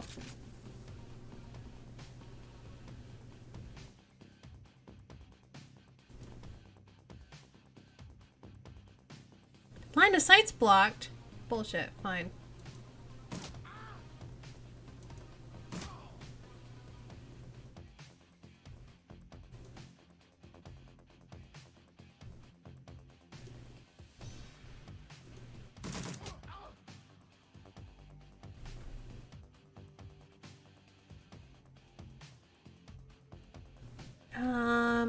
Take cover, because we know what's coming.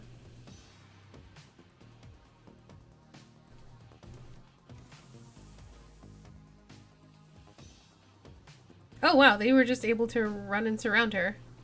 Ow! You bastard.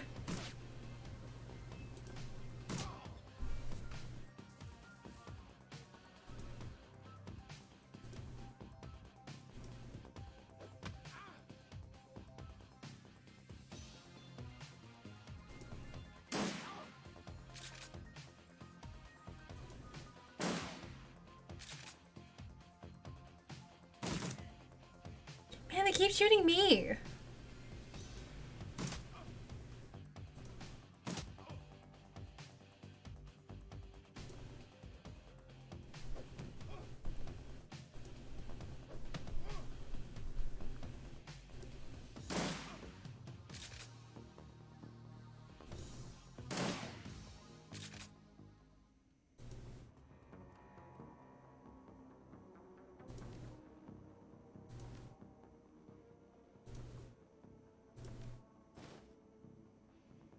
Okay, let's see where I'm at.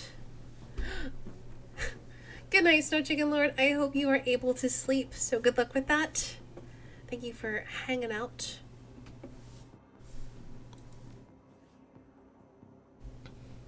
So I've got some karma I could spend.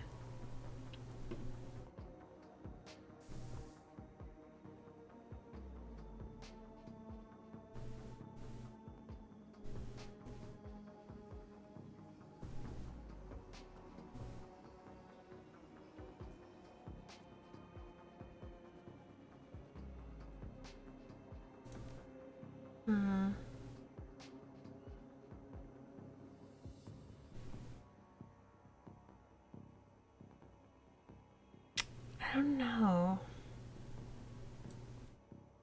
I think I'm gonna wait because I was doing alright. I'm just gonna use a kit, I think. 10 HP or 20? I think 20.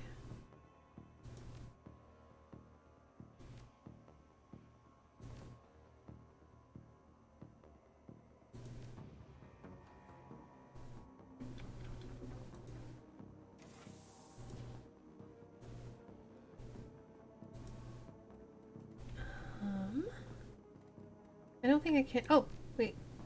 I can't save it. Darn. I was gonna save it here. But it's fine.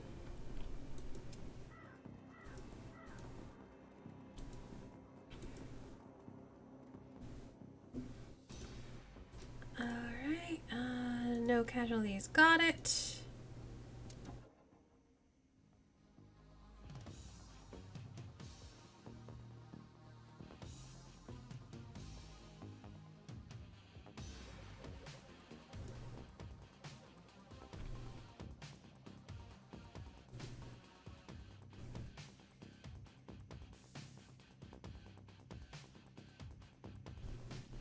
There's gonna be people coming from that direction, but we'll start here.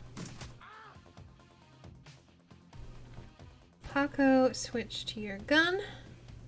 You're gonna come here. Alright, he's down.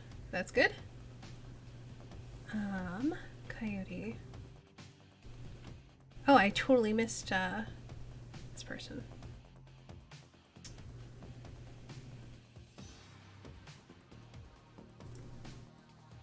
She's so fast.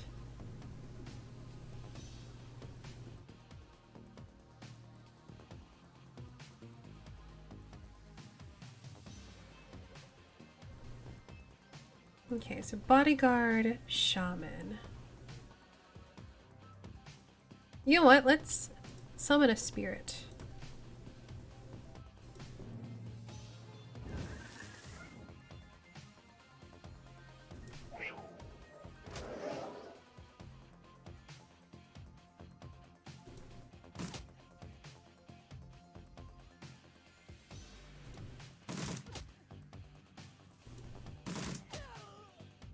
Alright, this is already going a bit better.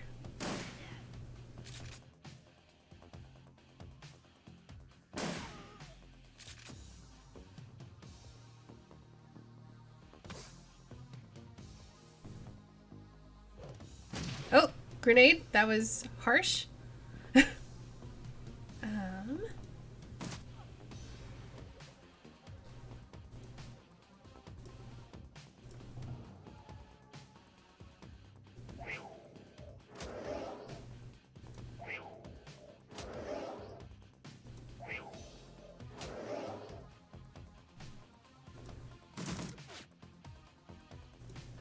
Dang it.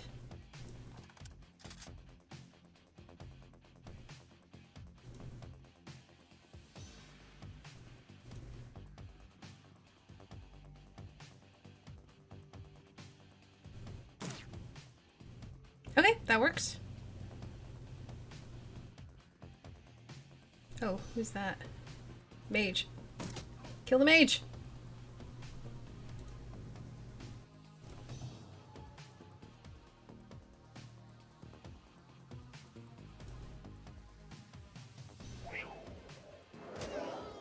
Cool. Crit it. Nice.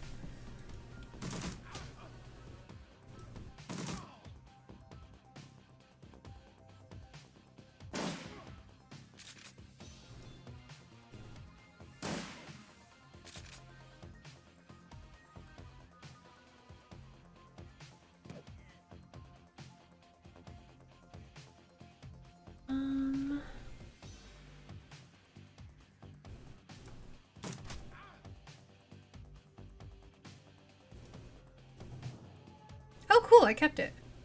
Well.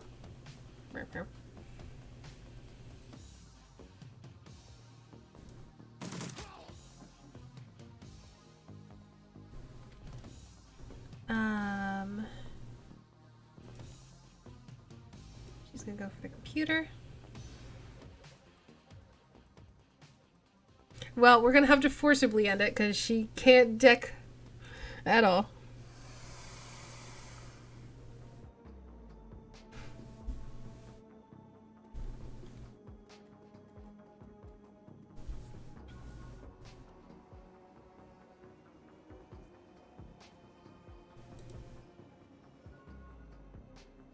You eject the BTL Gino's been riding. He gasps suddenly and his eyes flutter open. He looks confused. Worse than the other chipheads you've seen. His lips are white and chapped, his eyes sunk into his head. There's vomit on his shirt and sweat on his forehead, but when he speaks, his words are slurred. He's burnt. What the hell slotted me out? Fragging slotted me out. Coyote's shaking. She looks horrified. Gino, it's me. It's Carla. Gino looks at her with glazed eyes. No recognition. Slot me back in, goddammit. This is bullshit. I don't want to be here anymore. Slot me back in. He looks around the room angrily. His hand reaches for his implant. Coyote grabs his wrist and stops him. Gino, no. Coyote, be careful. Gino wrenches his wrist from Coyote's grasp and he staggers back. Reaches under his shirt and pulls out a gun. Coyote watches him, horrified, with tears in her eyes. Gino waves it around, blinking wildly. What? Told you Staney wasn't sober. There's no way she can do an impression of someone dosing that spectacularly well.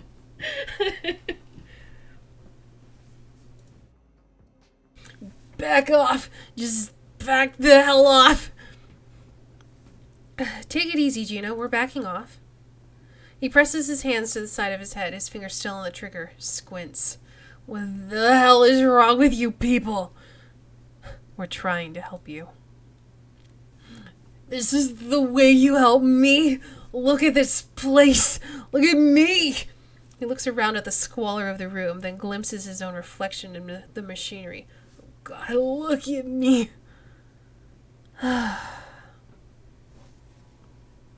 Put the gun down, Gino. Come with us.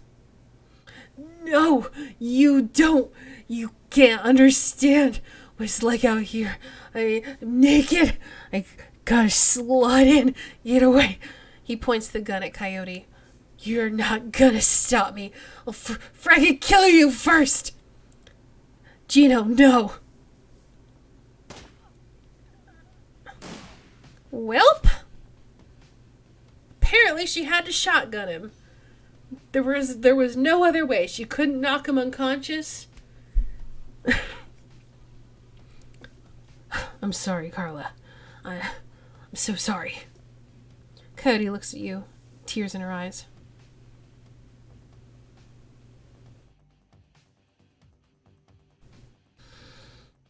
He was shooting. You had to take him out. I'm not stopping. Not now. Not ever. She looks at Paco, back at you, the angel of death. The real rain is coming to Seattle. And it's gonna wash the scum off the streets. I am going to burn every mother-fragging BTL shop in the sprawl until they are gone. Easily within closing distance range of someone who hadn't drawn their gun? Shotgun is the only solution. No, he shot her. He shot her, she took damage, and then she got him with a shotgun. But still, I feel like she could have done something else.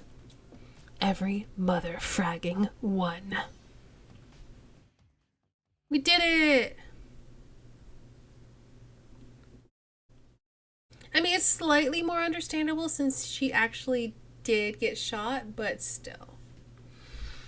Shannon's plan is the best lead you've got to find out more about the Ripper, but getting back to the warehouse is going to require some support in case the dreck hits the fans. The Seamstresses Union will have exactly what you need, a fixer. Finding this necessary middleman and deal broker is the key to most plans involving Shadowrunners. A good fixer is worth their new yen. It's their job to have the contacts and know who's good at what. They'll put together the team you need, magical support, skilled street samurai for muscle, or a Nova hot decker for matrix work. Running the Shadows is a life and death gamble. It pays to hire the best Shadowrunners you can.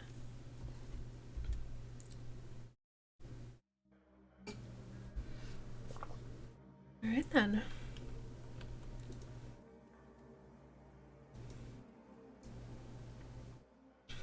Cherry Bomb flags you down as you walk through the door.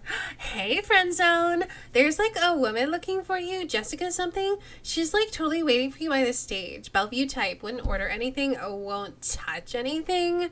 I think she's like afraid of diseases or something. Thanks, Jerry. No charge, chummer.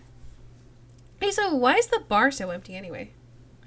So, like, we don't get much action in the early afternoon, just, like, a few salarymen slumming Touristville and hoping to talk to Madam Sinful and, like, some diehard regulars. Who is Madam Sinful?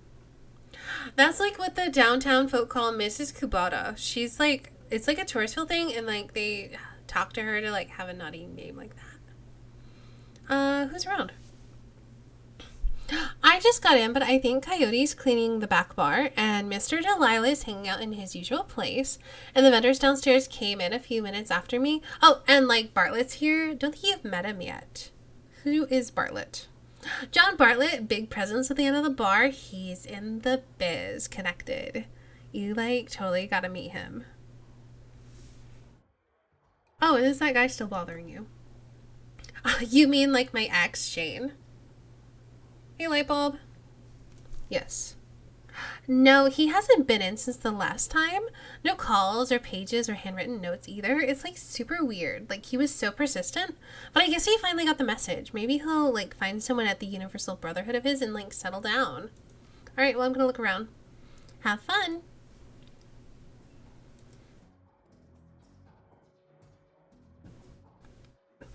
Full of life with a quick smile. The man tilts his head and watches you approach. Hey, lady, what's shaking?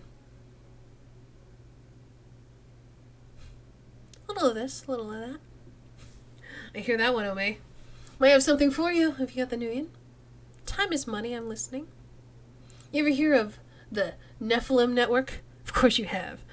And in the know lady like you has had to have heard of the premier merc team out there. Of course I have. Then you know you can hire us to run with you when you need expert help. Not just any tube calling himself a runner. We cost more, but we're worth it. Can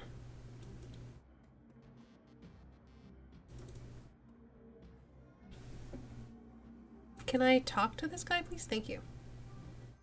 Oh, that's right. I got stuff to sell him. I'm very busy. You show me something worth my time or you walk away. Oh, well, I've got data from the anti-SB. Renraku would pay to keep it quiet, and Ares would pay to know what it is.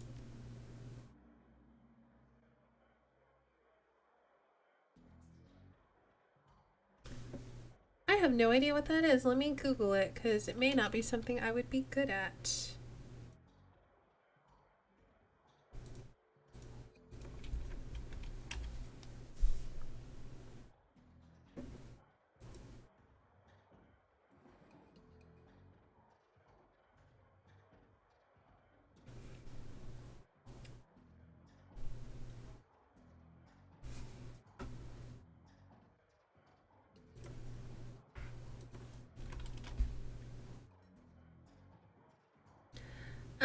This little guy, I'm going to drop a link.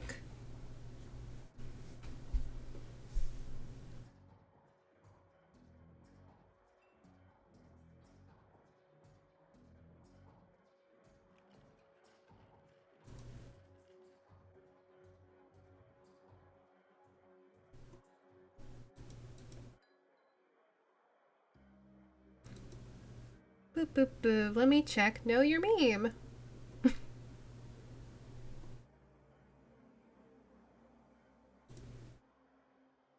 Possibly. I'm going to investigate that and come back to you on that. I'm not going to do it right now on the stream, but don't just give me the bits. Ask me beforehand and I'll let you know.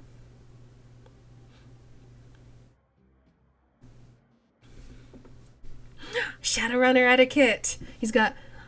I've got 800 new yen for something like that. I know you'll double dip on that one. Make it 1,000. As long as you keep bringing stuff like this, sure.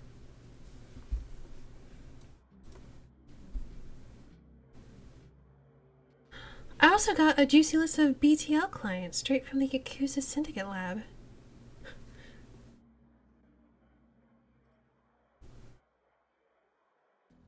Yeah, well, I'm not going to pick up the etiquette, so I'm going to make a deal on that. Cool. Money.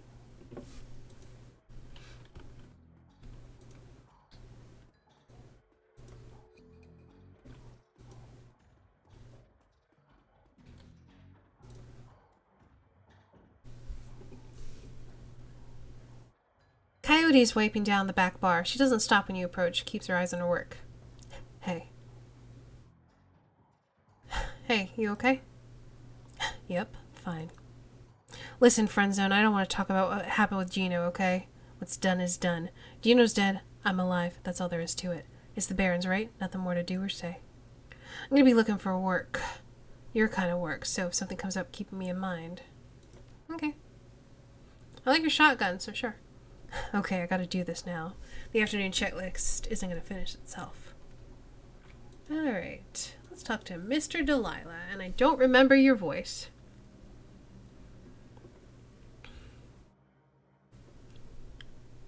If you're talking to me, there's business to transact, am I right? It's always business with me. I appreciate that about you. Street talk is that you're a dangerous individual. What can I do for you, dangerous individual? I need to put a crew together. You got scratch, you just panted to pay me out of your earnings. How much is this gonna cost me?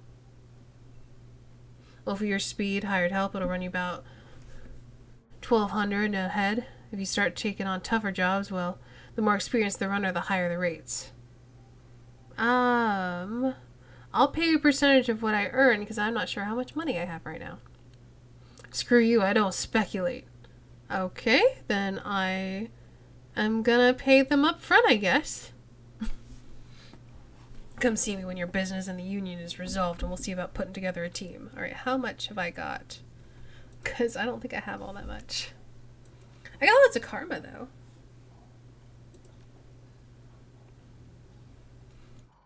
Actually, I've got 8,000, almost 9,000, so that's not too bad. Let's spend some karma.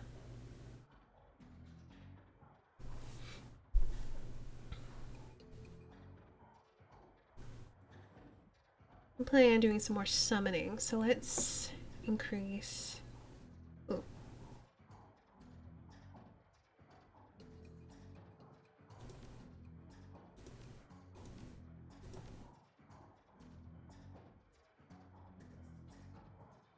Let's see, I can do this and this. Cool.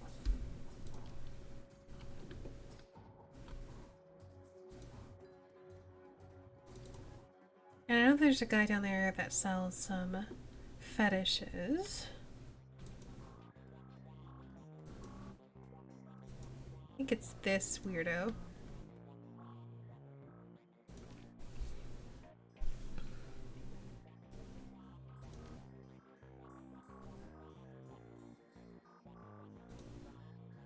Oh, it doesn't tell me anything about the elementals.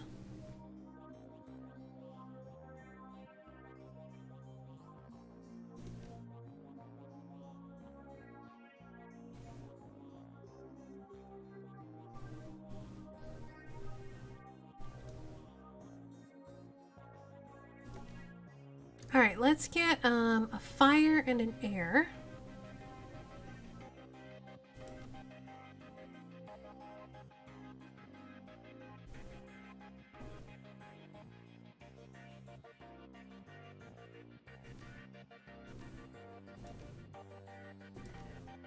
Cool.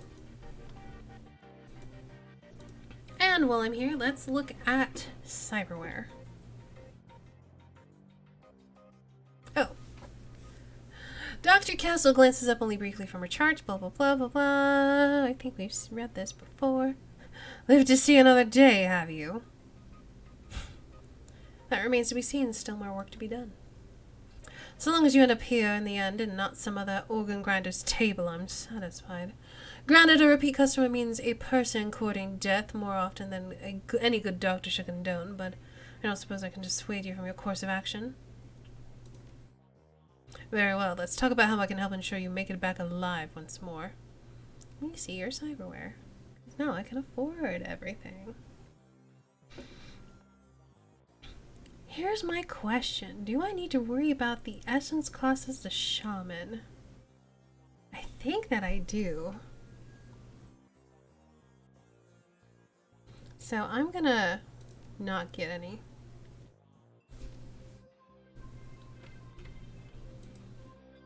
So basically, the idea is that as you start picking up more cyberware, you become less and less connected, like less and less human, and less connected to like the spiritual world.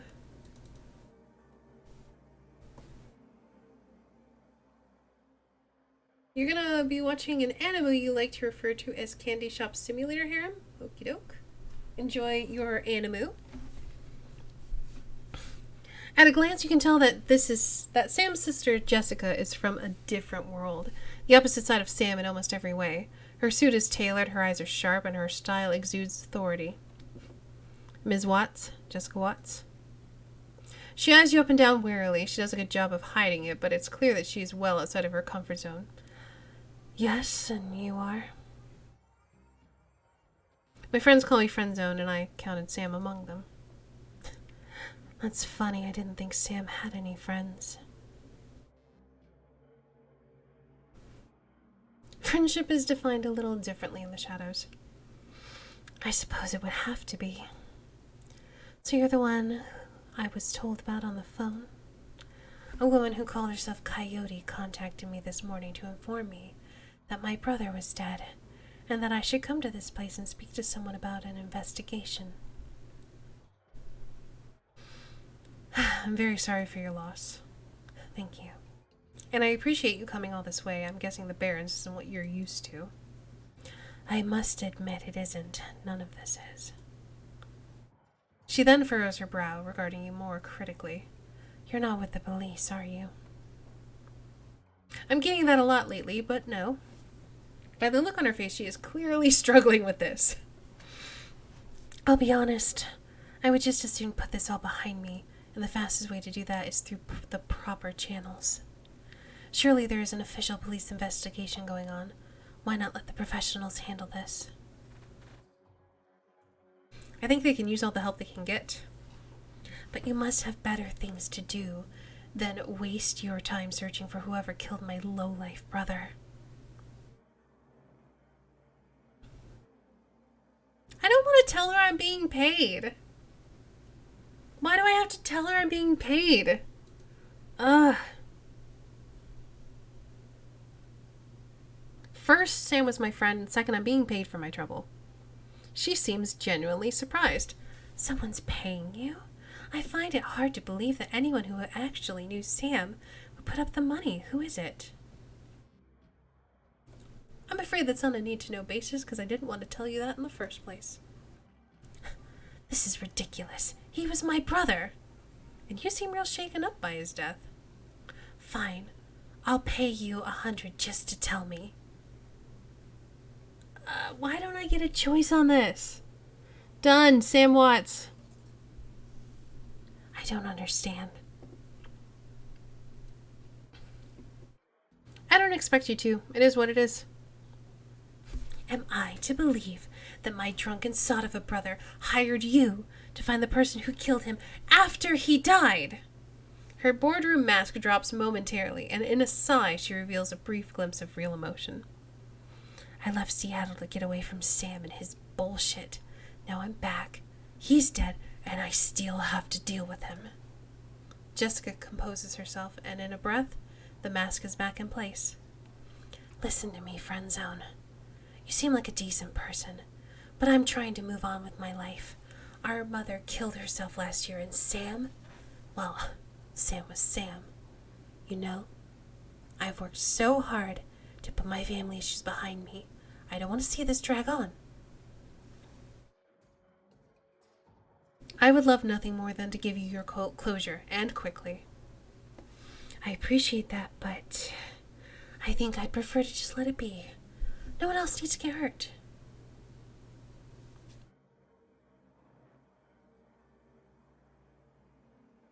Your brother had my back when I needed him. I can't walk away from this.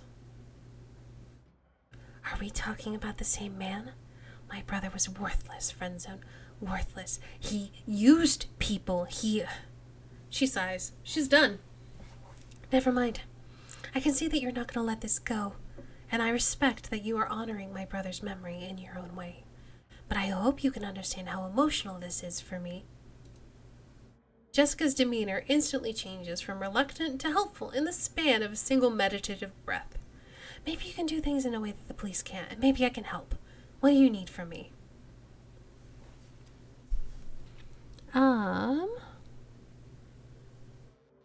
I want to ask about his liver. Shit, why can't I ask about his liver? When was the last time you saw or spoke to Sam? It's been ages, I can't even remember.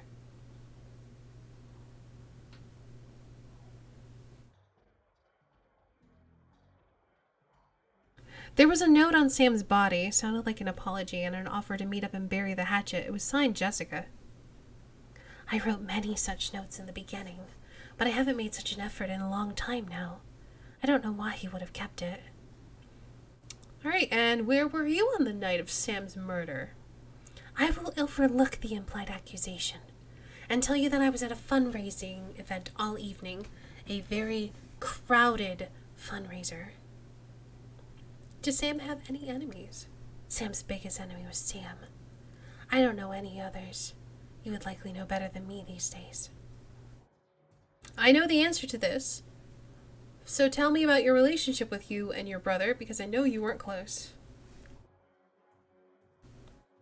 I think I've made my feelings about Sam pretty clear, don't you? You don't seem to care whether his killer faces justice. Of course I want justice. I just can't let him drag me down again. Show her the picture. Jessica takes the photo from you guardedly, as if it might sting her, but that guard drops the moment she looks at it. Where did you find this? Sam's bunk. I can't believe he kept this. It was one of the few possessions he had. She studies the old photo for several silent moments. What happened between the two of you? Things were different back then. We were different. We were a family. Then after our father died, things began to change and we couldn't get back to a new normal. With our dad around, there was always a reassuring order to our lives, but after everything got mixed up. You can never really appreciate the importance of a person in your life until they're gone. The remorse plays wet across her eyes, and it seems that she's not just talking about her father. Jessica then steels herself to tell the rest. Sam tried to be the man of the house. He truly did. But he couldn't handle it. And pretty soon he had spent every dime of our father's life insurance. Every dime. After that was gone, with Mom working 2, 3 jobs, he spent all of her money too. I couldn't stand the way he abused her trust, so finally, I just had to leave. She holds the photo forward, one part of her ready to relinquish it along with the past, and another looking to hold on to it both. Yeah, keep this. Please do. Thank you. Tell me about your mother and her death. She was a devout Catholic. I don't think it's an exaggeration to say she sacrificed her life for Sam and me. But she turned a blind eye to what Sam was becoming, refused to acknowledge his downward slide. I couldn't watch her do it anymore, and so I moved out. After I left, we drifted further and further apart. I wasn't here when she died. In fact, I didn't even know about it until I returned to Seattle 5 months ago. Where were you living before you moved back here? Calfrey. And what brought you down here? It was less of what brought me there and more of what made me leave here.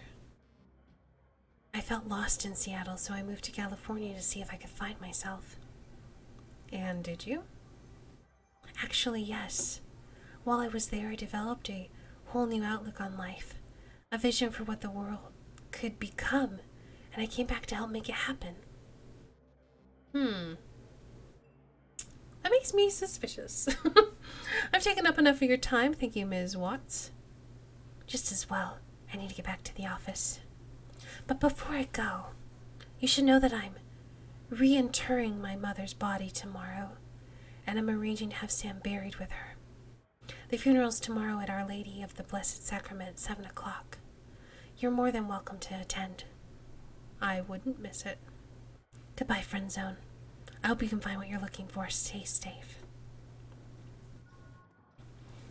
Cool. Alright. I guess now I talk to... What's his chops?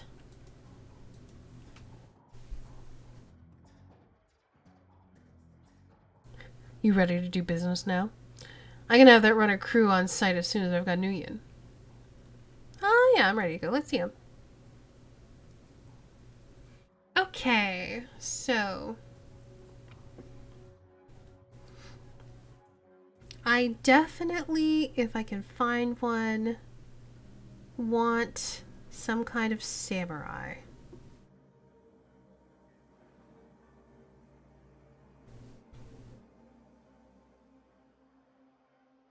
So we're gonna have, let's see, let's look at this guy. He's got a rifle and shotgun. Shotguns are good.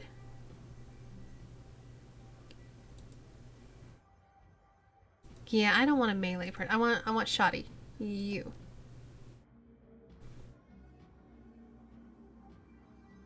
And so we've got 2 shamans. Maybe we could do like a decker.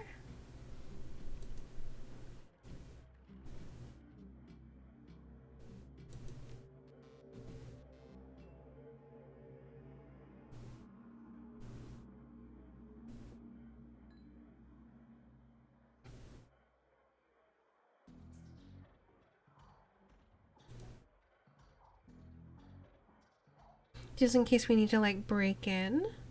Let's see. He's got an SMG and a deck. He's got a knife, deck, and a pistol. Ooh, she seems better than him. What is this?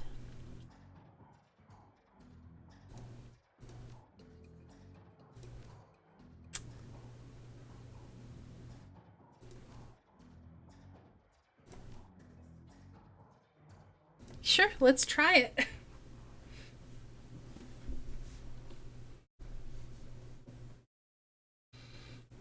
You returned to the docks to meet Shannon Halfsky.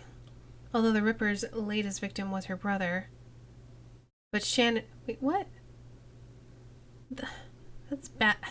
Get rid of one of those. Anyway. Although the Ripper's latest victim was her brother, Shannon appears cool and professional. A consummate runner by birth, if not by trade. She'll get the job done, and hopefully one of the hearth spirits in this place can point you towards the Ripper. Dealing with spirits can be a tricky business, but when they deliver, it's pure platinum. One doesn't have to be an Amerindian shaman to summon and control spirits. Anyone with magic talent can do it, but Shannon seems to have a particular connection to the spirit world. As you approach the gate, you know something's not right. The dock's already strange and uncomfortable at night. Trigger the need for caution, then you see it. The guards are missing and the gate's been smashed in. Welp.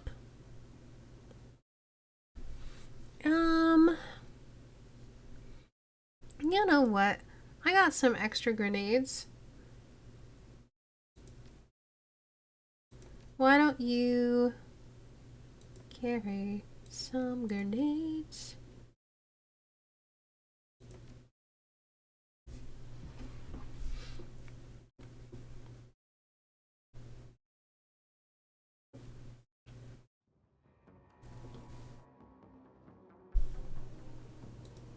It's like, hey, you have unspent karma. I know. I probably won't have it. I guess I could improve my rifle some more. About time you showed up. Looks like we weren't the only ones who wanted to take advantage of the situation. A bunch of mercs have locked down the area. I don't think they're here for us, though. My guess is there's something worth a bit of coin left in that warehouse. Ah, damn, I was hoping this would be a milk run. Me too. Figured we'd just have to sneak past a few Lone Star sentries, but I saw at least 4 mercs out there with bigger guns than Lone Star carries. Well then.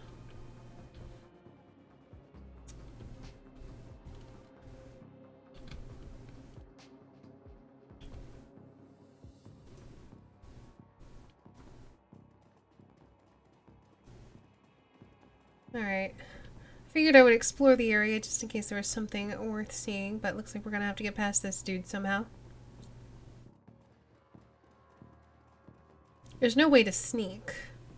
You there! This block is off limits. There's a... We got a gas leak on the docks here. No loitering. This guy doesn't look like one of their hired mercenaries. Hey, are you even listening? Get out of here! Really, guy? They aren't paying you enough, especially not once Lone Star sends in a response team. Farg. I knew she was lying. Told me they jammed all Lone Star channels. Damn it, I'm out. Cool.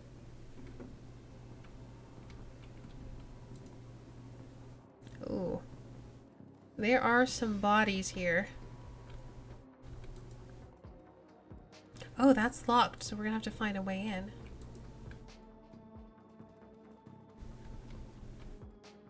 Unless... Oh, Death Sign de Morgana. Can I... Oh. I was wondering if I could, like, be her and then maybe crack the door. But it looks like not.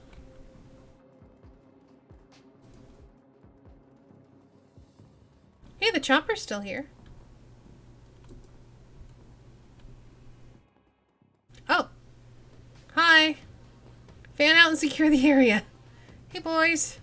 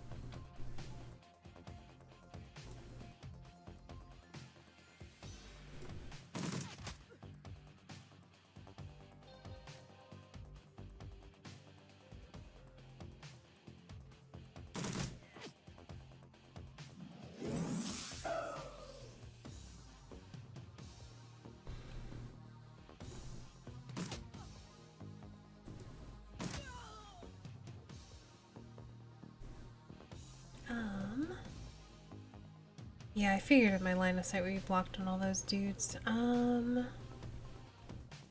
guess you could summon something, in theory. Yeah.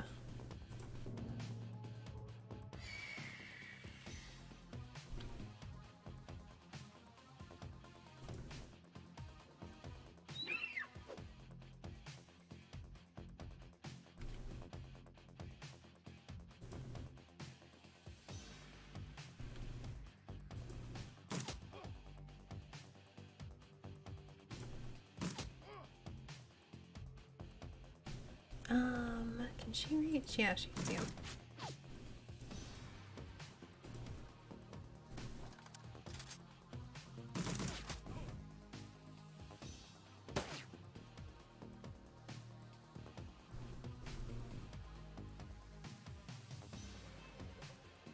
Hmm.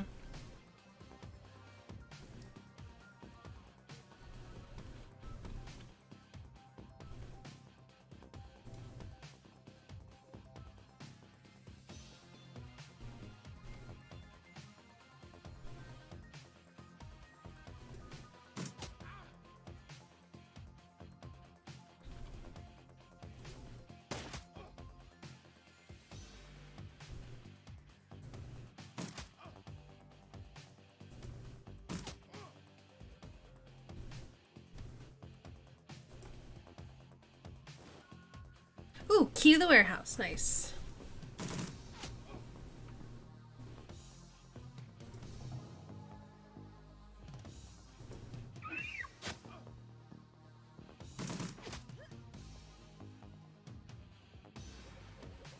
They're running away. Get back here.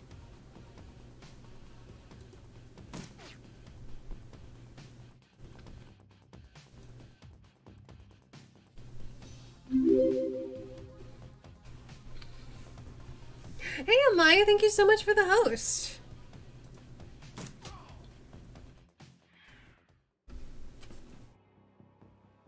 As soon as the last mark hits the ground, the docks become eerily silent.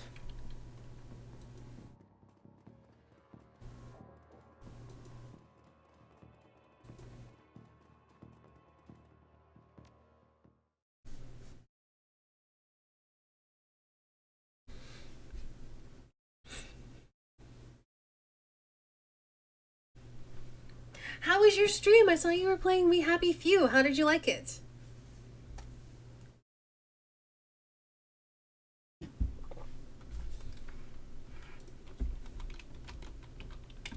I'm sure all of you are already following Amaya, but if you are not,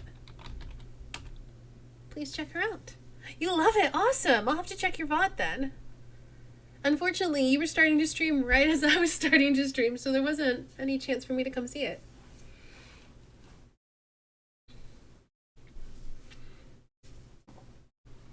You head inside the darkened warehouse with Shannon. Her eyes have that far-off gaze associated with looking into the astral plane.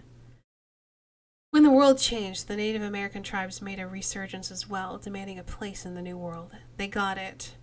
The Salish City Council now represents 8.6 million Amerindians across a multitude of tribes. Salish, Makah, I'm not sure how to pronounce that, Sinkiark, and others. They've adapted into the awakening better than other nations, thanks to a deeper connection to the world, both physical and spiritual. You can see that connection alive in Shannon now. You notice the shift in her focus as she returns to the present. She nods to you. She can sense the spirits in this place. Now you just need to find them. You had the doggo problem in the morning, so you had to start late. Aw, well, it happens. Hope doggo's okay. Find the data or we're dead meat, or, we're gonna have to murder you, I guess?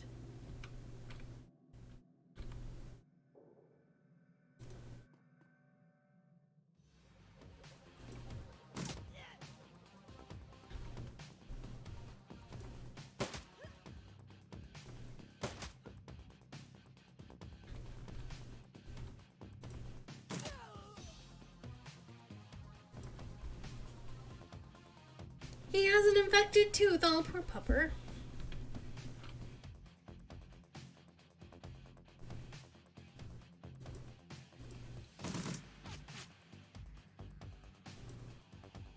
Can you get behind Death Sign here? Almost. There.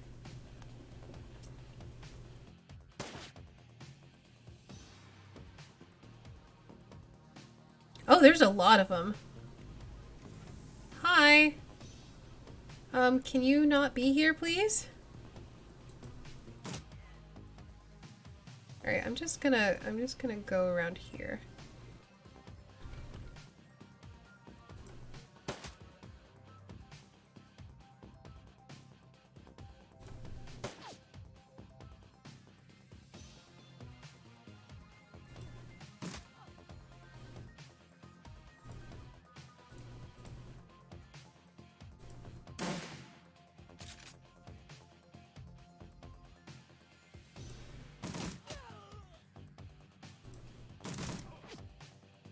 Off to dinner for you. Have a good stream. Thank you, Amaya.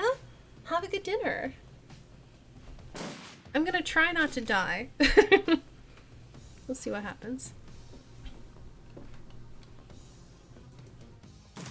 Pew. Pew.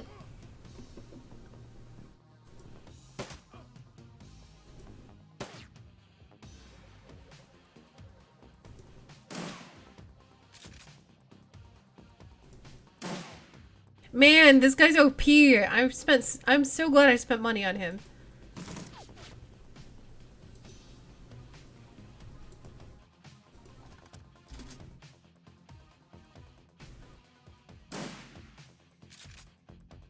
Hey, looks like you missed.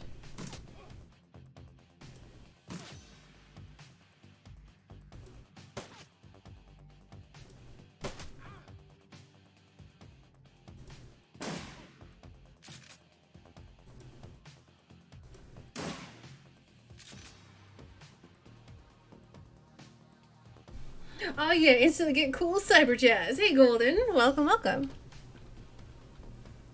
Alright, where are the other Shadowrunners? I guess I could go here? Next shot will be a crit use as well. Thank you so much for the resub. How was work? I hope you had a good day.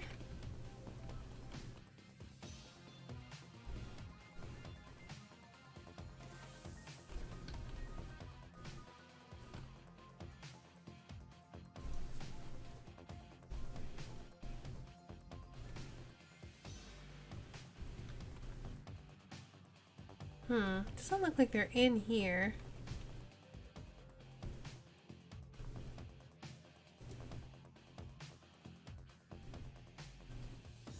Doesn't look like they're this way either. I think I'm just gonna end.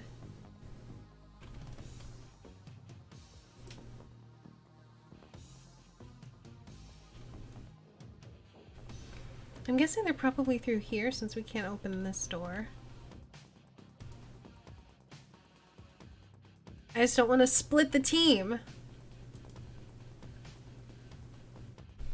Man, I'm so tired. We had taco day and I brought 6 heads of lettuce and had a food coma forever. Where people are so cool, they'll have the stuff, including my manager, play D&D and we talk about it all day. Oh, that's super cool. It's always awesome when, like, the people you work with share your interests.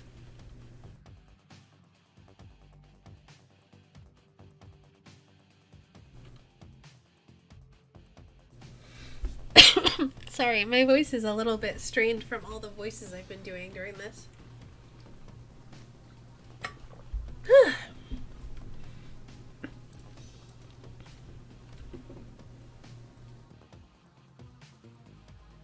Oh, the 2 means how many action points that takes. Okay, cool.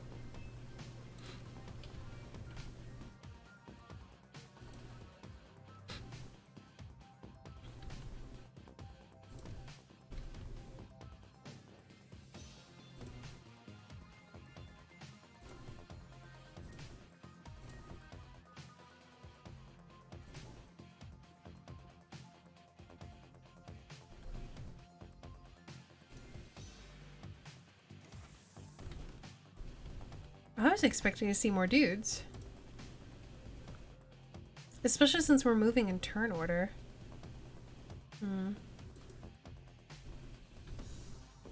Oh, there we go. There's a dude. Hello.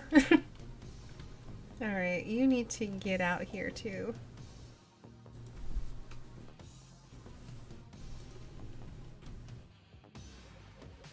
We can't take cover behind that?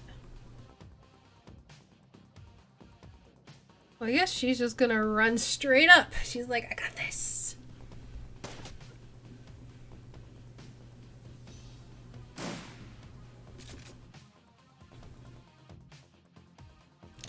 Oh, there's loads. Okay. That's not what I was expecting.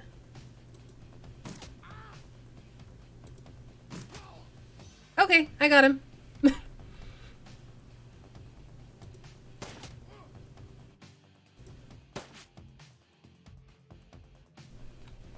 Alright, Mr. Shoddy, please move up.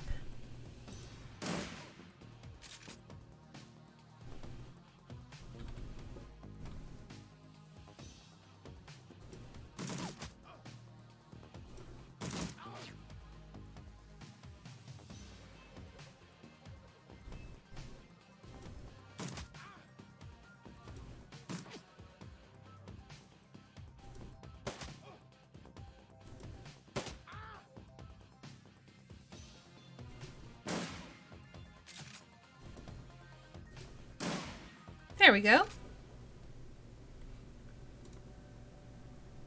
That was the last one. Follow me. Now I gotta pick up a thing first.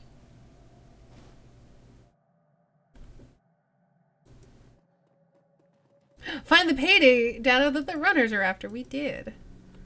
Okay, I don't think there's anything through here. Just wanted to have a quick little nosy.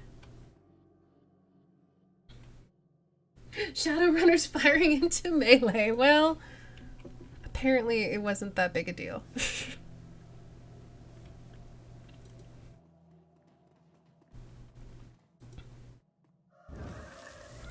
I will now summon the spirit.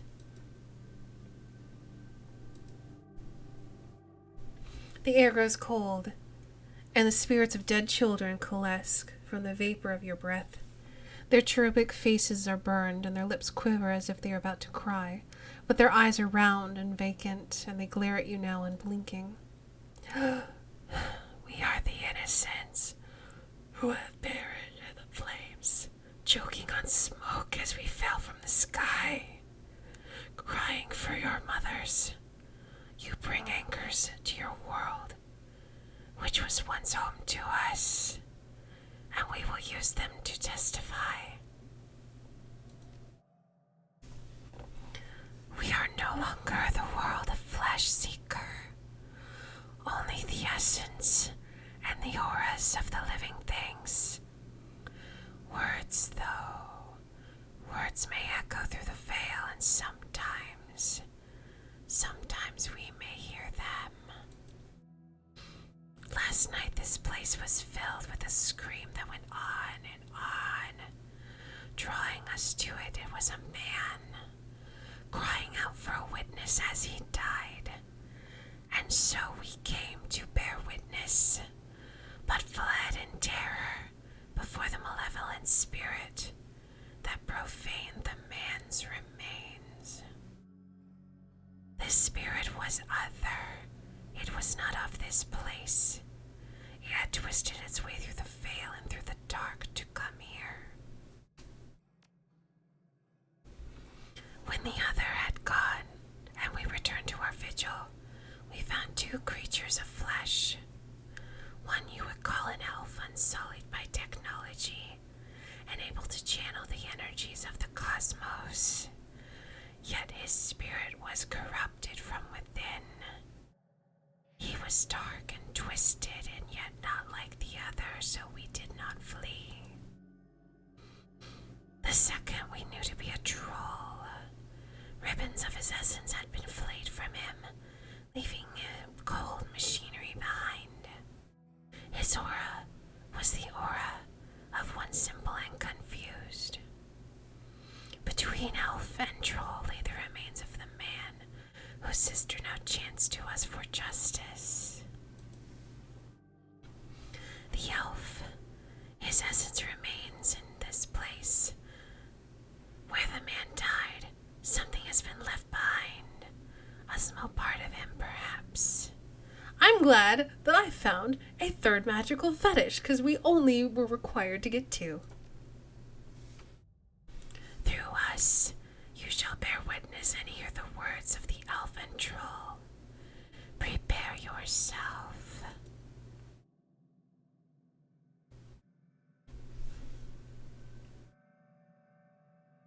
Your stomach lurches as a spirit passes into you, a heavy presence settling somewhere deep within your soul.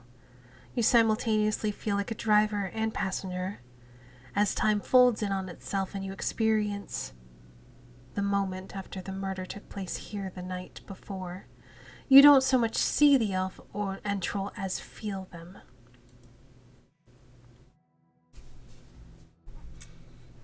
You idiot. There is no need to anesthetize him. He is already dead. Sorry, Doctor. I usually put them out before you go to work on them at the hospital. Did this one volunteer too? He lets out a little giggle. Oh! Wait, is this creepy ugly elf? This is creepy ugly elf. Never mind, I know who he is. I don't need to give him the French accent anymore. Yes, they all volunteer. Just like I volunteered for this bit of butchery.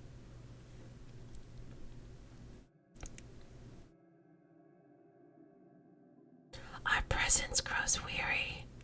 I bet I could have found a fourth fetish, but I don't have it. So I have to go, Spirit, can you tell us any more?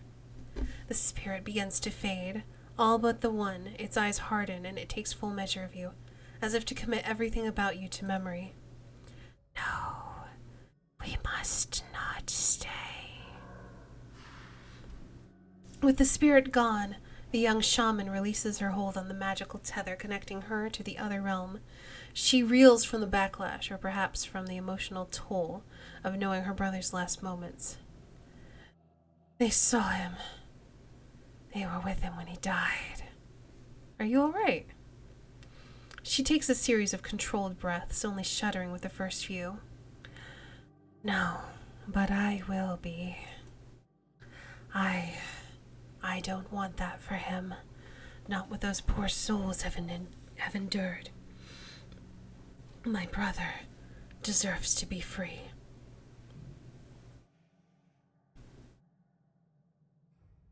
He will be, once we find this killer. Yes, the elf and troll. We have to find the piece of the elf the spirit spoke of. It's our best hope of stopping this. Alright. Would that be back here? Yeah, looks like it's here somewhere.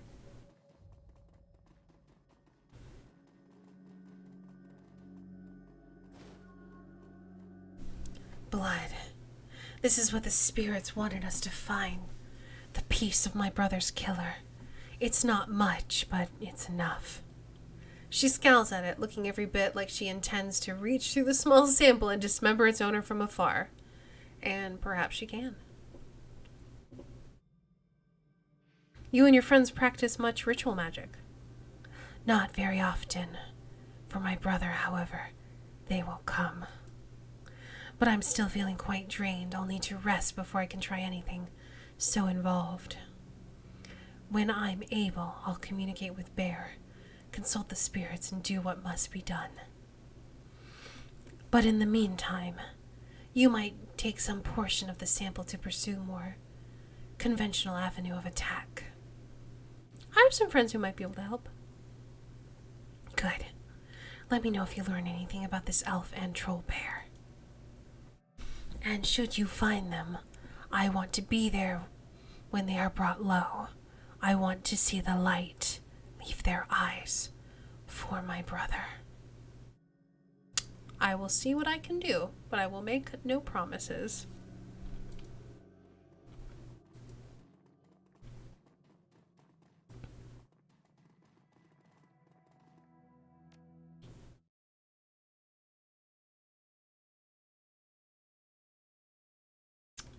When you return to the seamstresses' union in the early hours of the morning, it seems a completely different place. Bereft of the normal crowd that haunts it, the bar feels desolate, almost abandoned. It's eerie, like the It's eerie, like the back hallways of hotels and shopping malls. But you finally have a break in your case, a sample of the Ripper's blood. You just need to find someone to help you analyze it.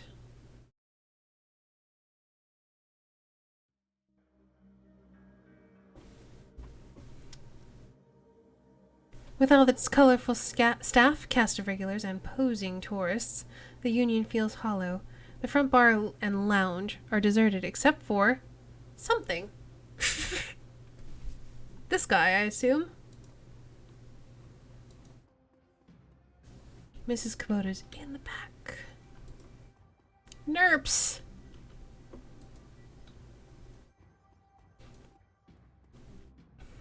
Hey, I just swept there. Sorry. Oh, cleaning staff, I guess. Okay. Gathered around the intimate back bar, Mrs. Kubota and her coterie gather for breakfast.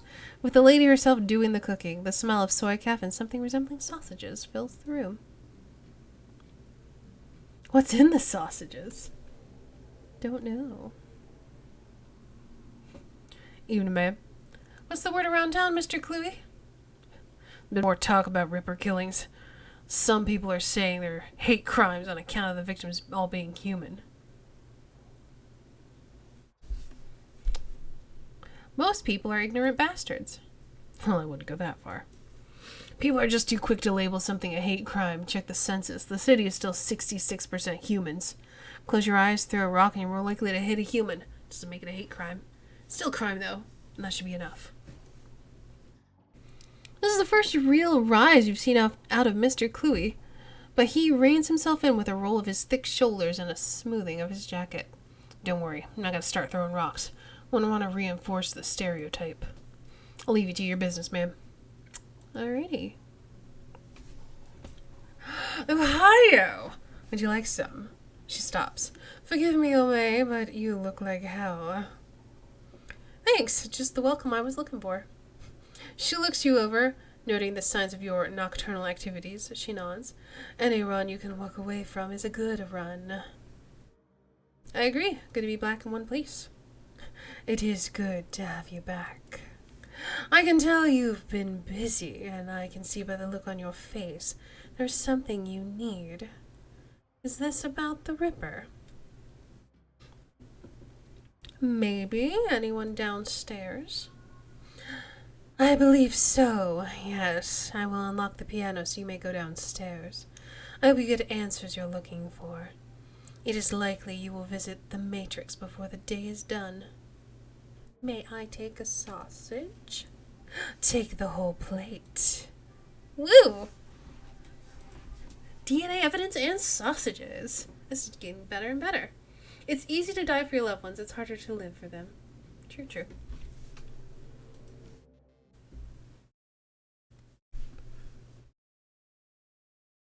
You've been doing a lot of legwork on this job, but it's going to require a trip to cyberspace and back to ID the Ripper, the Matrix, the cybernetic analog of the inside of the grid, the worldwide computer network, a digital world, information brought to life.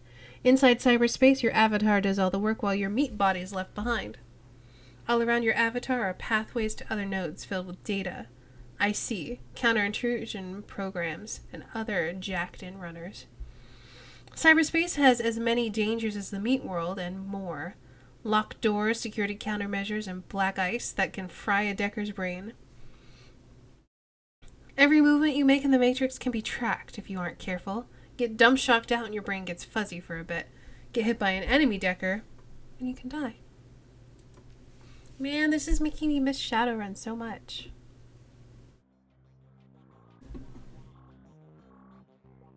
David Fry 2. I guess we're talking to him.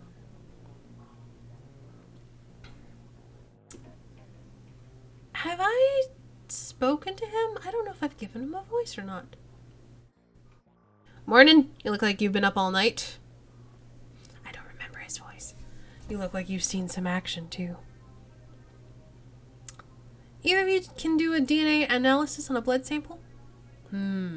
Doc Castle's equipment really isn't set up for that. He considers for a minute. However, it could employ a semiconductor chip. It could decode DNA using voltage change instead of light. That would eliminate the use of highly expensive equipment that we would have required otherwise.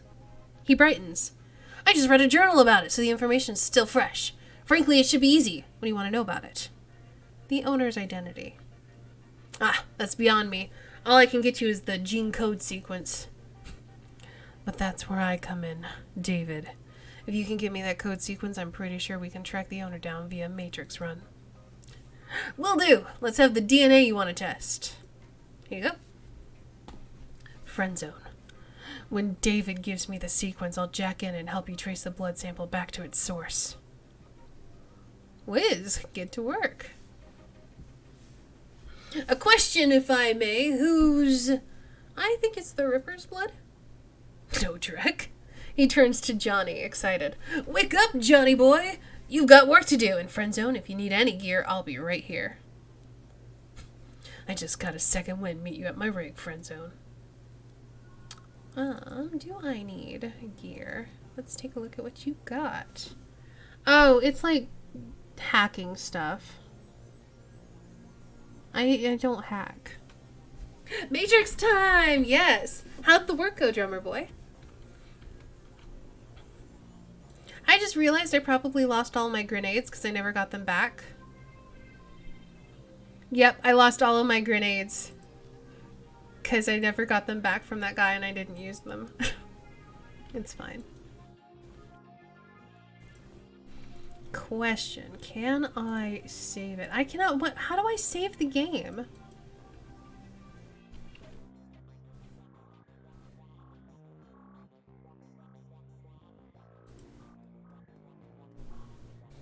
Not very productive, but I'm making bread, so that's the thing. What kind of bread? Anything fancy? Thanks to the semiconductor-based gene sequencing that David employed, we should have the information we need to track the Ripper in the Matrix. I'm really impressed with his results, considering it was his first attempt. He was utilizing an unproven technique he read about in a science journal, and he was working from memory on minimal sleep. Sounds fascinating. If there's time later, maybe you can tell me more about it. Yes, maybe we can sit down with David and he can share his research, but let's stay focused. Non-normal wheat bread. Well, still, making homemade bread is delicious and cool. Here's what I'm thinking. We hit the Lone Star DNA database first to see if they have our donor and if he has a prior criminal record. They have extensive DNA archives. Then we go hunting based on what we find. Let's hit the decks and jack into the Matrix. I can get into their private grid easily, but I've got to warn you, once we're in, it could get a little rough. How much decking experience have you had? No experience, because I don't put shit in my head, because I need my essence, because I'm a shaman, so what now? I have a Trodenet here. It's a headband that you can wear that lets you piggyback me into the Matrix. You'll see and hear everything I do. Okay. Yeah, that's fine. I'm sure this will be fine. We're in. Your synapses light up as you connect your consciousness to the digital world. Although you aren't jacked in like Johnny, the sensation is overwhelming and electrifying. You can only imagine the way it feels for him. The arc will take us to the next node. Uh-oh. What does this mean? Maybe that means data store had defended by intrusion countermeasures. This way, I guess? This is probably like Overwatch or something. Never seen this without decking skills. Yeah, I have no idea what I'm doing. I haven't done any of the decking in this yet.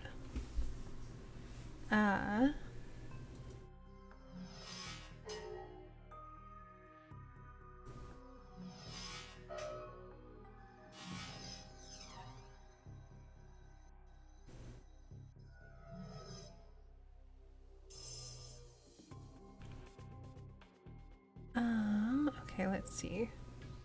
Okay, I don't have anything there. These are programs I can run, I guess. So I have heal yourself or a friendly target. Increases your chance to hit versus enemy ice. Powerful attack program directed at one target does 75 damage. That's a lot. Reduces alarm state, which is probably what this is, by 4. Okay. And then this is... Ooh, whoops. I don't think I want to use that yet.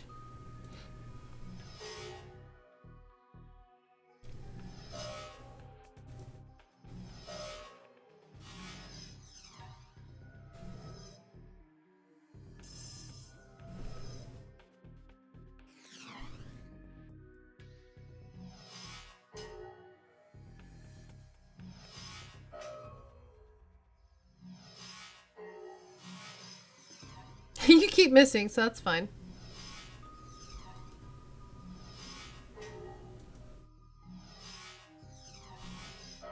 Ow! I'm still okay. The ace is down. Let's see if there's a match for the fingerprint. DNA match located. 100% match. Arrest records database. Silas Forsberg, status deceased, profession chop shop surgical assistant, breaking and entering 2 counts, public indecency 1 count, brought in for questioning on accusations of unlicensed plastic surgery, but no charges were filed. 100% match to a dead man. Let's keep looking. I guess I'm going to another node. Yeah, I'm going here. Here.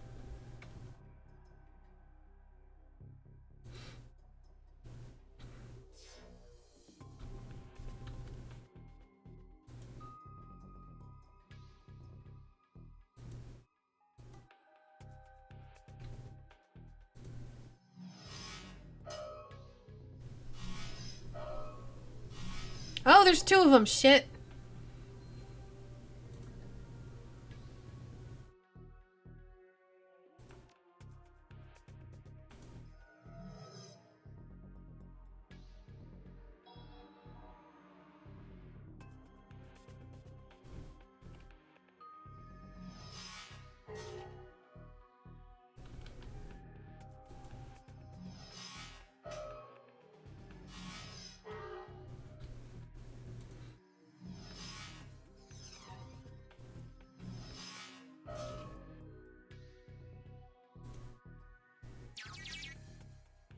Autopsy records. Subject Silas Forsberg. Subject was found overdosed on half a dozen different sedatives. Several anti-anxiety medications were also found in his system. Face was mutilated, possibly self-inflicted. Identity could not be confirmed immediately due to the disfigurement. Had to check dental records to confirm no next of kin. Large puncture wounds were found in several places on his body, possibly large bore surgical needles. Body had been decomposing for several weeks before landlord noticed smell and called police when no one answered the door.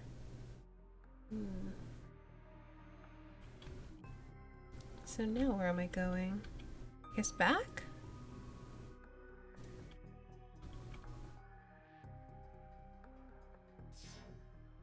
Oh, probably this way now.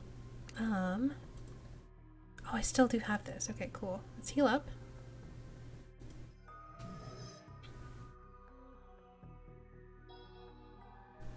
And then, what's this? Let's reduce the alarm state. Oh, can I not? Let's hit end. And then let's reduce the alarm state. What do I click on? Okay. Oh, that doesn't reduce it very much. Okay, well, that's fine.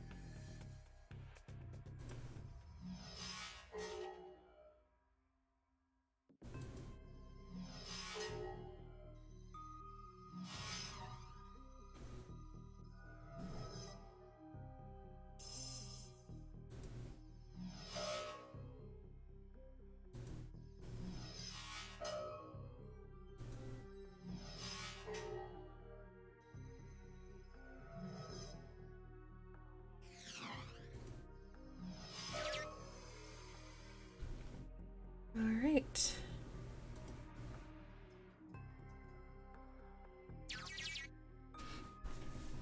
Newsnet 1. Return on subject Silas Forsberg.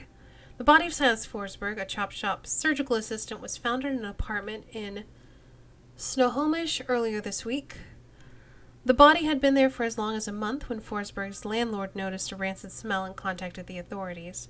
Lone Star representatives have issued a statement saying that Forsberg's death has been ruled a suicide. According to reports, his body, a mass of puncture wounds, and the cause of, I don't understand, whatever. And the cause of death was determined to be an overdose of anti-stress medications and sedatives. I feel like there is bad grammar in there. The man's employer claims he was a dedicated employee. Though he suffered from bouts of depression, Forsberg's next of kin could not be located. But the attorney appointed to his estate has located a will written weeks prior, leaving all of his belongings to his psychiatrist. They might have a word. Yeah, I think so. The identity of the psychiatrist has not been released due to privacy concerns. Yet another sad end to a life, as is far too common here in the Sprawl. Now that might be something we can go on. Let's regroup up in meat space for a bit. Okay. And by let's, you mean you.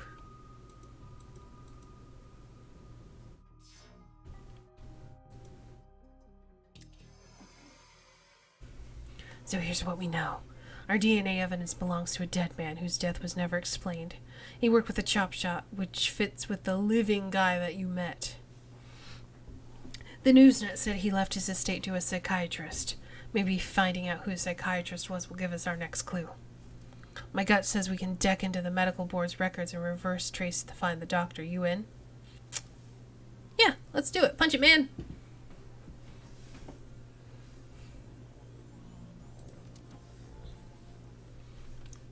Do-do-do.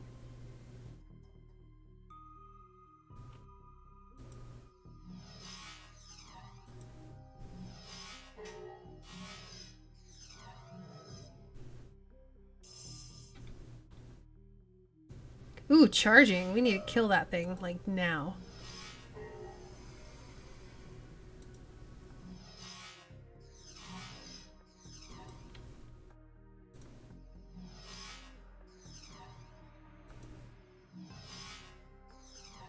Wait, why am I missing? I feel like I don't know.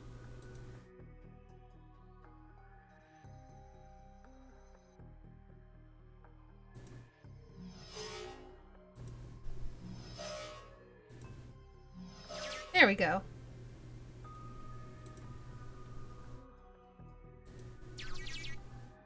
Searching medical records, Silas Forsberg. Medical records for file located. Pediatric record partial. One particular pediatrician's entry stands out from the rest. Child suffers from chronic depression and social anxiety, most likely caused by his physical abnormalities. We've seen many cases like this recently with the outbreak of changeling children being born. With the aberrant physiology we're seeing, there is no telling what sort of brain functions are affected. Prescribed a series of sedatives last year that seemed to have no effect, upping the dosage. Oh, we've already read that. Okay. Data missing or corrupted, contact your administrator for help. Okay. The file is quite large and takes well over an hour to read through. The file entry, however, is the most significant. It is written by Dr. Henry Holmes. Silas has overcome significant mental disorders and no longer goes through periods of violent episodes. Latest medications have proven especially effective, but I believe that being treated by another elf has significantly impacted his treatment. Unfortunately, my efforts to maintain an emotional boundary with him have proven challenging. He has bonded to me in an unhealthy and frankly unnerving way. His hero worship exhibits itself in the form of mimicked speech patterns and adopting my dress. For this reason, and for the health of the patient, I am assigning another doctor to his case. I will inform him at his next session.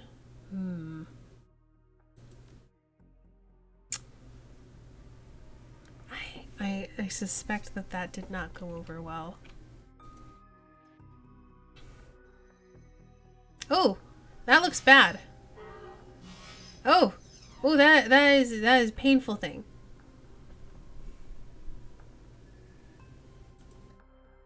Well then, we shoot you. Yes, black ice. Oh yeah, of course, black ice is always painful.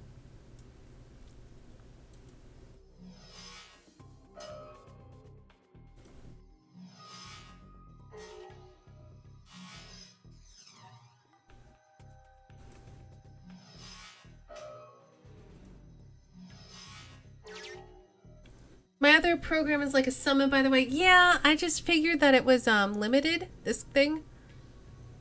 So I've been avoiding it unless I needed it. I don't want to expend the program. Are we in the Matrix? We are in the Matrix. Employment records located. Henry Holmes, MD, PhD. Henry Holmes currently holds the position of Chief Psychiatrist and Administrator at Mercy Mental Hospital, Snohomish, Washington, UCAS. It's always available. It comes back after the summon dies. Oh, okay, good to know. Thanks for letting me know. I'm always scared about wasting stuff. That's why I don't summon too much as a summoner. So he was psychiatrist in residence at Mercy Mental Hospital. Before that, he was the attending psychiatrist at Mercy Mental Hospital. Okay, so that's not important. I mean, knowing that he works at Mercy Mental Hospital and has for like the past 10 years is fine. 15 years, actually. Okay.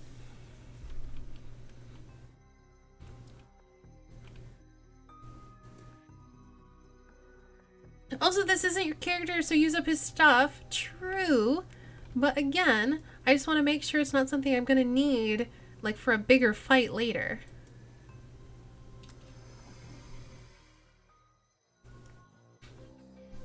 Reality is, at the end of the day, contextual. As the meat world comes back into focus, your head once again tries to settle on which world is the real one. While the philosophical question lingers, your meat body demands food and drink. You disconnect from your deck and find that the Union's safe house has risen.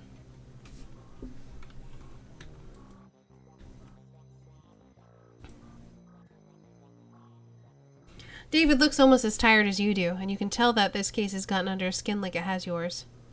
Any look in there? We found an exact match for the DNA, but it was linked to a dead chop shop assistant by the name of Silas Forsberg. Now, I have my theories. What do you think's going on here, FriendZone? Maybe Silas faked his death.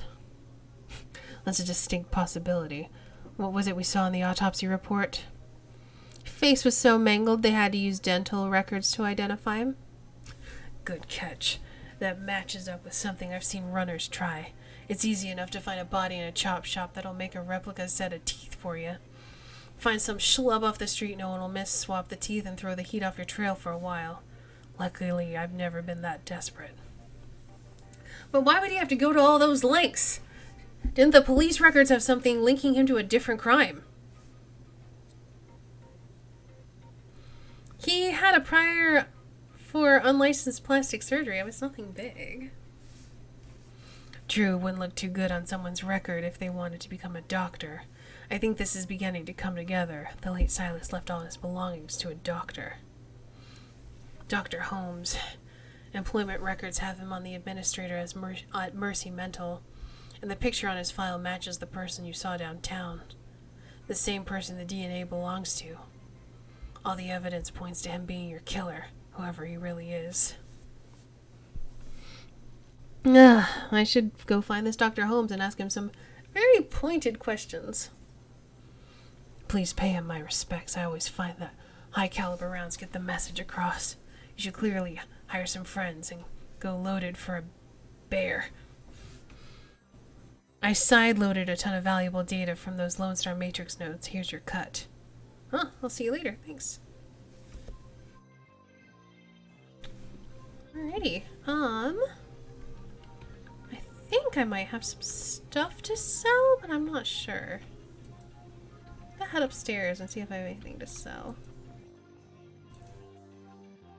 Oh, who are you? Oh, Mr. Delilah. I'll talk to you later, man. I got. Oh, I can't go upstairs. Boo.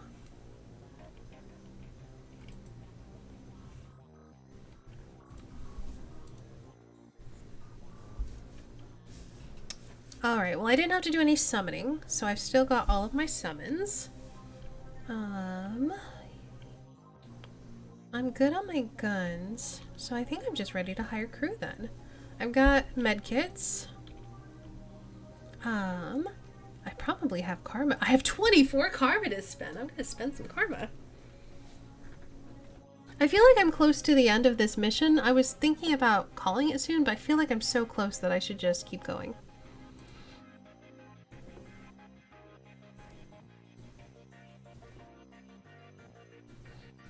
So I think I'm gonna work on my quickness.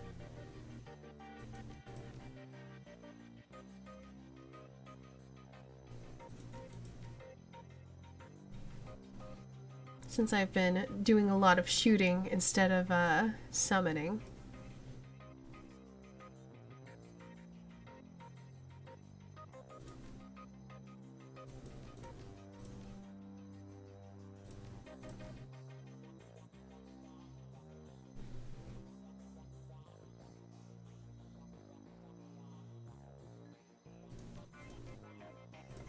Alright, that'll do.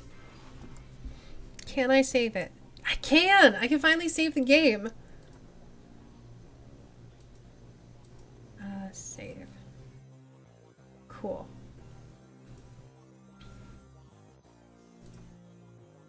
Alright, I need to hire some crew.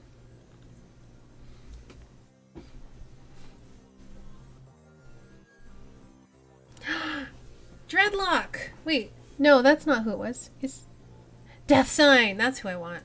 I like Death Sign. I like working with Death Sign. I haven't saved it all. I've been relying on autosaves, but also I kept trying to save it and it wouldn't let me save. I assume you can't save in the middle of a mission.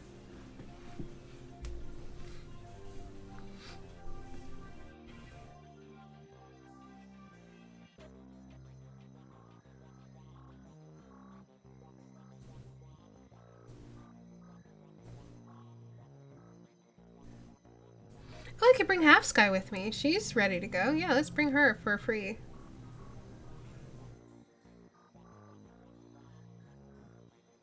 And we'll bring De Morgana. She was fine. Yeah. Oh, does he still... He still has the nades? Maybe? I think. Well, we'll find out. Because I'm going to be in a mission and then I can try to save it and see what happens. The blood you found at the warehouse belongs to a man masquerading as one Dr. Holmes, and you've tracked him to Mercy Mental Hospital, located in the notoriously anti-metahuman farmlands of Snohomish. Oh, anti-metahuman, and we only have one human with us. It's fine. Actually, no, we have two. Because I think Shannon is a human. Despite the pretense of security, the gate is unguarded, unlocked, and open. No one stops or greets you as you drive up to the large crumbling building. Gothic ramparts top up damaged roof, cracked walls, and broken windows. All around the building is a lawn gone wild. Only the artificial light from within speaks of inhabitants. You walk up the hospital steps to confront Sam Watt's killer and bring an end to Admiral Cedric Ripper. So yeah, this must be the end. Hopefully this is going to unlock the other missions. He does not have my grenades. What did you do with them? Did you sell them? Jerk. He must have sold my grenades. Asshole. I wasn't paying you in grenades, man.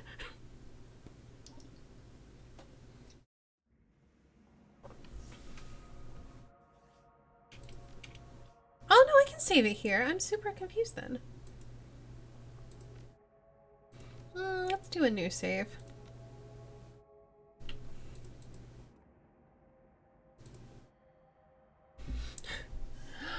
Welcome, ma'am. What business brings you to Mercy Mental Hospital? I'm here to see Holmes, Dr. Holmes. Ah, new customer. Please wait in the common room ahead. I'll notify the good doctor. Uh-huh. Can't save in cutscenes or combat. Yeah, I knew about that. I don't know. Please stay within the cafeteria. I don't want to.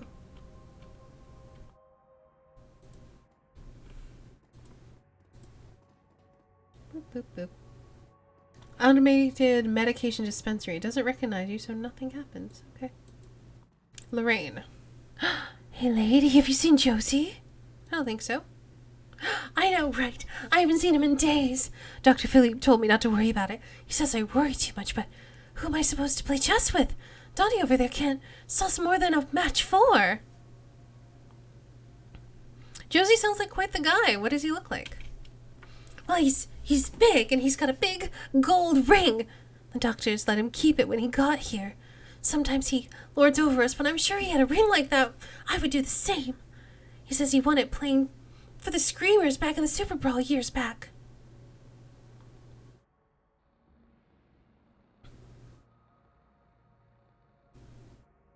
I can see an ex-brawler becoming a celebrity around here, sure. He's got great stories. They don't let us watch sports and hear violence and triggers and stuff. But listening to Josie talk about his games, it's almost as good as the real thing. Will you help me look for him? I have this key I swiped off the day guard, but they keep a close eye on us. You could have a peek in the infirmary and see if there's a record or something. He might just be in the cool-off room and they won't tell me. I'll see if I can find something. No promises. Okay, I'll be right here if you do. Thanks for the key.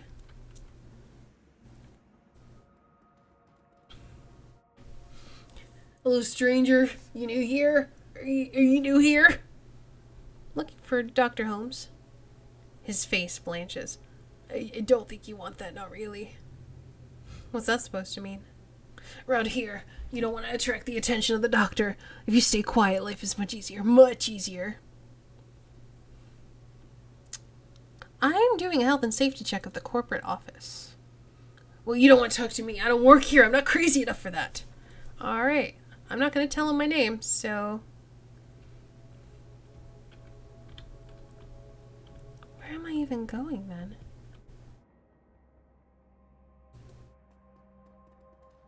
The clock stopped, probably displaying the time from 40 years ago. Oh, wait. Hold on. Can I select my other team members? Because, like, obviously I can't access this, but I brought a Decker. How do I...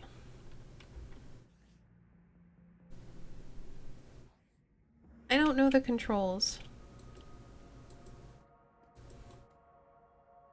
Right clicking does nothing, left clicking does nothing. Why would I bring a Decker if I can't access her? What if I hit, no, tab, shift, alt. Alt makes things highlight, that's good to know.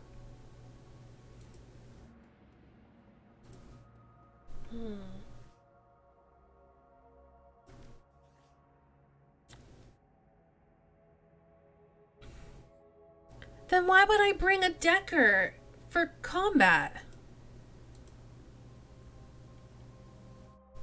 Ah, that's annoying.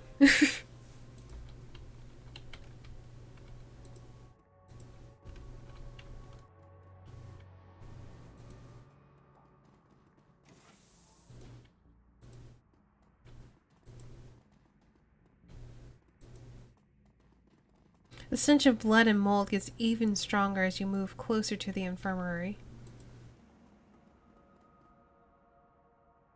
The patient information for Josie C. Dawson is open on the cyber terminal.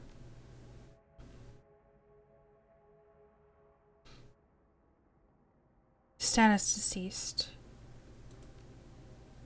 Patient had undocumented cyberware in left arm, as well as multiple pieces of shrapnel in various locations. Complications would likely arise if transplanted into another host. The rest of the body is in excellent condition and can be used to improve other subjects as well as fulfill some custom requests. It's fucked up, man.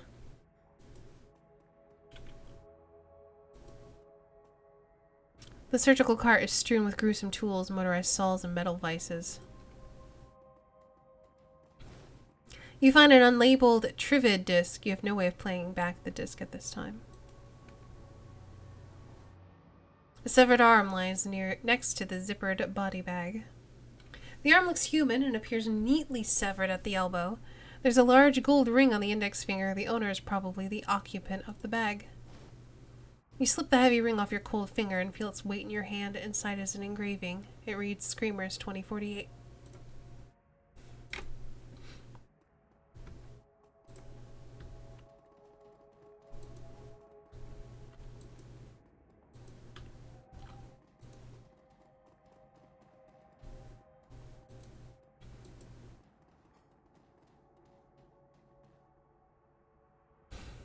So, did you see anything? Josie's dead. Dead, but I just saw him. Do you know what happened to him? You should have this. You baby. Oh, God. Oh, thanks for your help. The noise of a scratchy PA system blasts through the room. I don't even remember his voice already. Attention, FriendZone. Please report to the North Hall to meet with the administrator. Womp womp.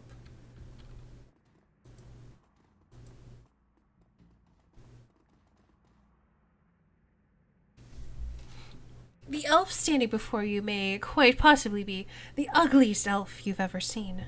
His meticulously clean lab coat, format jacket, and old-fashioned bow tie give him the look of an undertaker from centuries past.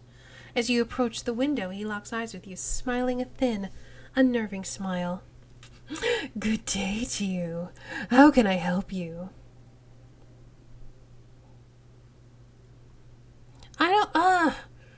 Why can't I be more subtle?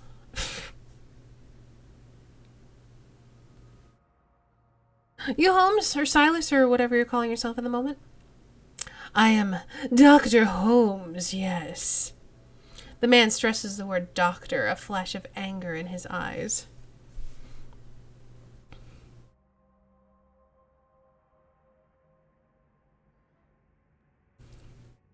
Alright, if that's how you want to play it, Dr. Holmes, I have reason to believe you're involved in the Emerald City Ripper killings.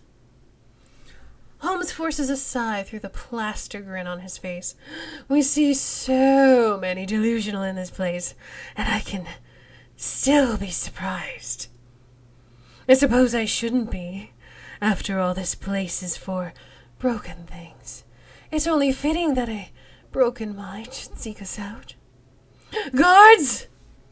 Oh, man. Well, hey, guess what? I gotta do some murder. On the ground now. No, I think I'm gonna shoot you. And then he's gonna shoot you. And then you're dead. And then I gotta figure out where the heck to go.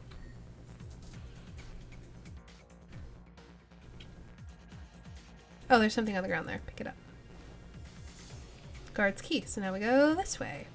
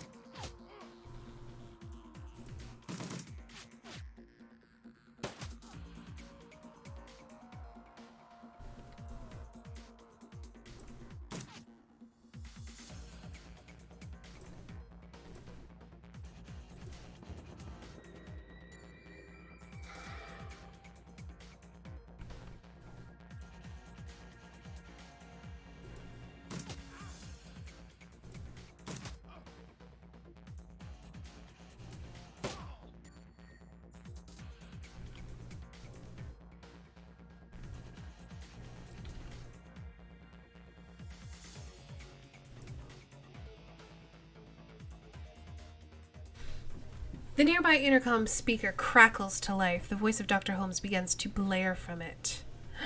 Attention all personnel. We have a dangerous patient loose inside the facility.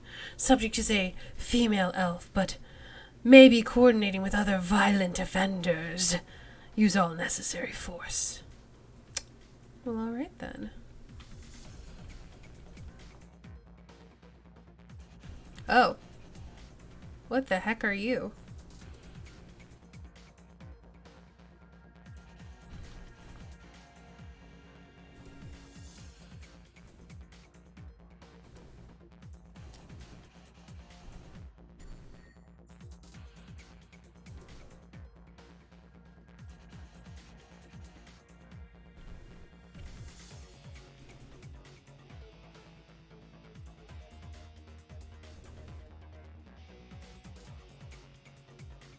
Oh, exit them from the scene, okay.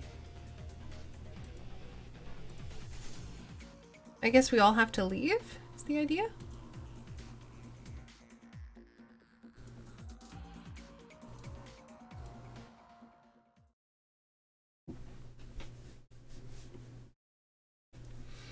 As you venture deeper into the asylum, you see that the inside is every bit as bad as the outside.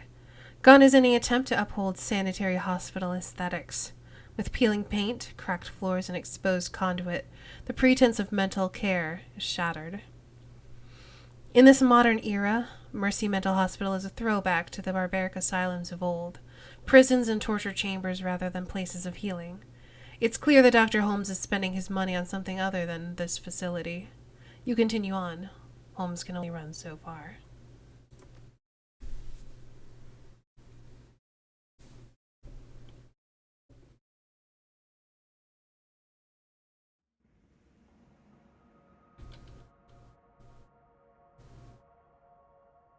We'll open the cells, they'll kill us all! Uh-oh. Well, let's find some cover.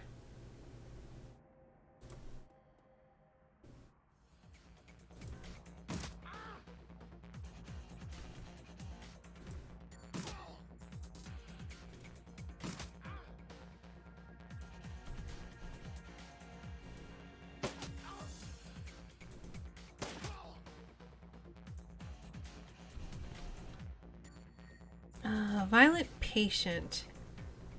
Well, let's get some more cover. I think we're going this way. I think I'm gonna end here and see what this okay, so this patient is definitely gonna try to attack.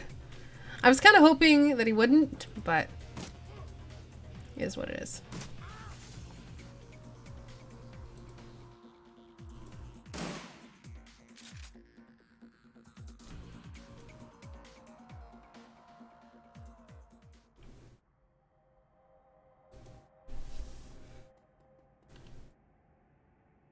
The intercom begins speaking as soon as you approach. Holmes must be watching from somewhere.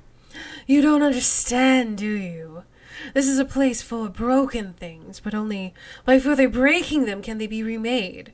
And so we must break you. Yeah, whatever. I'm not buying this BS.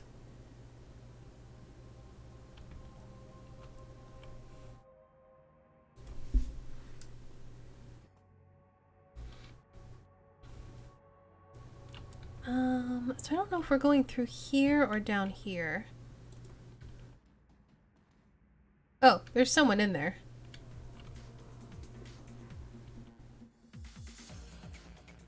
Huh. Oh, they're violent patients. Okay. Eat Earth Elemental.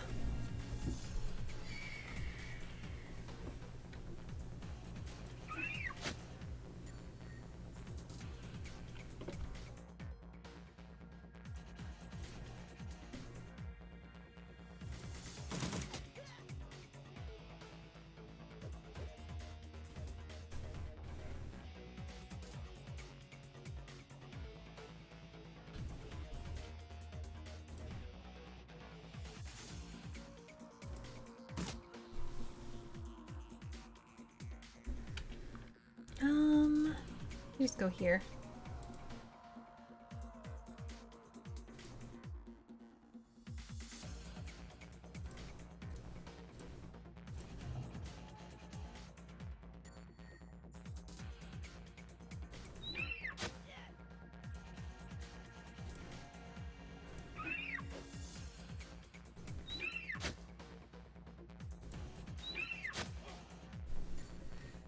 bed. Thank you for all the hearty laughs. You're welcome, Uni. Thank you for hanging out.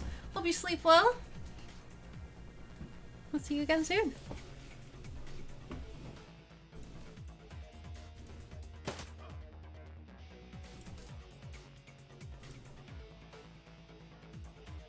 Oh, line of sight's blocked. Okay, fine. Can you move back one? There we go.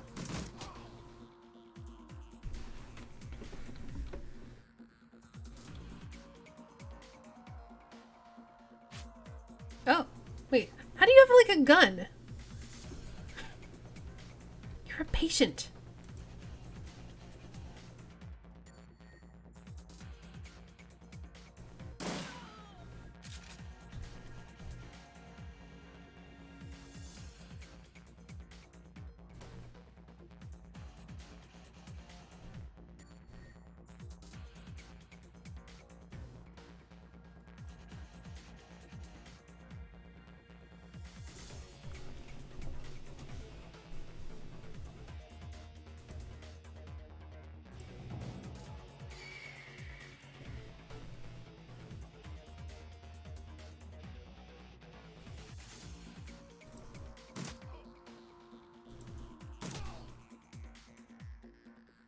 Well, so much for running in here. They all ran outside. Go here. And then just shoot him.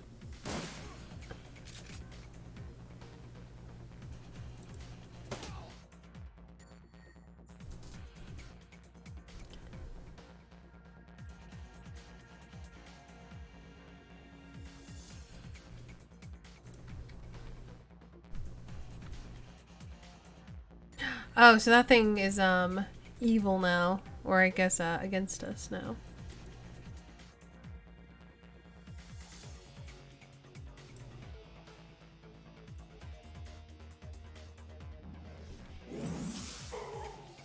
Well, I was kind of hoping we could avoid it, but I guess not. Okay, fine.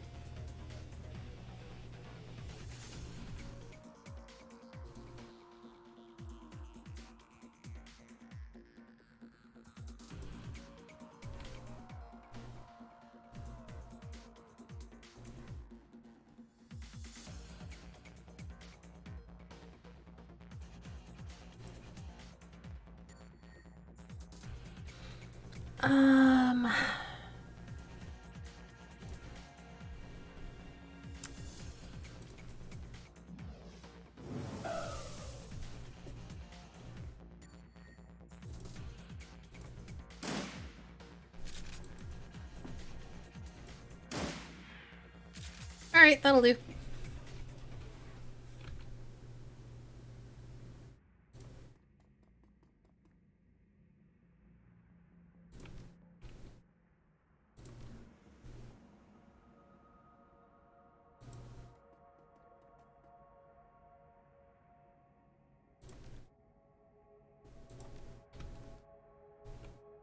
It's gonna take him a while to catch up.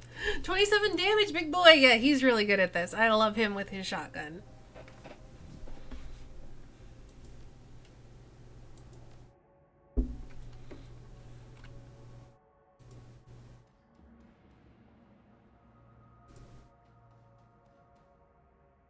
I need to check something. Oh, well first, let's see. Oh, I can't call on her bear. That's annoying.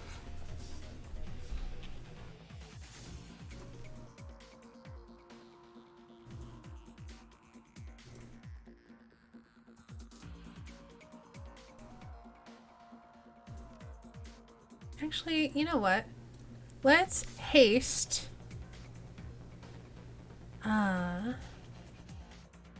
Ooh, I want to wait until next turn, I think, to haste. So instead, we're gonna monobolt this dude.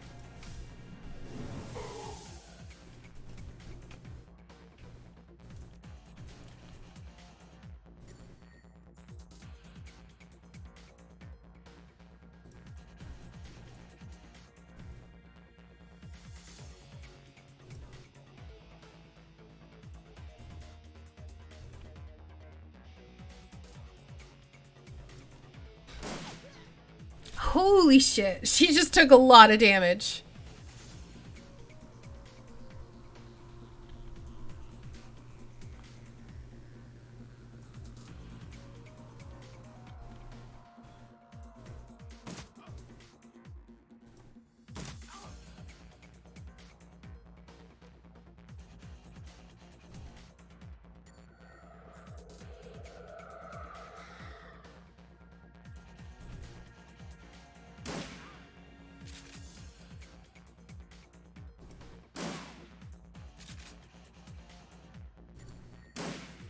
Ah, you missed, dang. Alright, well, you come here then. You start unloading.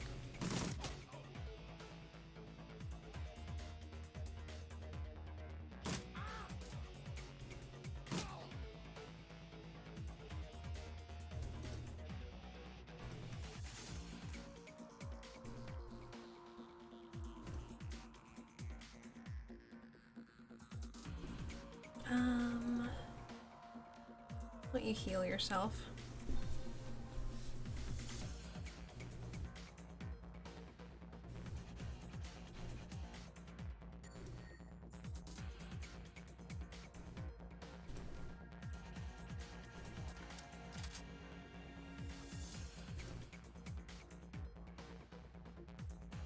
The smell of rotting flesh is immense.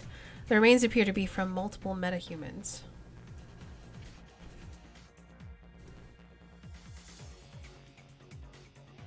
The surgical cart contains a gate key. Hopefully I took that. So wait, where are we even going? There's an unlabeled Tridvid disc in the second drawer. Okay. So we have a gate key. Is there now a gate that is open to us? Not quite sure where we're supposed to be going.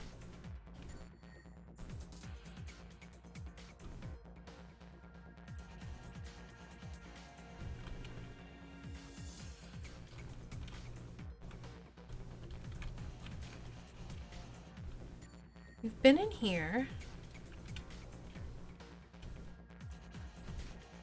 Where are we going?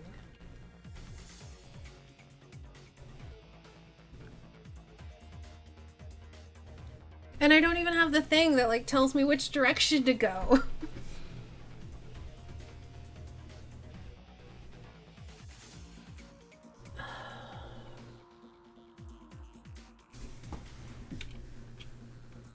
There's nothing left to search. I'm so confused. I don't know where to go. Doesn't look like there's anything here, so I guess I'll just start heading back.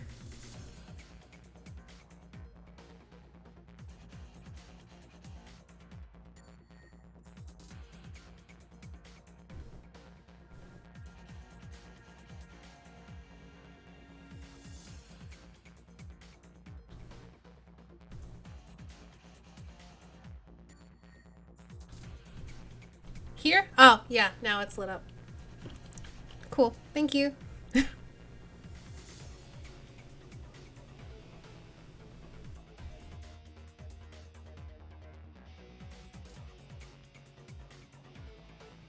So fast, fast boy.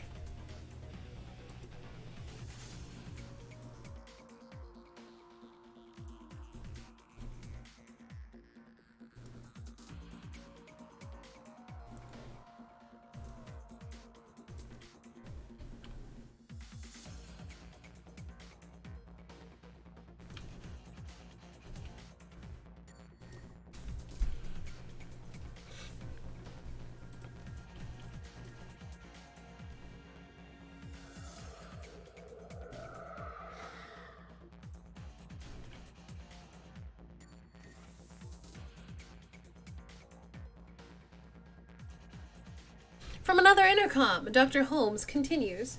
Should have been a prompt on your way down that this gate is locked, you need a key, but game design. Yeah, or they could also, like, have the... What is it? Like, when you're not in combat, there's that little thing that kind of is like a compass and it points you towards your quest marker. They could have had that in here, but, you know, whatever. Someone once told me I was a broken thing. When he also said I could remake myself, he wanted to break me down. And so I could pull myself back together again, and I did, but only after I broke him. I could remake you as well. What wonderfully twisted thoughts must churn in a mind such as yours, but I'm more inclined to use you for parts. Fuck you.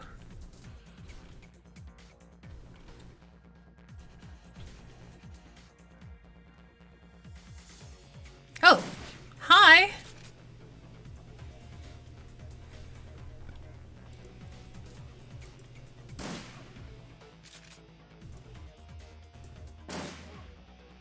How do you have a shotgun?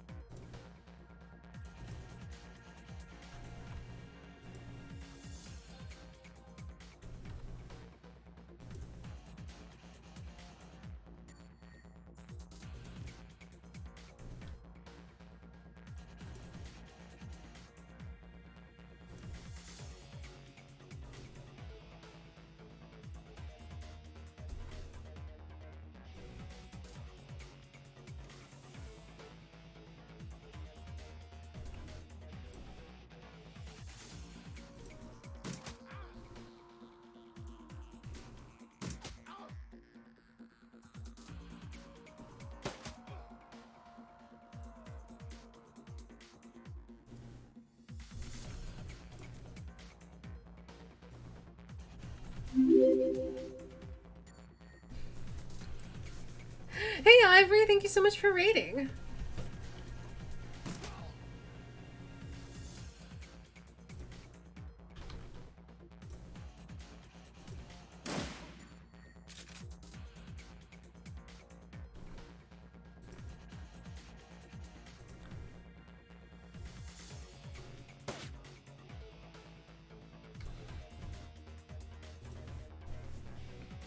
We are here to watch the shadows running. I don't know. I think we're on the last mission, actually. I was gonna summon a thing, but I don't really feel like it. Just let's put everybody in one spot. That's fine.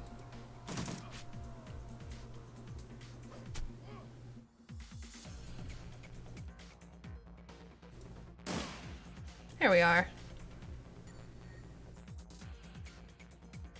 Careful, for the shadows are dark and full of loot boxes. Sounds spooky.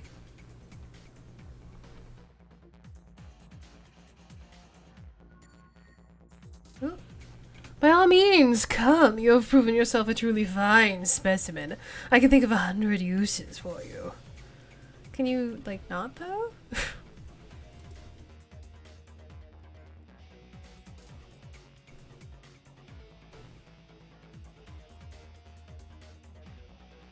Wait, where's the people? I don't know. You tell me. Alright, we're gonna have Death Sign move forward. Open the door. Oh, he's gonna leave the scene. Okay, cool. That's fine then.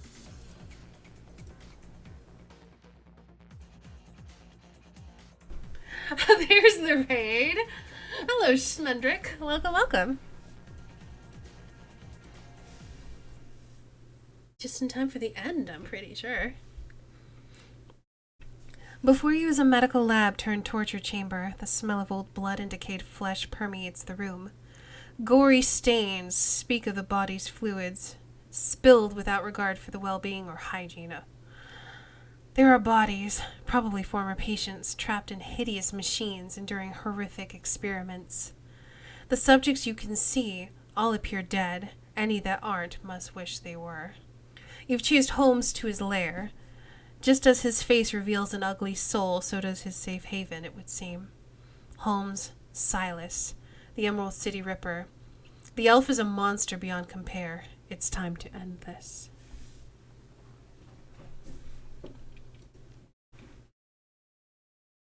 Well, hello and welcome, raiders. We're gonna murder a horrible murderer. Hooray!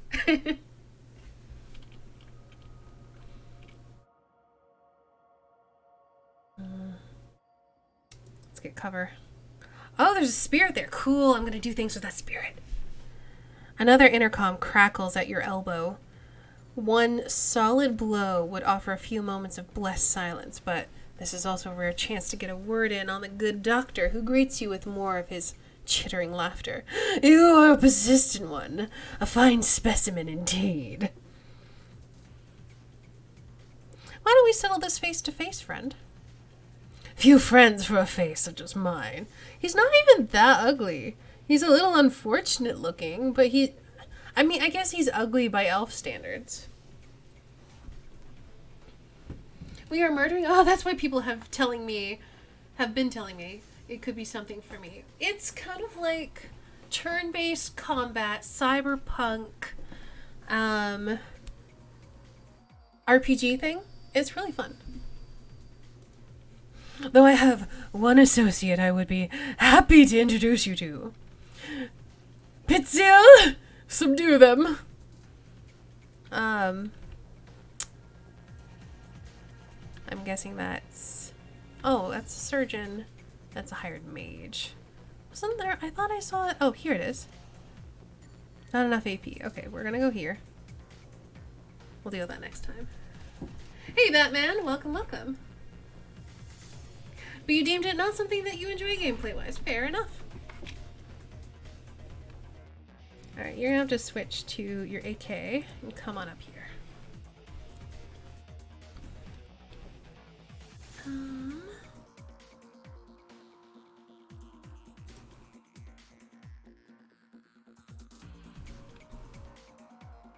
Okay, she can get some cover here.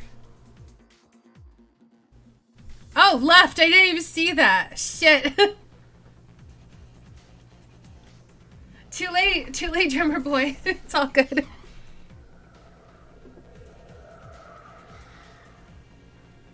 Alright, so first things first.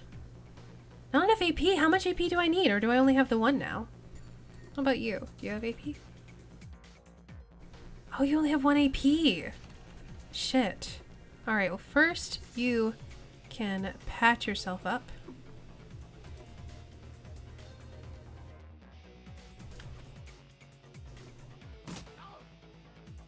Oh, switch to the shotgun then if he's that close.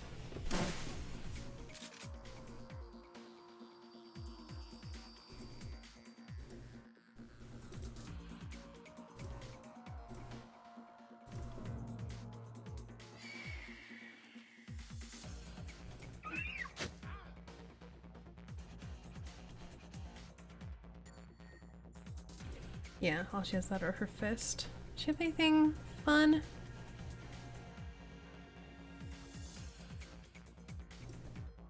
Not really. Mark this dude, I guess.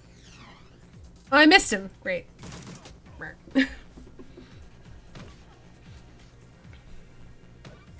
Welp. This is a problem. Can't you do anything right, Paito?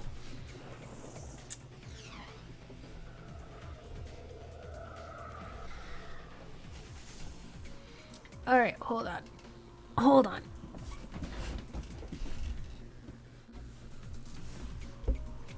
So now I've got 2 AP.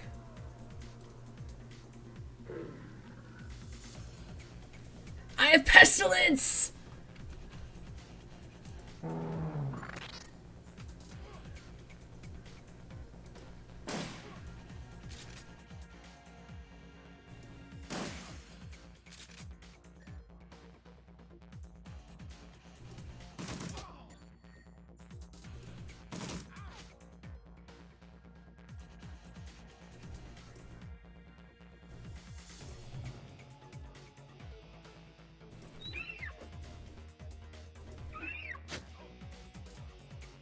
Oh, wait, what's this? Oh, no, I don't want to banish it. I'm good.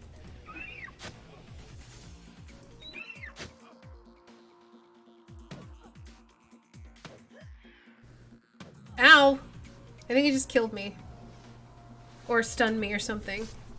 I might die here. This would suck if I did.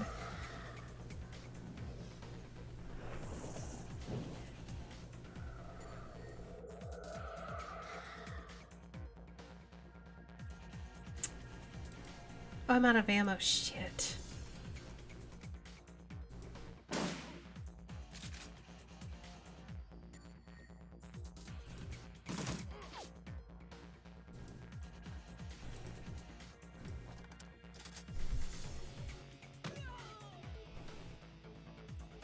Yeah, Shadowrun is based on a tabletop RPG called Shadowrun. I gotta restart the level. Hopefully it's not the whole thing. Okay, good. It's just going to be this part. It's actually the first tabletop role-playing game I ever played.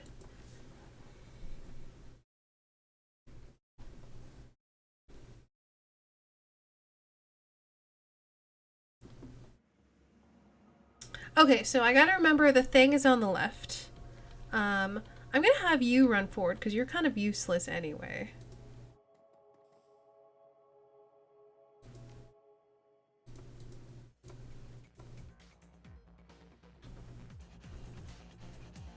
Okay, I would need 3 AP to get to that. So I'm gonna go here. You're gonna reload. And go to here. And you are going to haste that boy.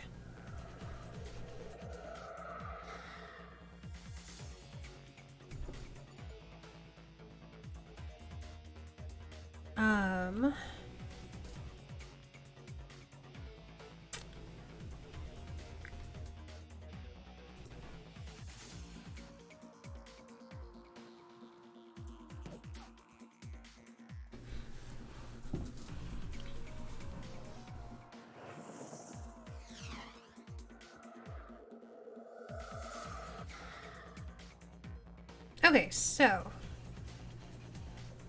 Oh, there it is. This.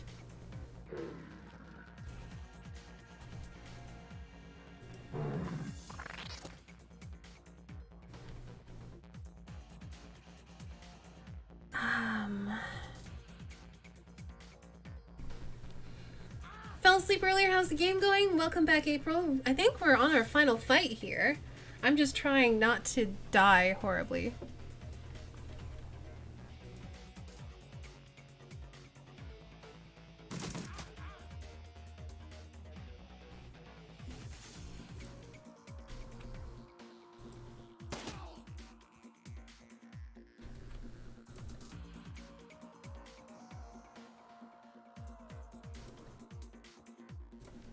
I would have to summit down there. I don't want to do that, so I'm going to have you run forward. I'm hesitating with what to do with him. I think I'm going to switch off of the shotgun. Because I want to start taking down this thing. Oh, line of sight block. Then I guess I'm shooting you.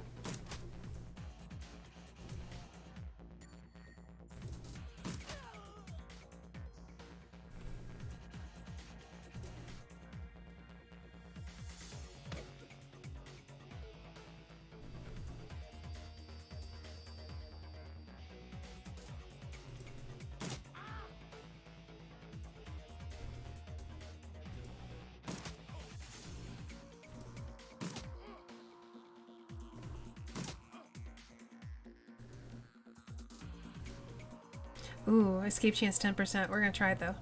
Cool! Come on, hit it.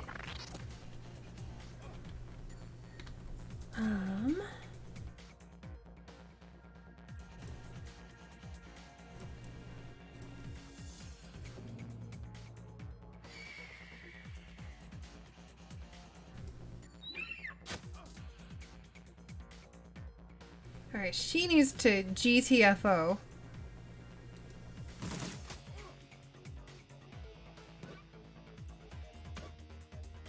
Your bread's almost done! Awesome. You hope I win it. Thanks, Phoenix. Thank you for hanging out. Sleep well. And I hope I don't die.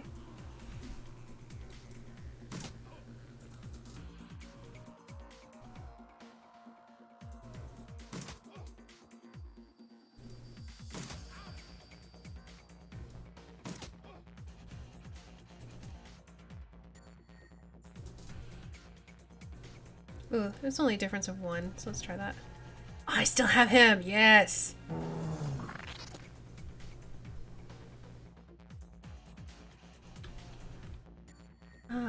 Oh, he's here. Hi!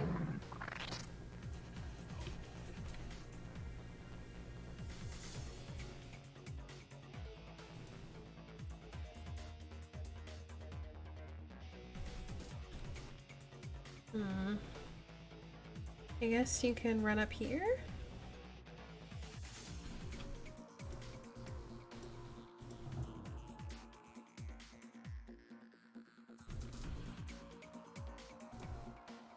Doop doop doop. Myrtlate this doctor.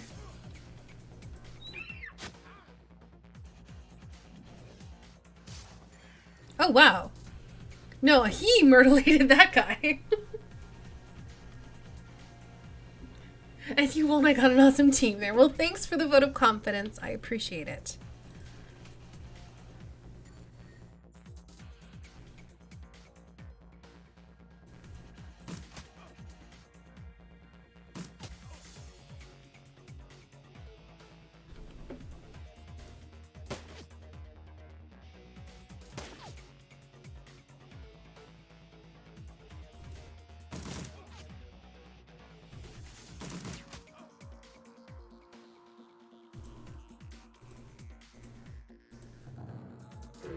Yes, I still have it. Wait, do I? Maybe I don't. Okay, I don't think I do. Shit, he turned on us. Can I resummon him? Oh, I can get a new one. Cool.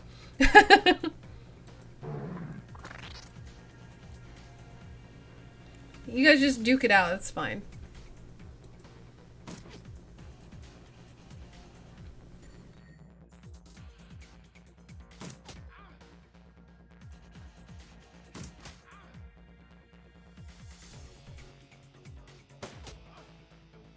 Oh, he's dead. Cool. So now we just fight this thing.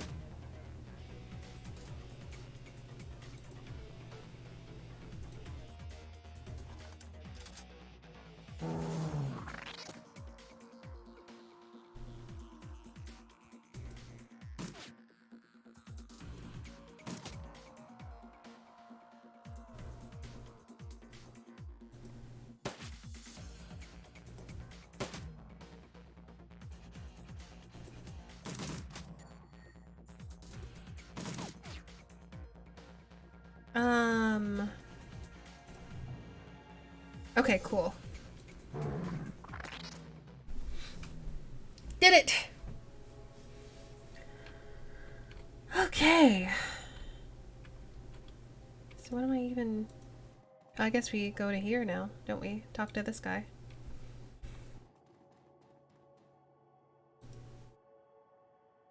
Holmes drops to the ground, the light in his eyes fading fast, but something keeps the shriveled husk of his soul stuck to this mortal coil for a few moments more. Should play XCOM 1 and 2? I don't play a ton of turn-based stuff. You did it! Yeah, I did! Thanks! I know XCOM's really popular. I have no idea if I would like it or not. This is a place of broken things. I remake them. She asked me to remake her. He manages one more laugh, his glazed eyes rolling toward a workbench across the way. She was playing both of us. Ooh, my experience has increased my ability to operate in dangerous situations. I get an extra action point. Then, with a final bloody whimper, the Emerald City Ripper breathes his last. You threw your bread in the Discord! I will look at it after the stream, because I won't be going too much longer. I'm pretty sure I'm about done with this mission.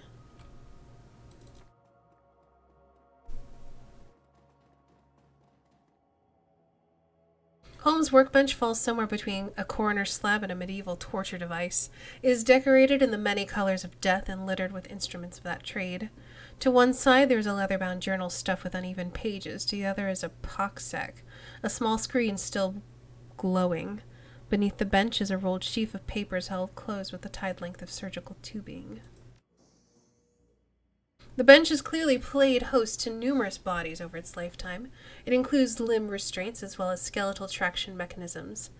At this table, Holmes likely dismembered bodies or quite possibly put them back together. The tackiness of the blood suggests it has been used relatively recently. You knew I could do it! Thank you, Phoenix! Should try some more action-based games that could keep you from getting bored. I'm good. But I will look into it. Leafing through the pages, you find few intelligible entries. Holmes may not have been a real doctor, but his handwriting certainly fits the stereotype. Stuffed in the last few pages is a copy of a disinterment order from a local cemetery with the grave occupants marked as Melinda Watts. That's gotta be their mom. Oh, shit. Have a good night, Phoenix. Holmes is still logged in, granting you access to the loaded files. Prominent among them is a hospital report from a donor program. It lists the organs by the names and vital statistics of the recipients. Your eye catches Sam Watts' name before the entry for liver. Also on the list are Ripper's other known victims, along with several others who may have shared the same fate. Oh my gosh. I bet she died. She was an organ donor. Her organs went into all these other people, and he's getting them back, is what he was doing. XCOM can be punishing at times, yeah. Staying the hardcore shooters, I don't think that's me. You can name the soldiers after chat and kill us all for once. There's also a large sum of New Yen, which can easily be transferred to your account. Unfurling the large sheet of paper, you discover a diagram of the human female form rendered to an impressive level of detail. It appears to be the blueprint for making Holmes's very own monster.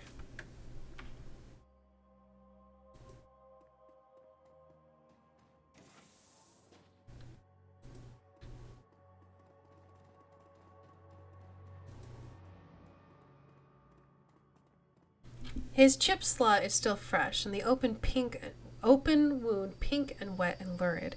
His voice drips innuendo, but his eyes say nobody's home. Well, hello there. Did you come to play? No thanks. I just want to know what's going on. Forget him. I'll teach you anything you want. But I'll do anything you want. I'll be your little playmate by your name. She's assembled in a standard config. Face of a schoolgirl, body of a stripper. You'll need some thick beer goggles to miss the work she'd had done. Oh, thing. Computer.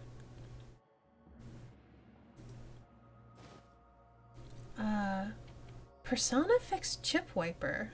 What is even that? No idea what that is.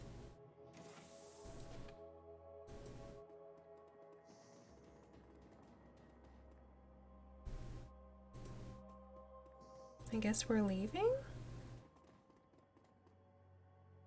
As you approach the exit, you realize that Shannon lingers quite a few steps behind.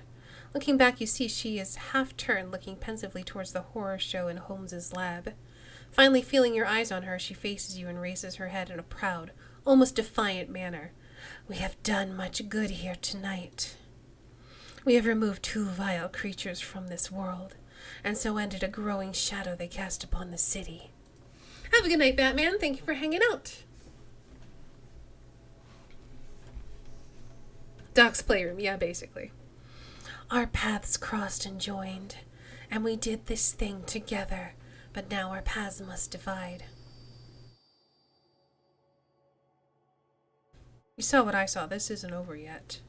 No, it won't be over for some time to come. A distant cry of pain echoes from somewhere above, and the young shaman pauses to listen for the tortured sound. There is more work to be done for both of us, but what must be done differs for each of us. I came here to find justice for my brother, and that has been done. His spirit can now find rest, but there are other victims of the Ripper, both alive and dead, who still struggle to be at peace. Many of them are here in this place, filling the halls with their torment. I cannot leave them behind. But the spirits have something else in store for you. A different path. You must finish what you've begun. You must confront the first evil that fostered the one we have just ended. All right. Thank you for everything. Because of you, my brother's killer has met a swift justice, and justice of the only sort such a man as Holmes deserved: death. I will now set to the task of healing those he has left behind. For every madman we face here tonight, there are a dozen innocent souls crying out in need. The spirits of the departed will also need help in passing, or else I fear they may become like those we met in the hangar. They all deserve my help. And what about Lone Star? They can't be far behind. When they enter that room back there, they will have no thoughts other than thoughts of promotion. With the Ripper in hand, my brother will be forgotten along with the other victims, but so too will I. They will not be a problem. Silence, I heard your story. Revenge, good story. Absolutely, right?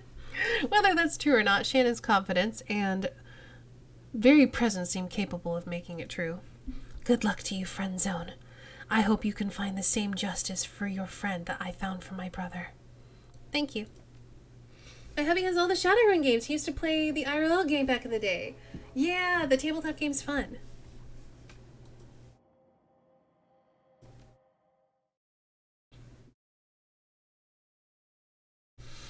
The ride back to the Seamstresses Union is quiet compared to the pandemonium left behind at Mercy Mental Hospital. Lone Star squad cars pass you on the road, sirens blaring, no doubt in response to the aftermath of your showdown with the late Dr. Henry Holmes, the Emerald City Ripper, the man who violently repossessed the internal organs of Sam and Jessica's mother, Melinda Watts. And although the killer is dead and the grip on the city is broken, it's clear he wasn't working alone. There are loose ends aching to be tied. The taxi turns onto Redmond Way, cruising past now familiar landmarks until the Seamstresses Union, in all its decadent, seedy glory, materializes between swipes of its overworked windshield wipers. Time to evaluate your next move. The Union is quiet this afternoon. The salarymen and wage slaves haven't migrated from the city offices and suburbs to dabble in the exotic yet.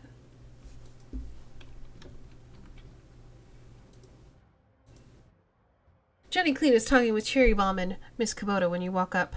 We were just talking about you, FriendZone. And the Emerald City Ripper, ironic that you tracked a serial killer to a mental hospital. Johnny Clean told us where you were going, Omei. We've been waiting for your return. I thought you knew better than that, Johnny.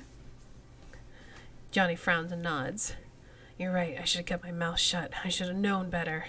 It's just that we have a personal stake in the Ripper murders. We each have our own reasons for wanting the killer found. Sam was regular here and his loss has been felt, regardless of his shortcomings. The whole sprawl has been shaken by these killings, as well, the randomness of them. No one knows if they will be next or what the killer may take from them. Hey, Jug. Welcome, welcome.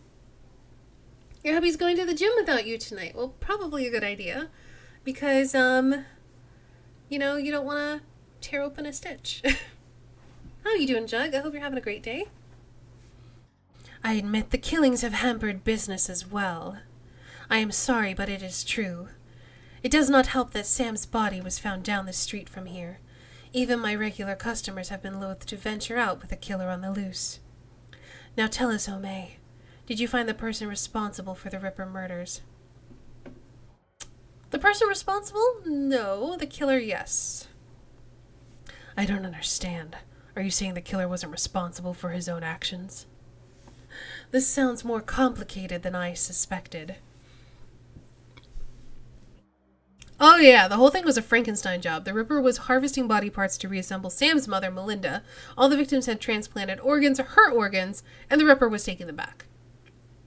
All three of them are silent as the news sinks in. So, Sam had an organ transplanted from his mother, and then the Ripper killed Sam and all those other people just to, reassemble Sam's mother? Grisly, isn't it? I sense a cause and effect in this. Coyote and Jake Armitage just left here to attend Sam's funeral.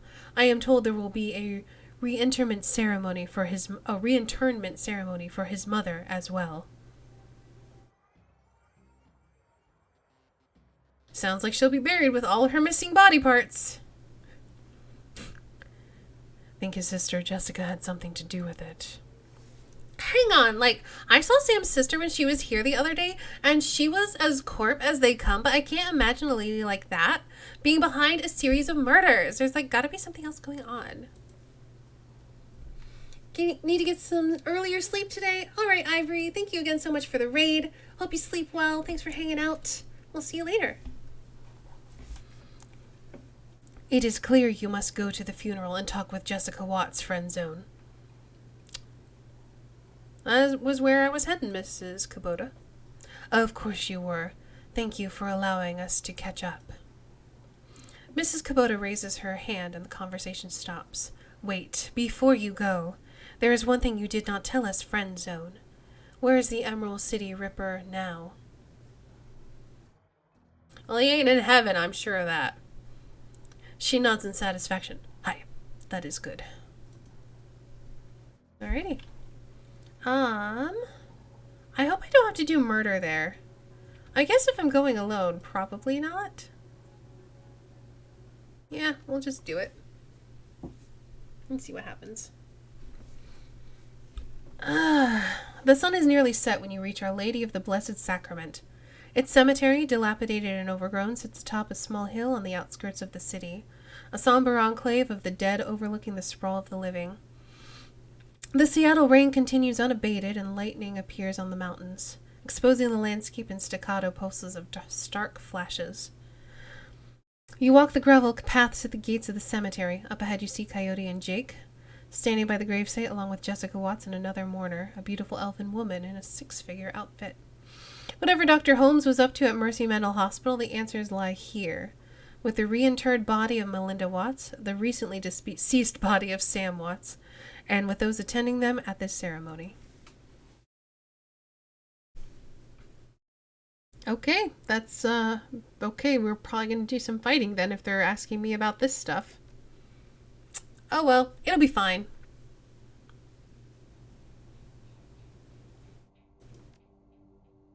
I got a decent amount of karma.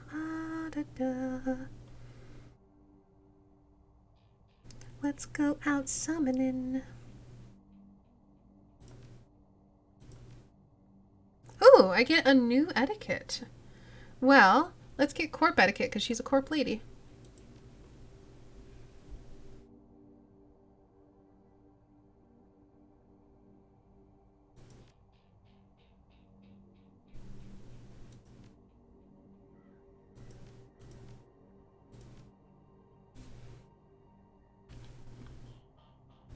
Good cliffhanger material?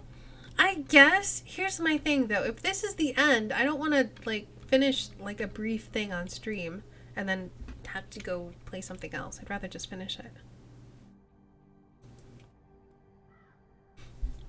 The mourners stand graveside, listening to Catholic priests' words of prayer and solace.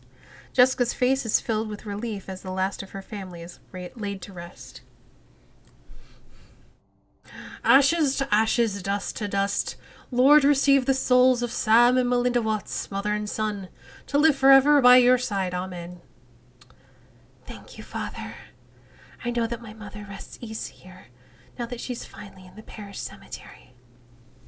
I'm sorry for your recent loss of your brother, but I am glad that reinterring your mother's body here has brought you comfort. She loved this parish so. She opens her hands to the elf standing across from her.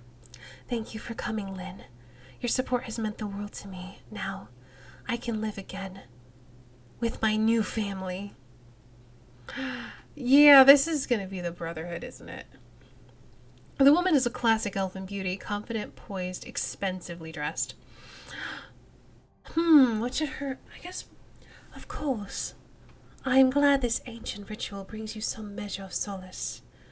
I hope you'll be able to put all of this behind you now. Jessica speaks to the rest of you.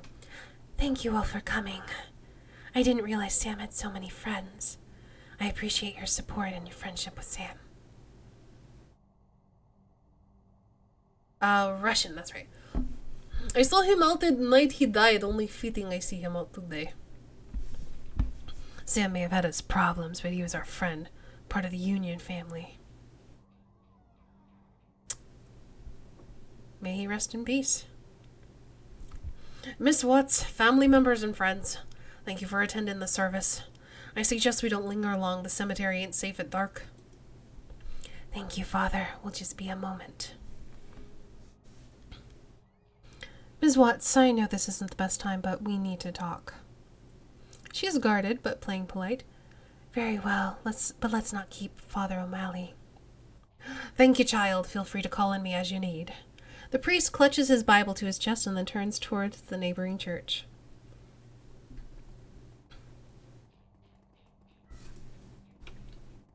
Where do you think you're going? Father O'Malley leaves, granting you an opportunity to speak with Jessica, but it's hardly a private conversation as the elf, Lynn, has chosen to stay and support her friend. As it so happens, Jake and Coyote have also lingered, lending you support too. All right, what would you like to talk about, FriendZone? Let's talk a little more about Sam. Did you know he had a liver transplant? Jessica seems to choose her words carefully due to the circumstances or the company. No, but it doesn't surprise me that he needed a new liver concerning his lifestyle.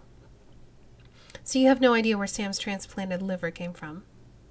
She flushes bright, marring her perfectly made-up face. No, how could I? It's a matter of record, obtainable by anyone wanting it bad enough, donor and recipients. And why would I care about such things? Those recipients served as a checks list for the Ripper, a man named Holmes. Ever heard of him? She eyes you suspiciously. Can't say that I have. Funny, because when he died, he said, she played us both. Who do you figure he meant?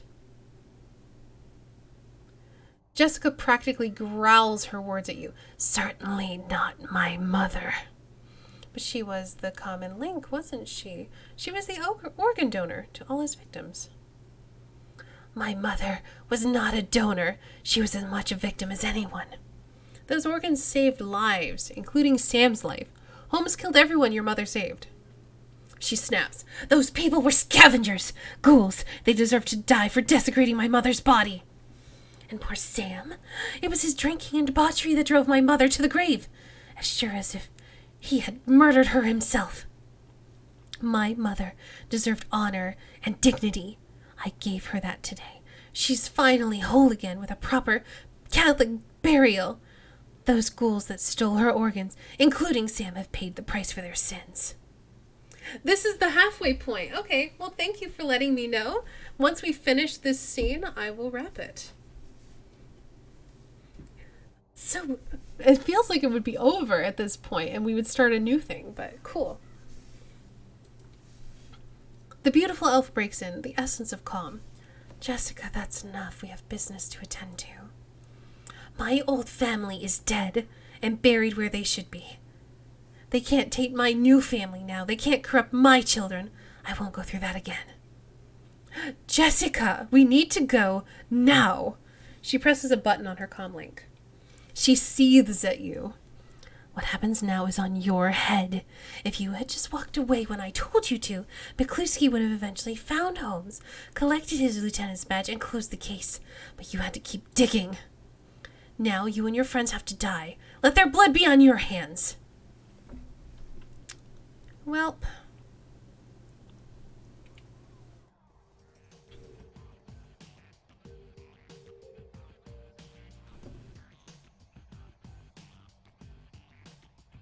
Man, she has a lot of AP to be able to run away like that.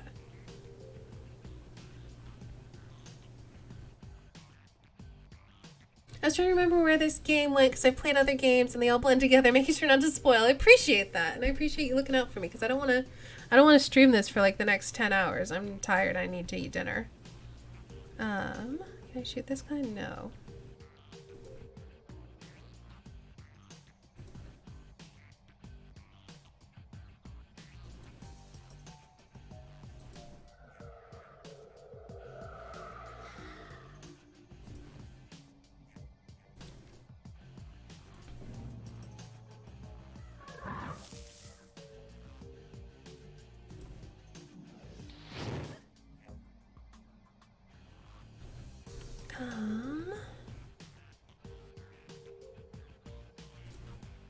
Oh, she just has a shotgun. Shoot. I should have made her come up here.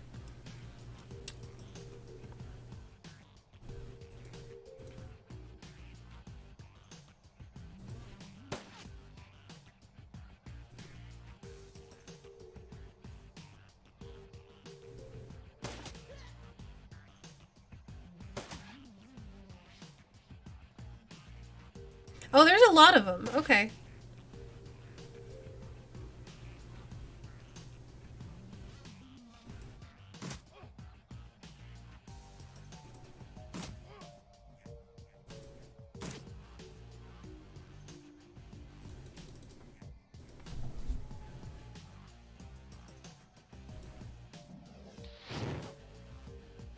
Burn!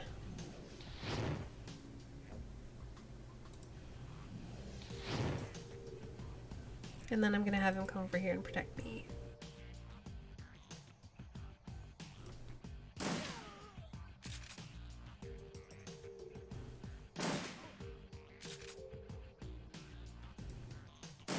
I really got so much AP, it's nice.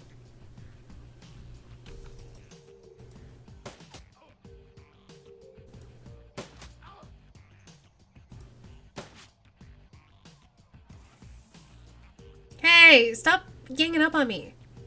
So many people.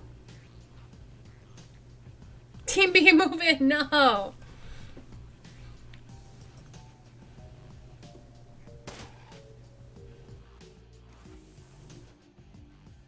We need to find out where Sam's sister might have gone. Maybe one of these guys can tell us with a little encouragement. So basically, don't murder everyone? But that's no fun.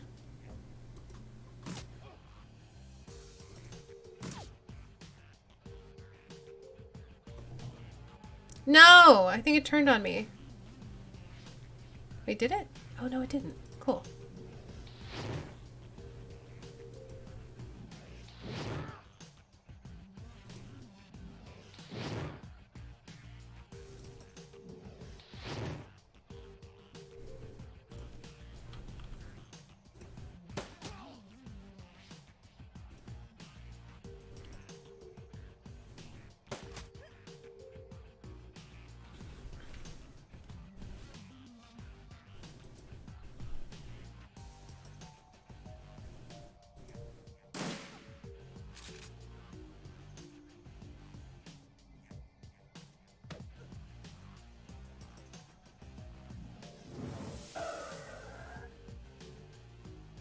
That's okay. He was about done anyway.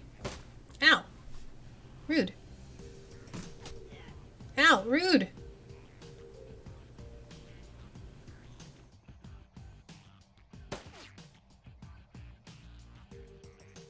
Well, I am almost dead.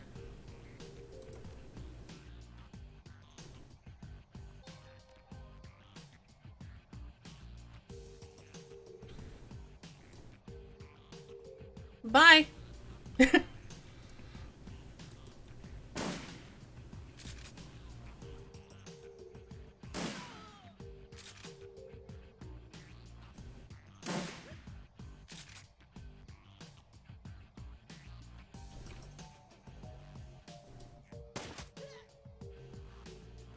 What do you got? Oh!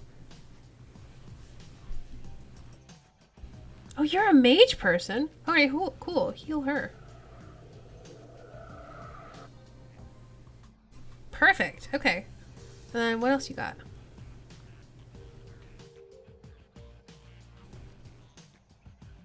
Oh, I can't cast that. Can I reach you? Yeah. You hear a scratching coming from the crypt. Uh-oh. That worries me.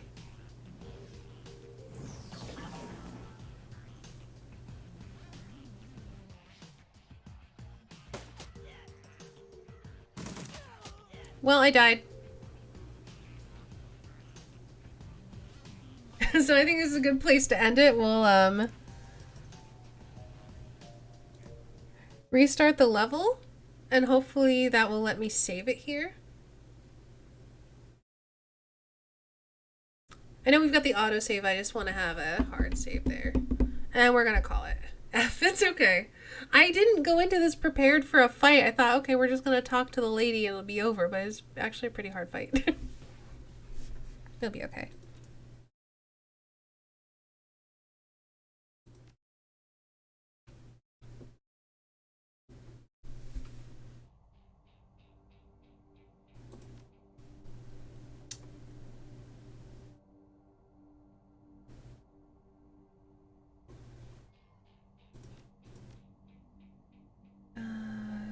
warp. Spirit summoning, spirit control. Confirm. Then we go here, we go here, and we save it. And we're gonna save it here.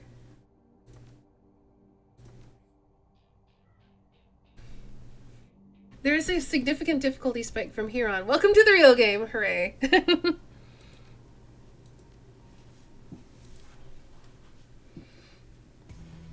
Have a good night then, Estating everyone. You too, April. Thank you so much for hanging out. I hope you had a nice nap.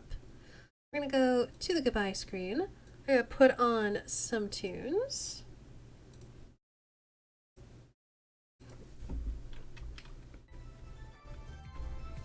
And we will roll the credits. Yeah, I also agree that I hope you heal up. Real nice.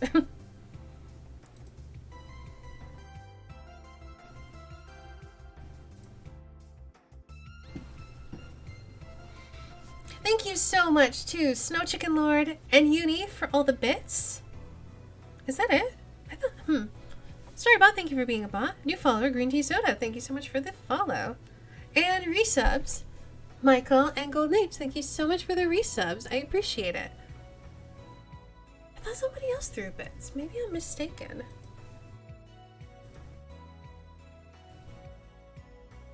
Oh no, it was just a lot of bits from Snow Chicken Lord. Okay.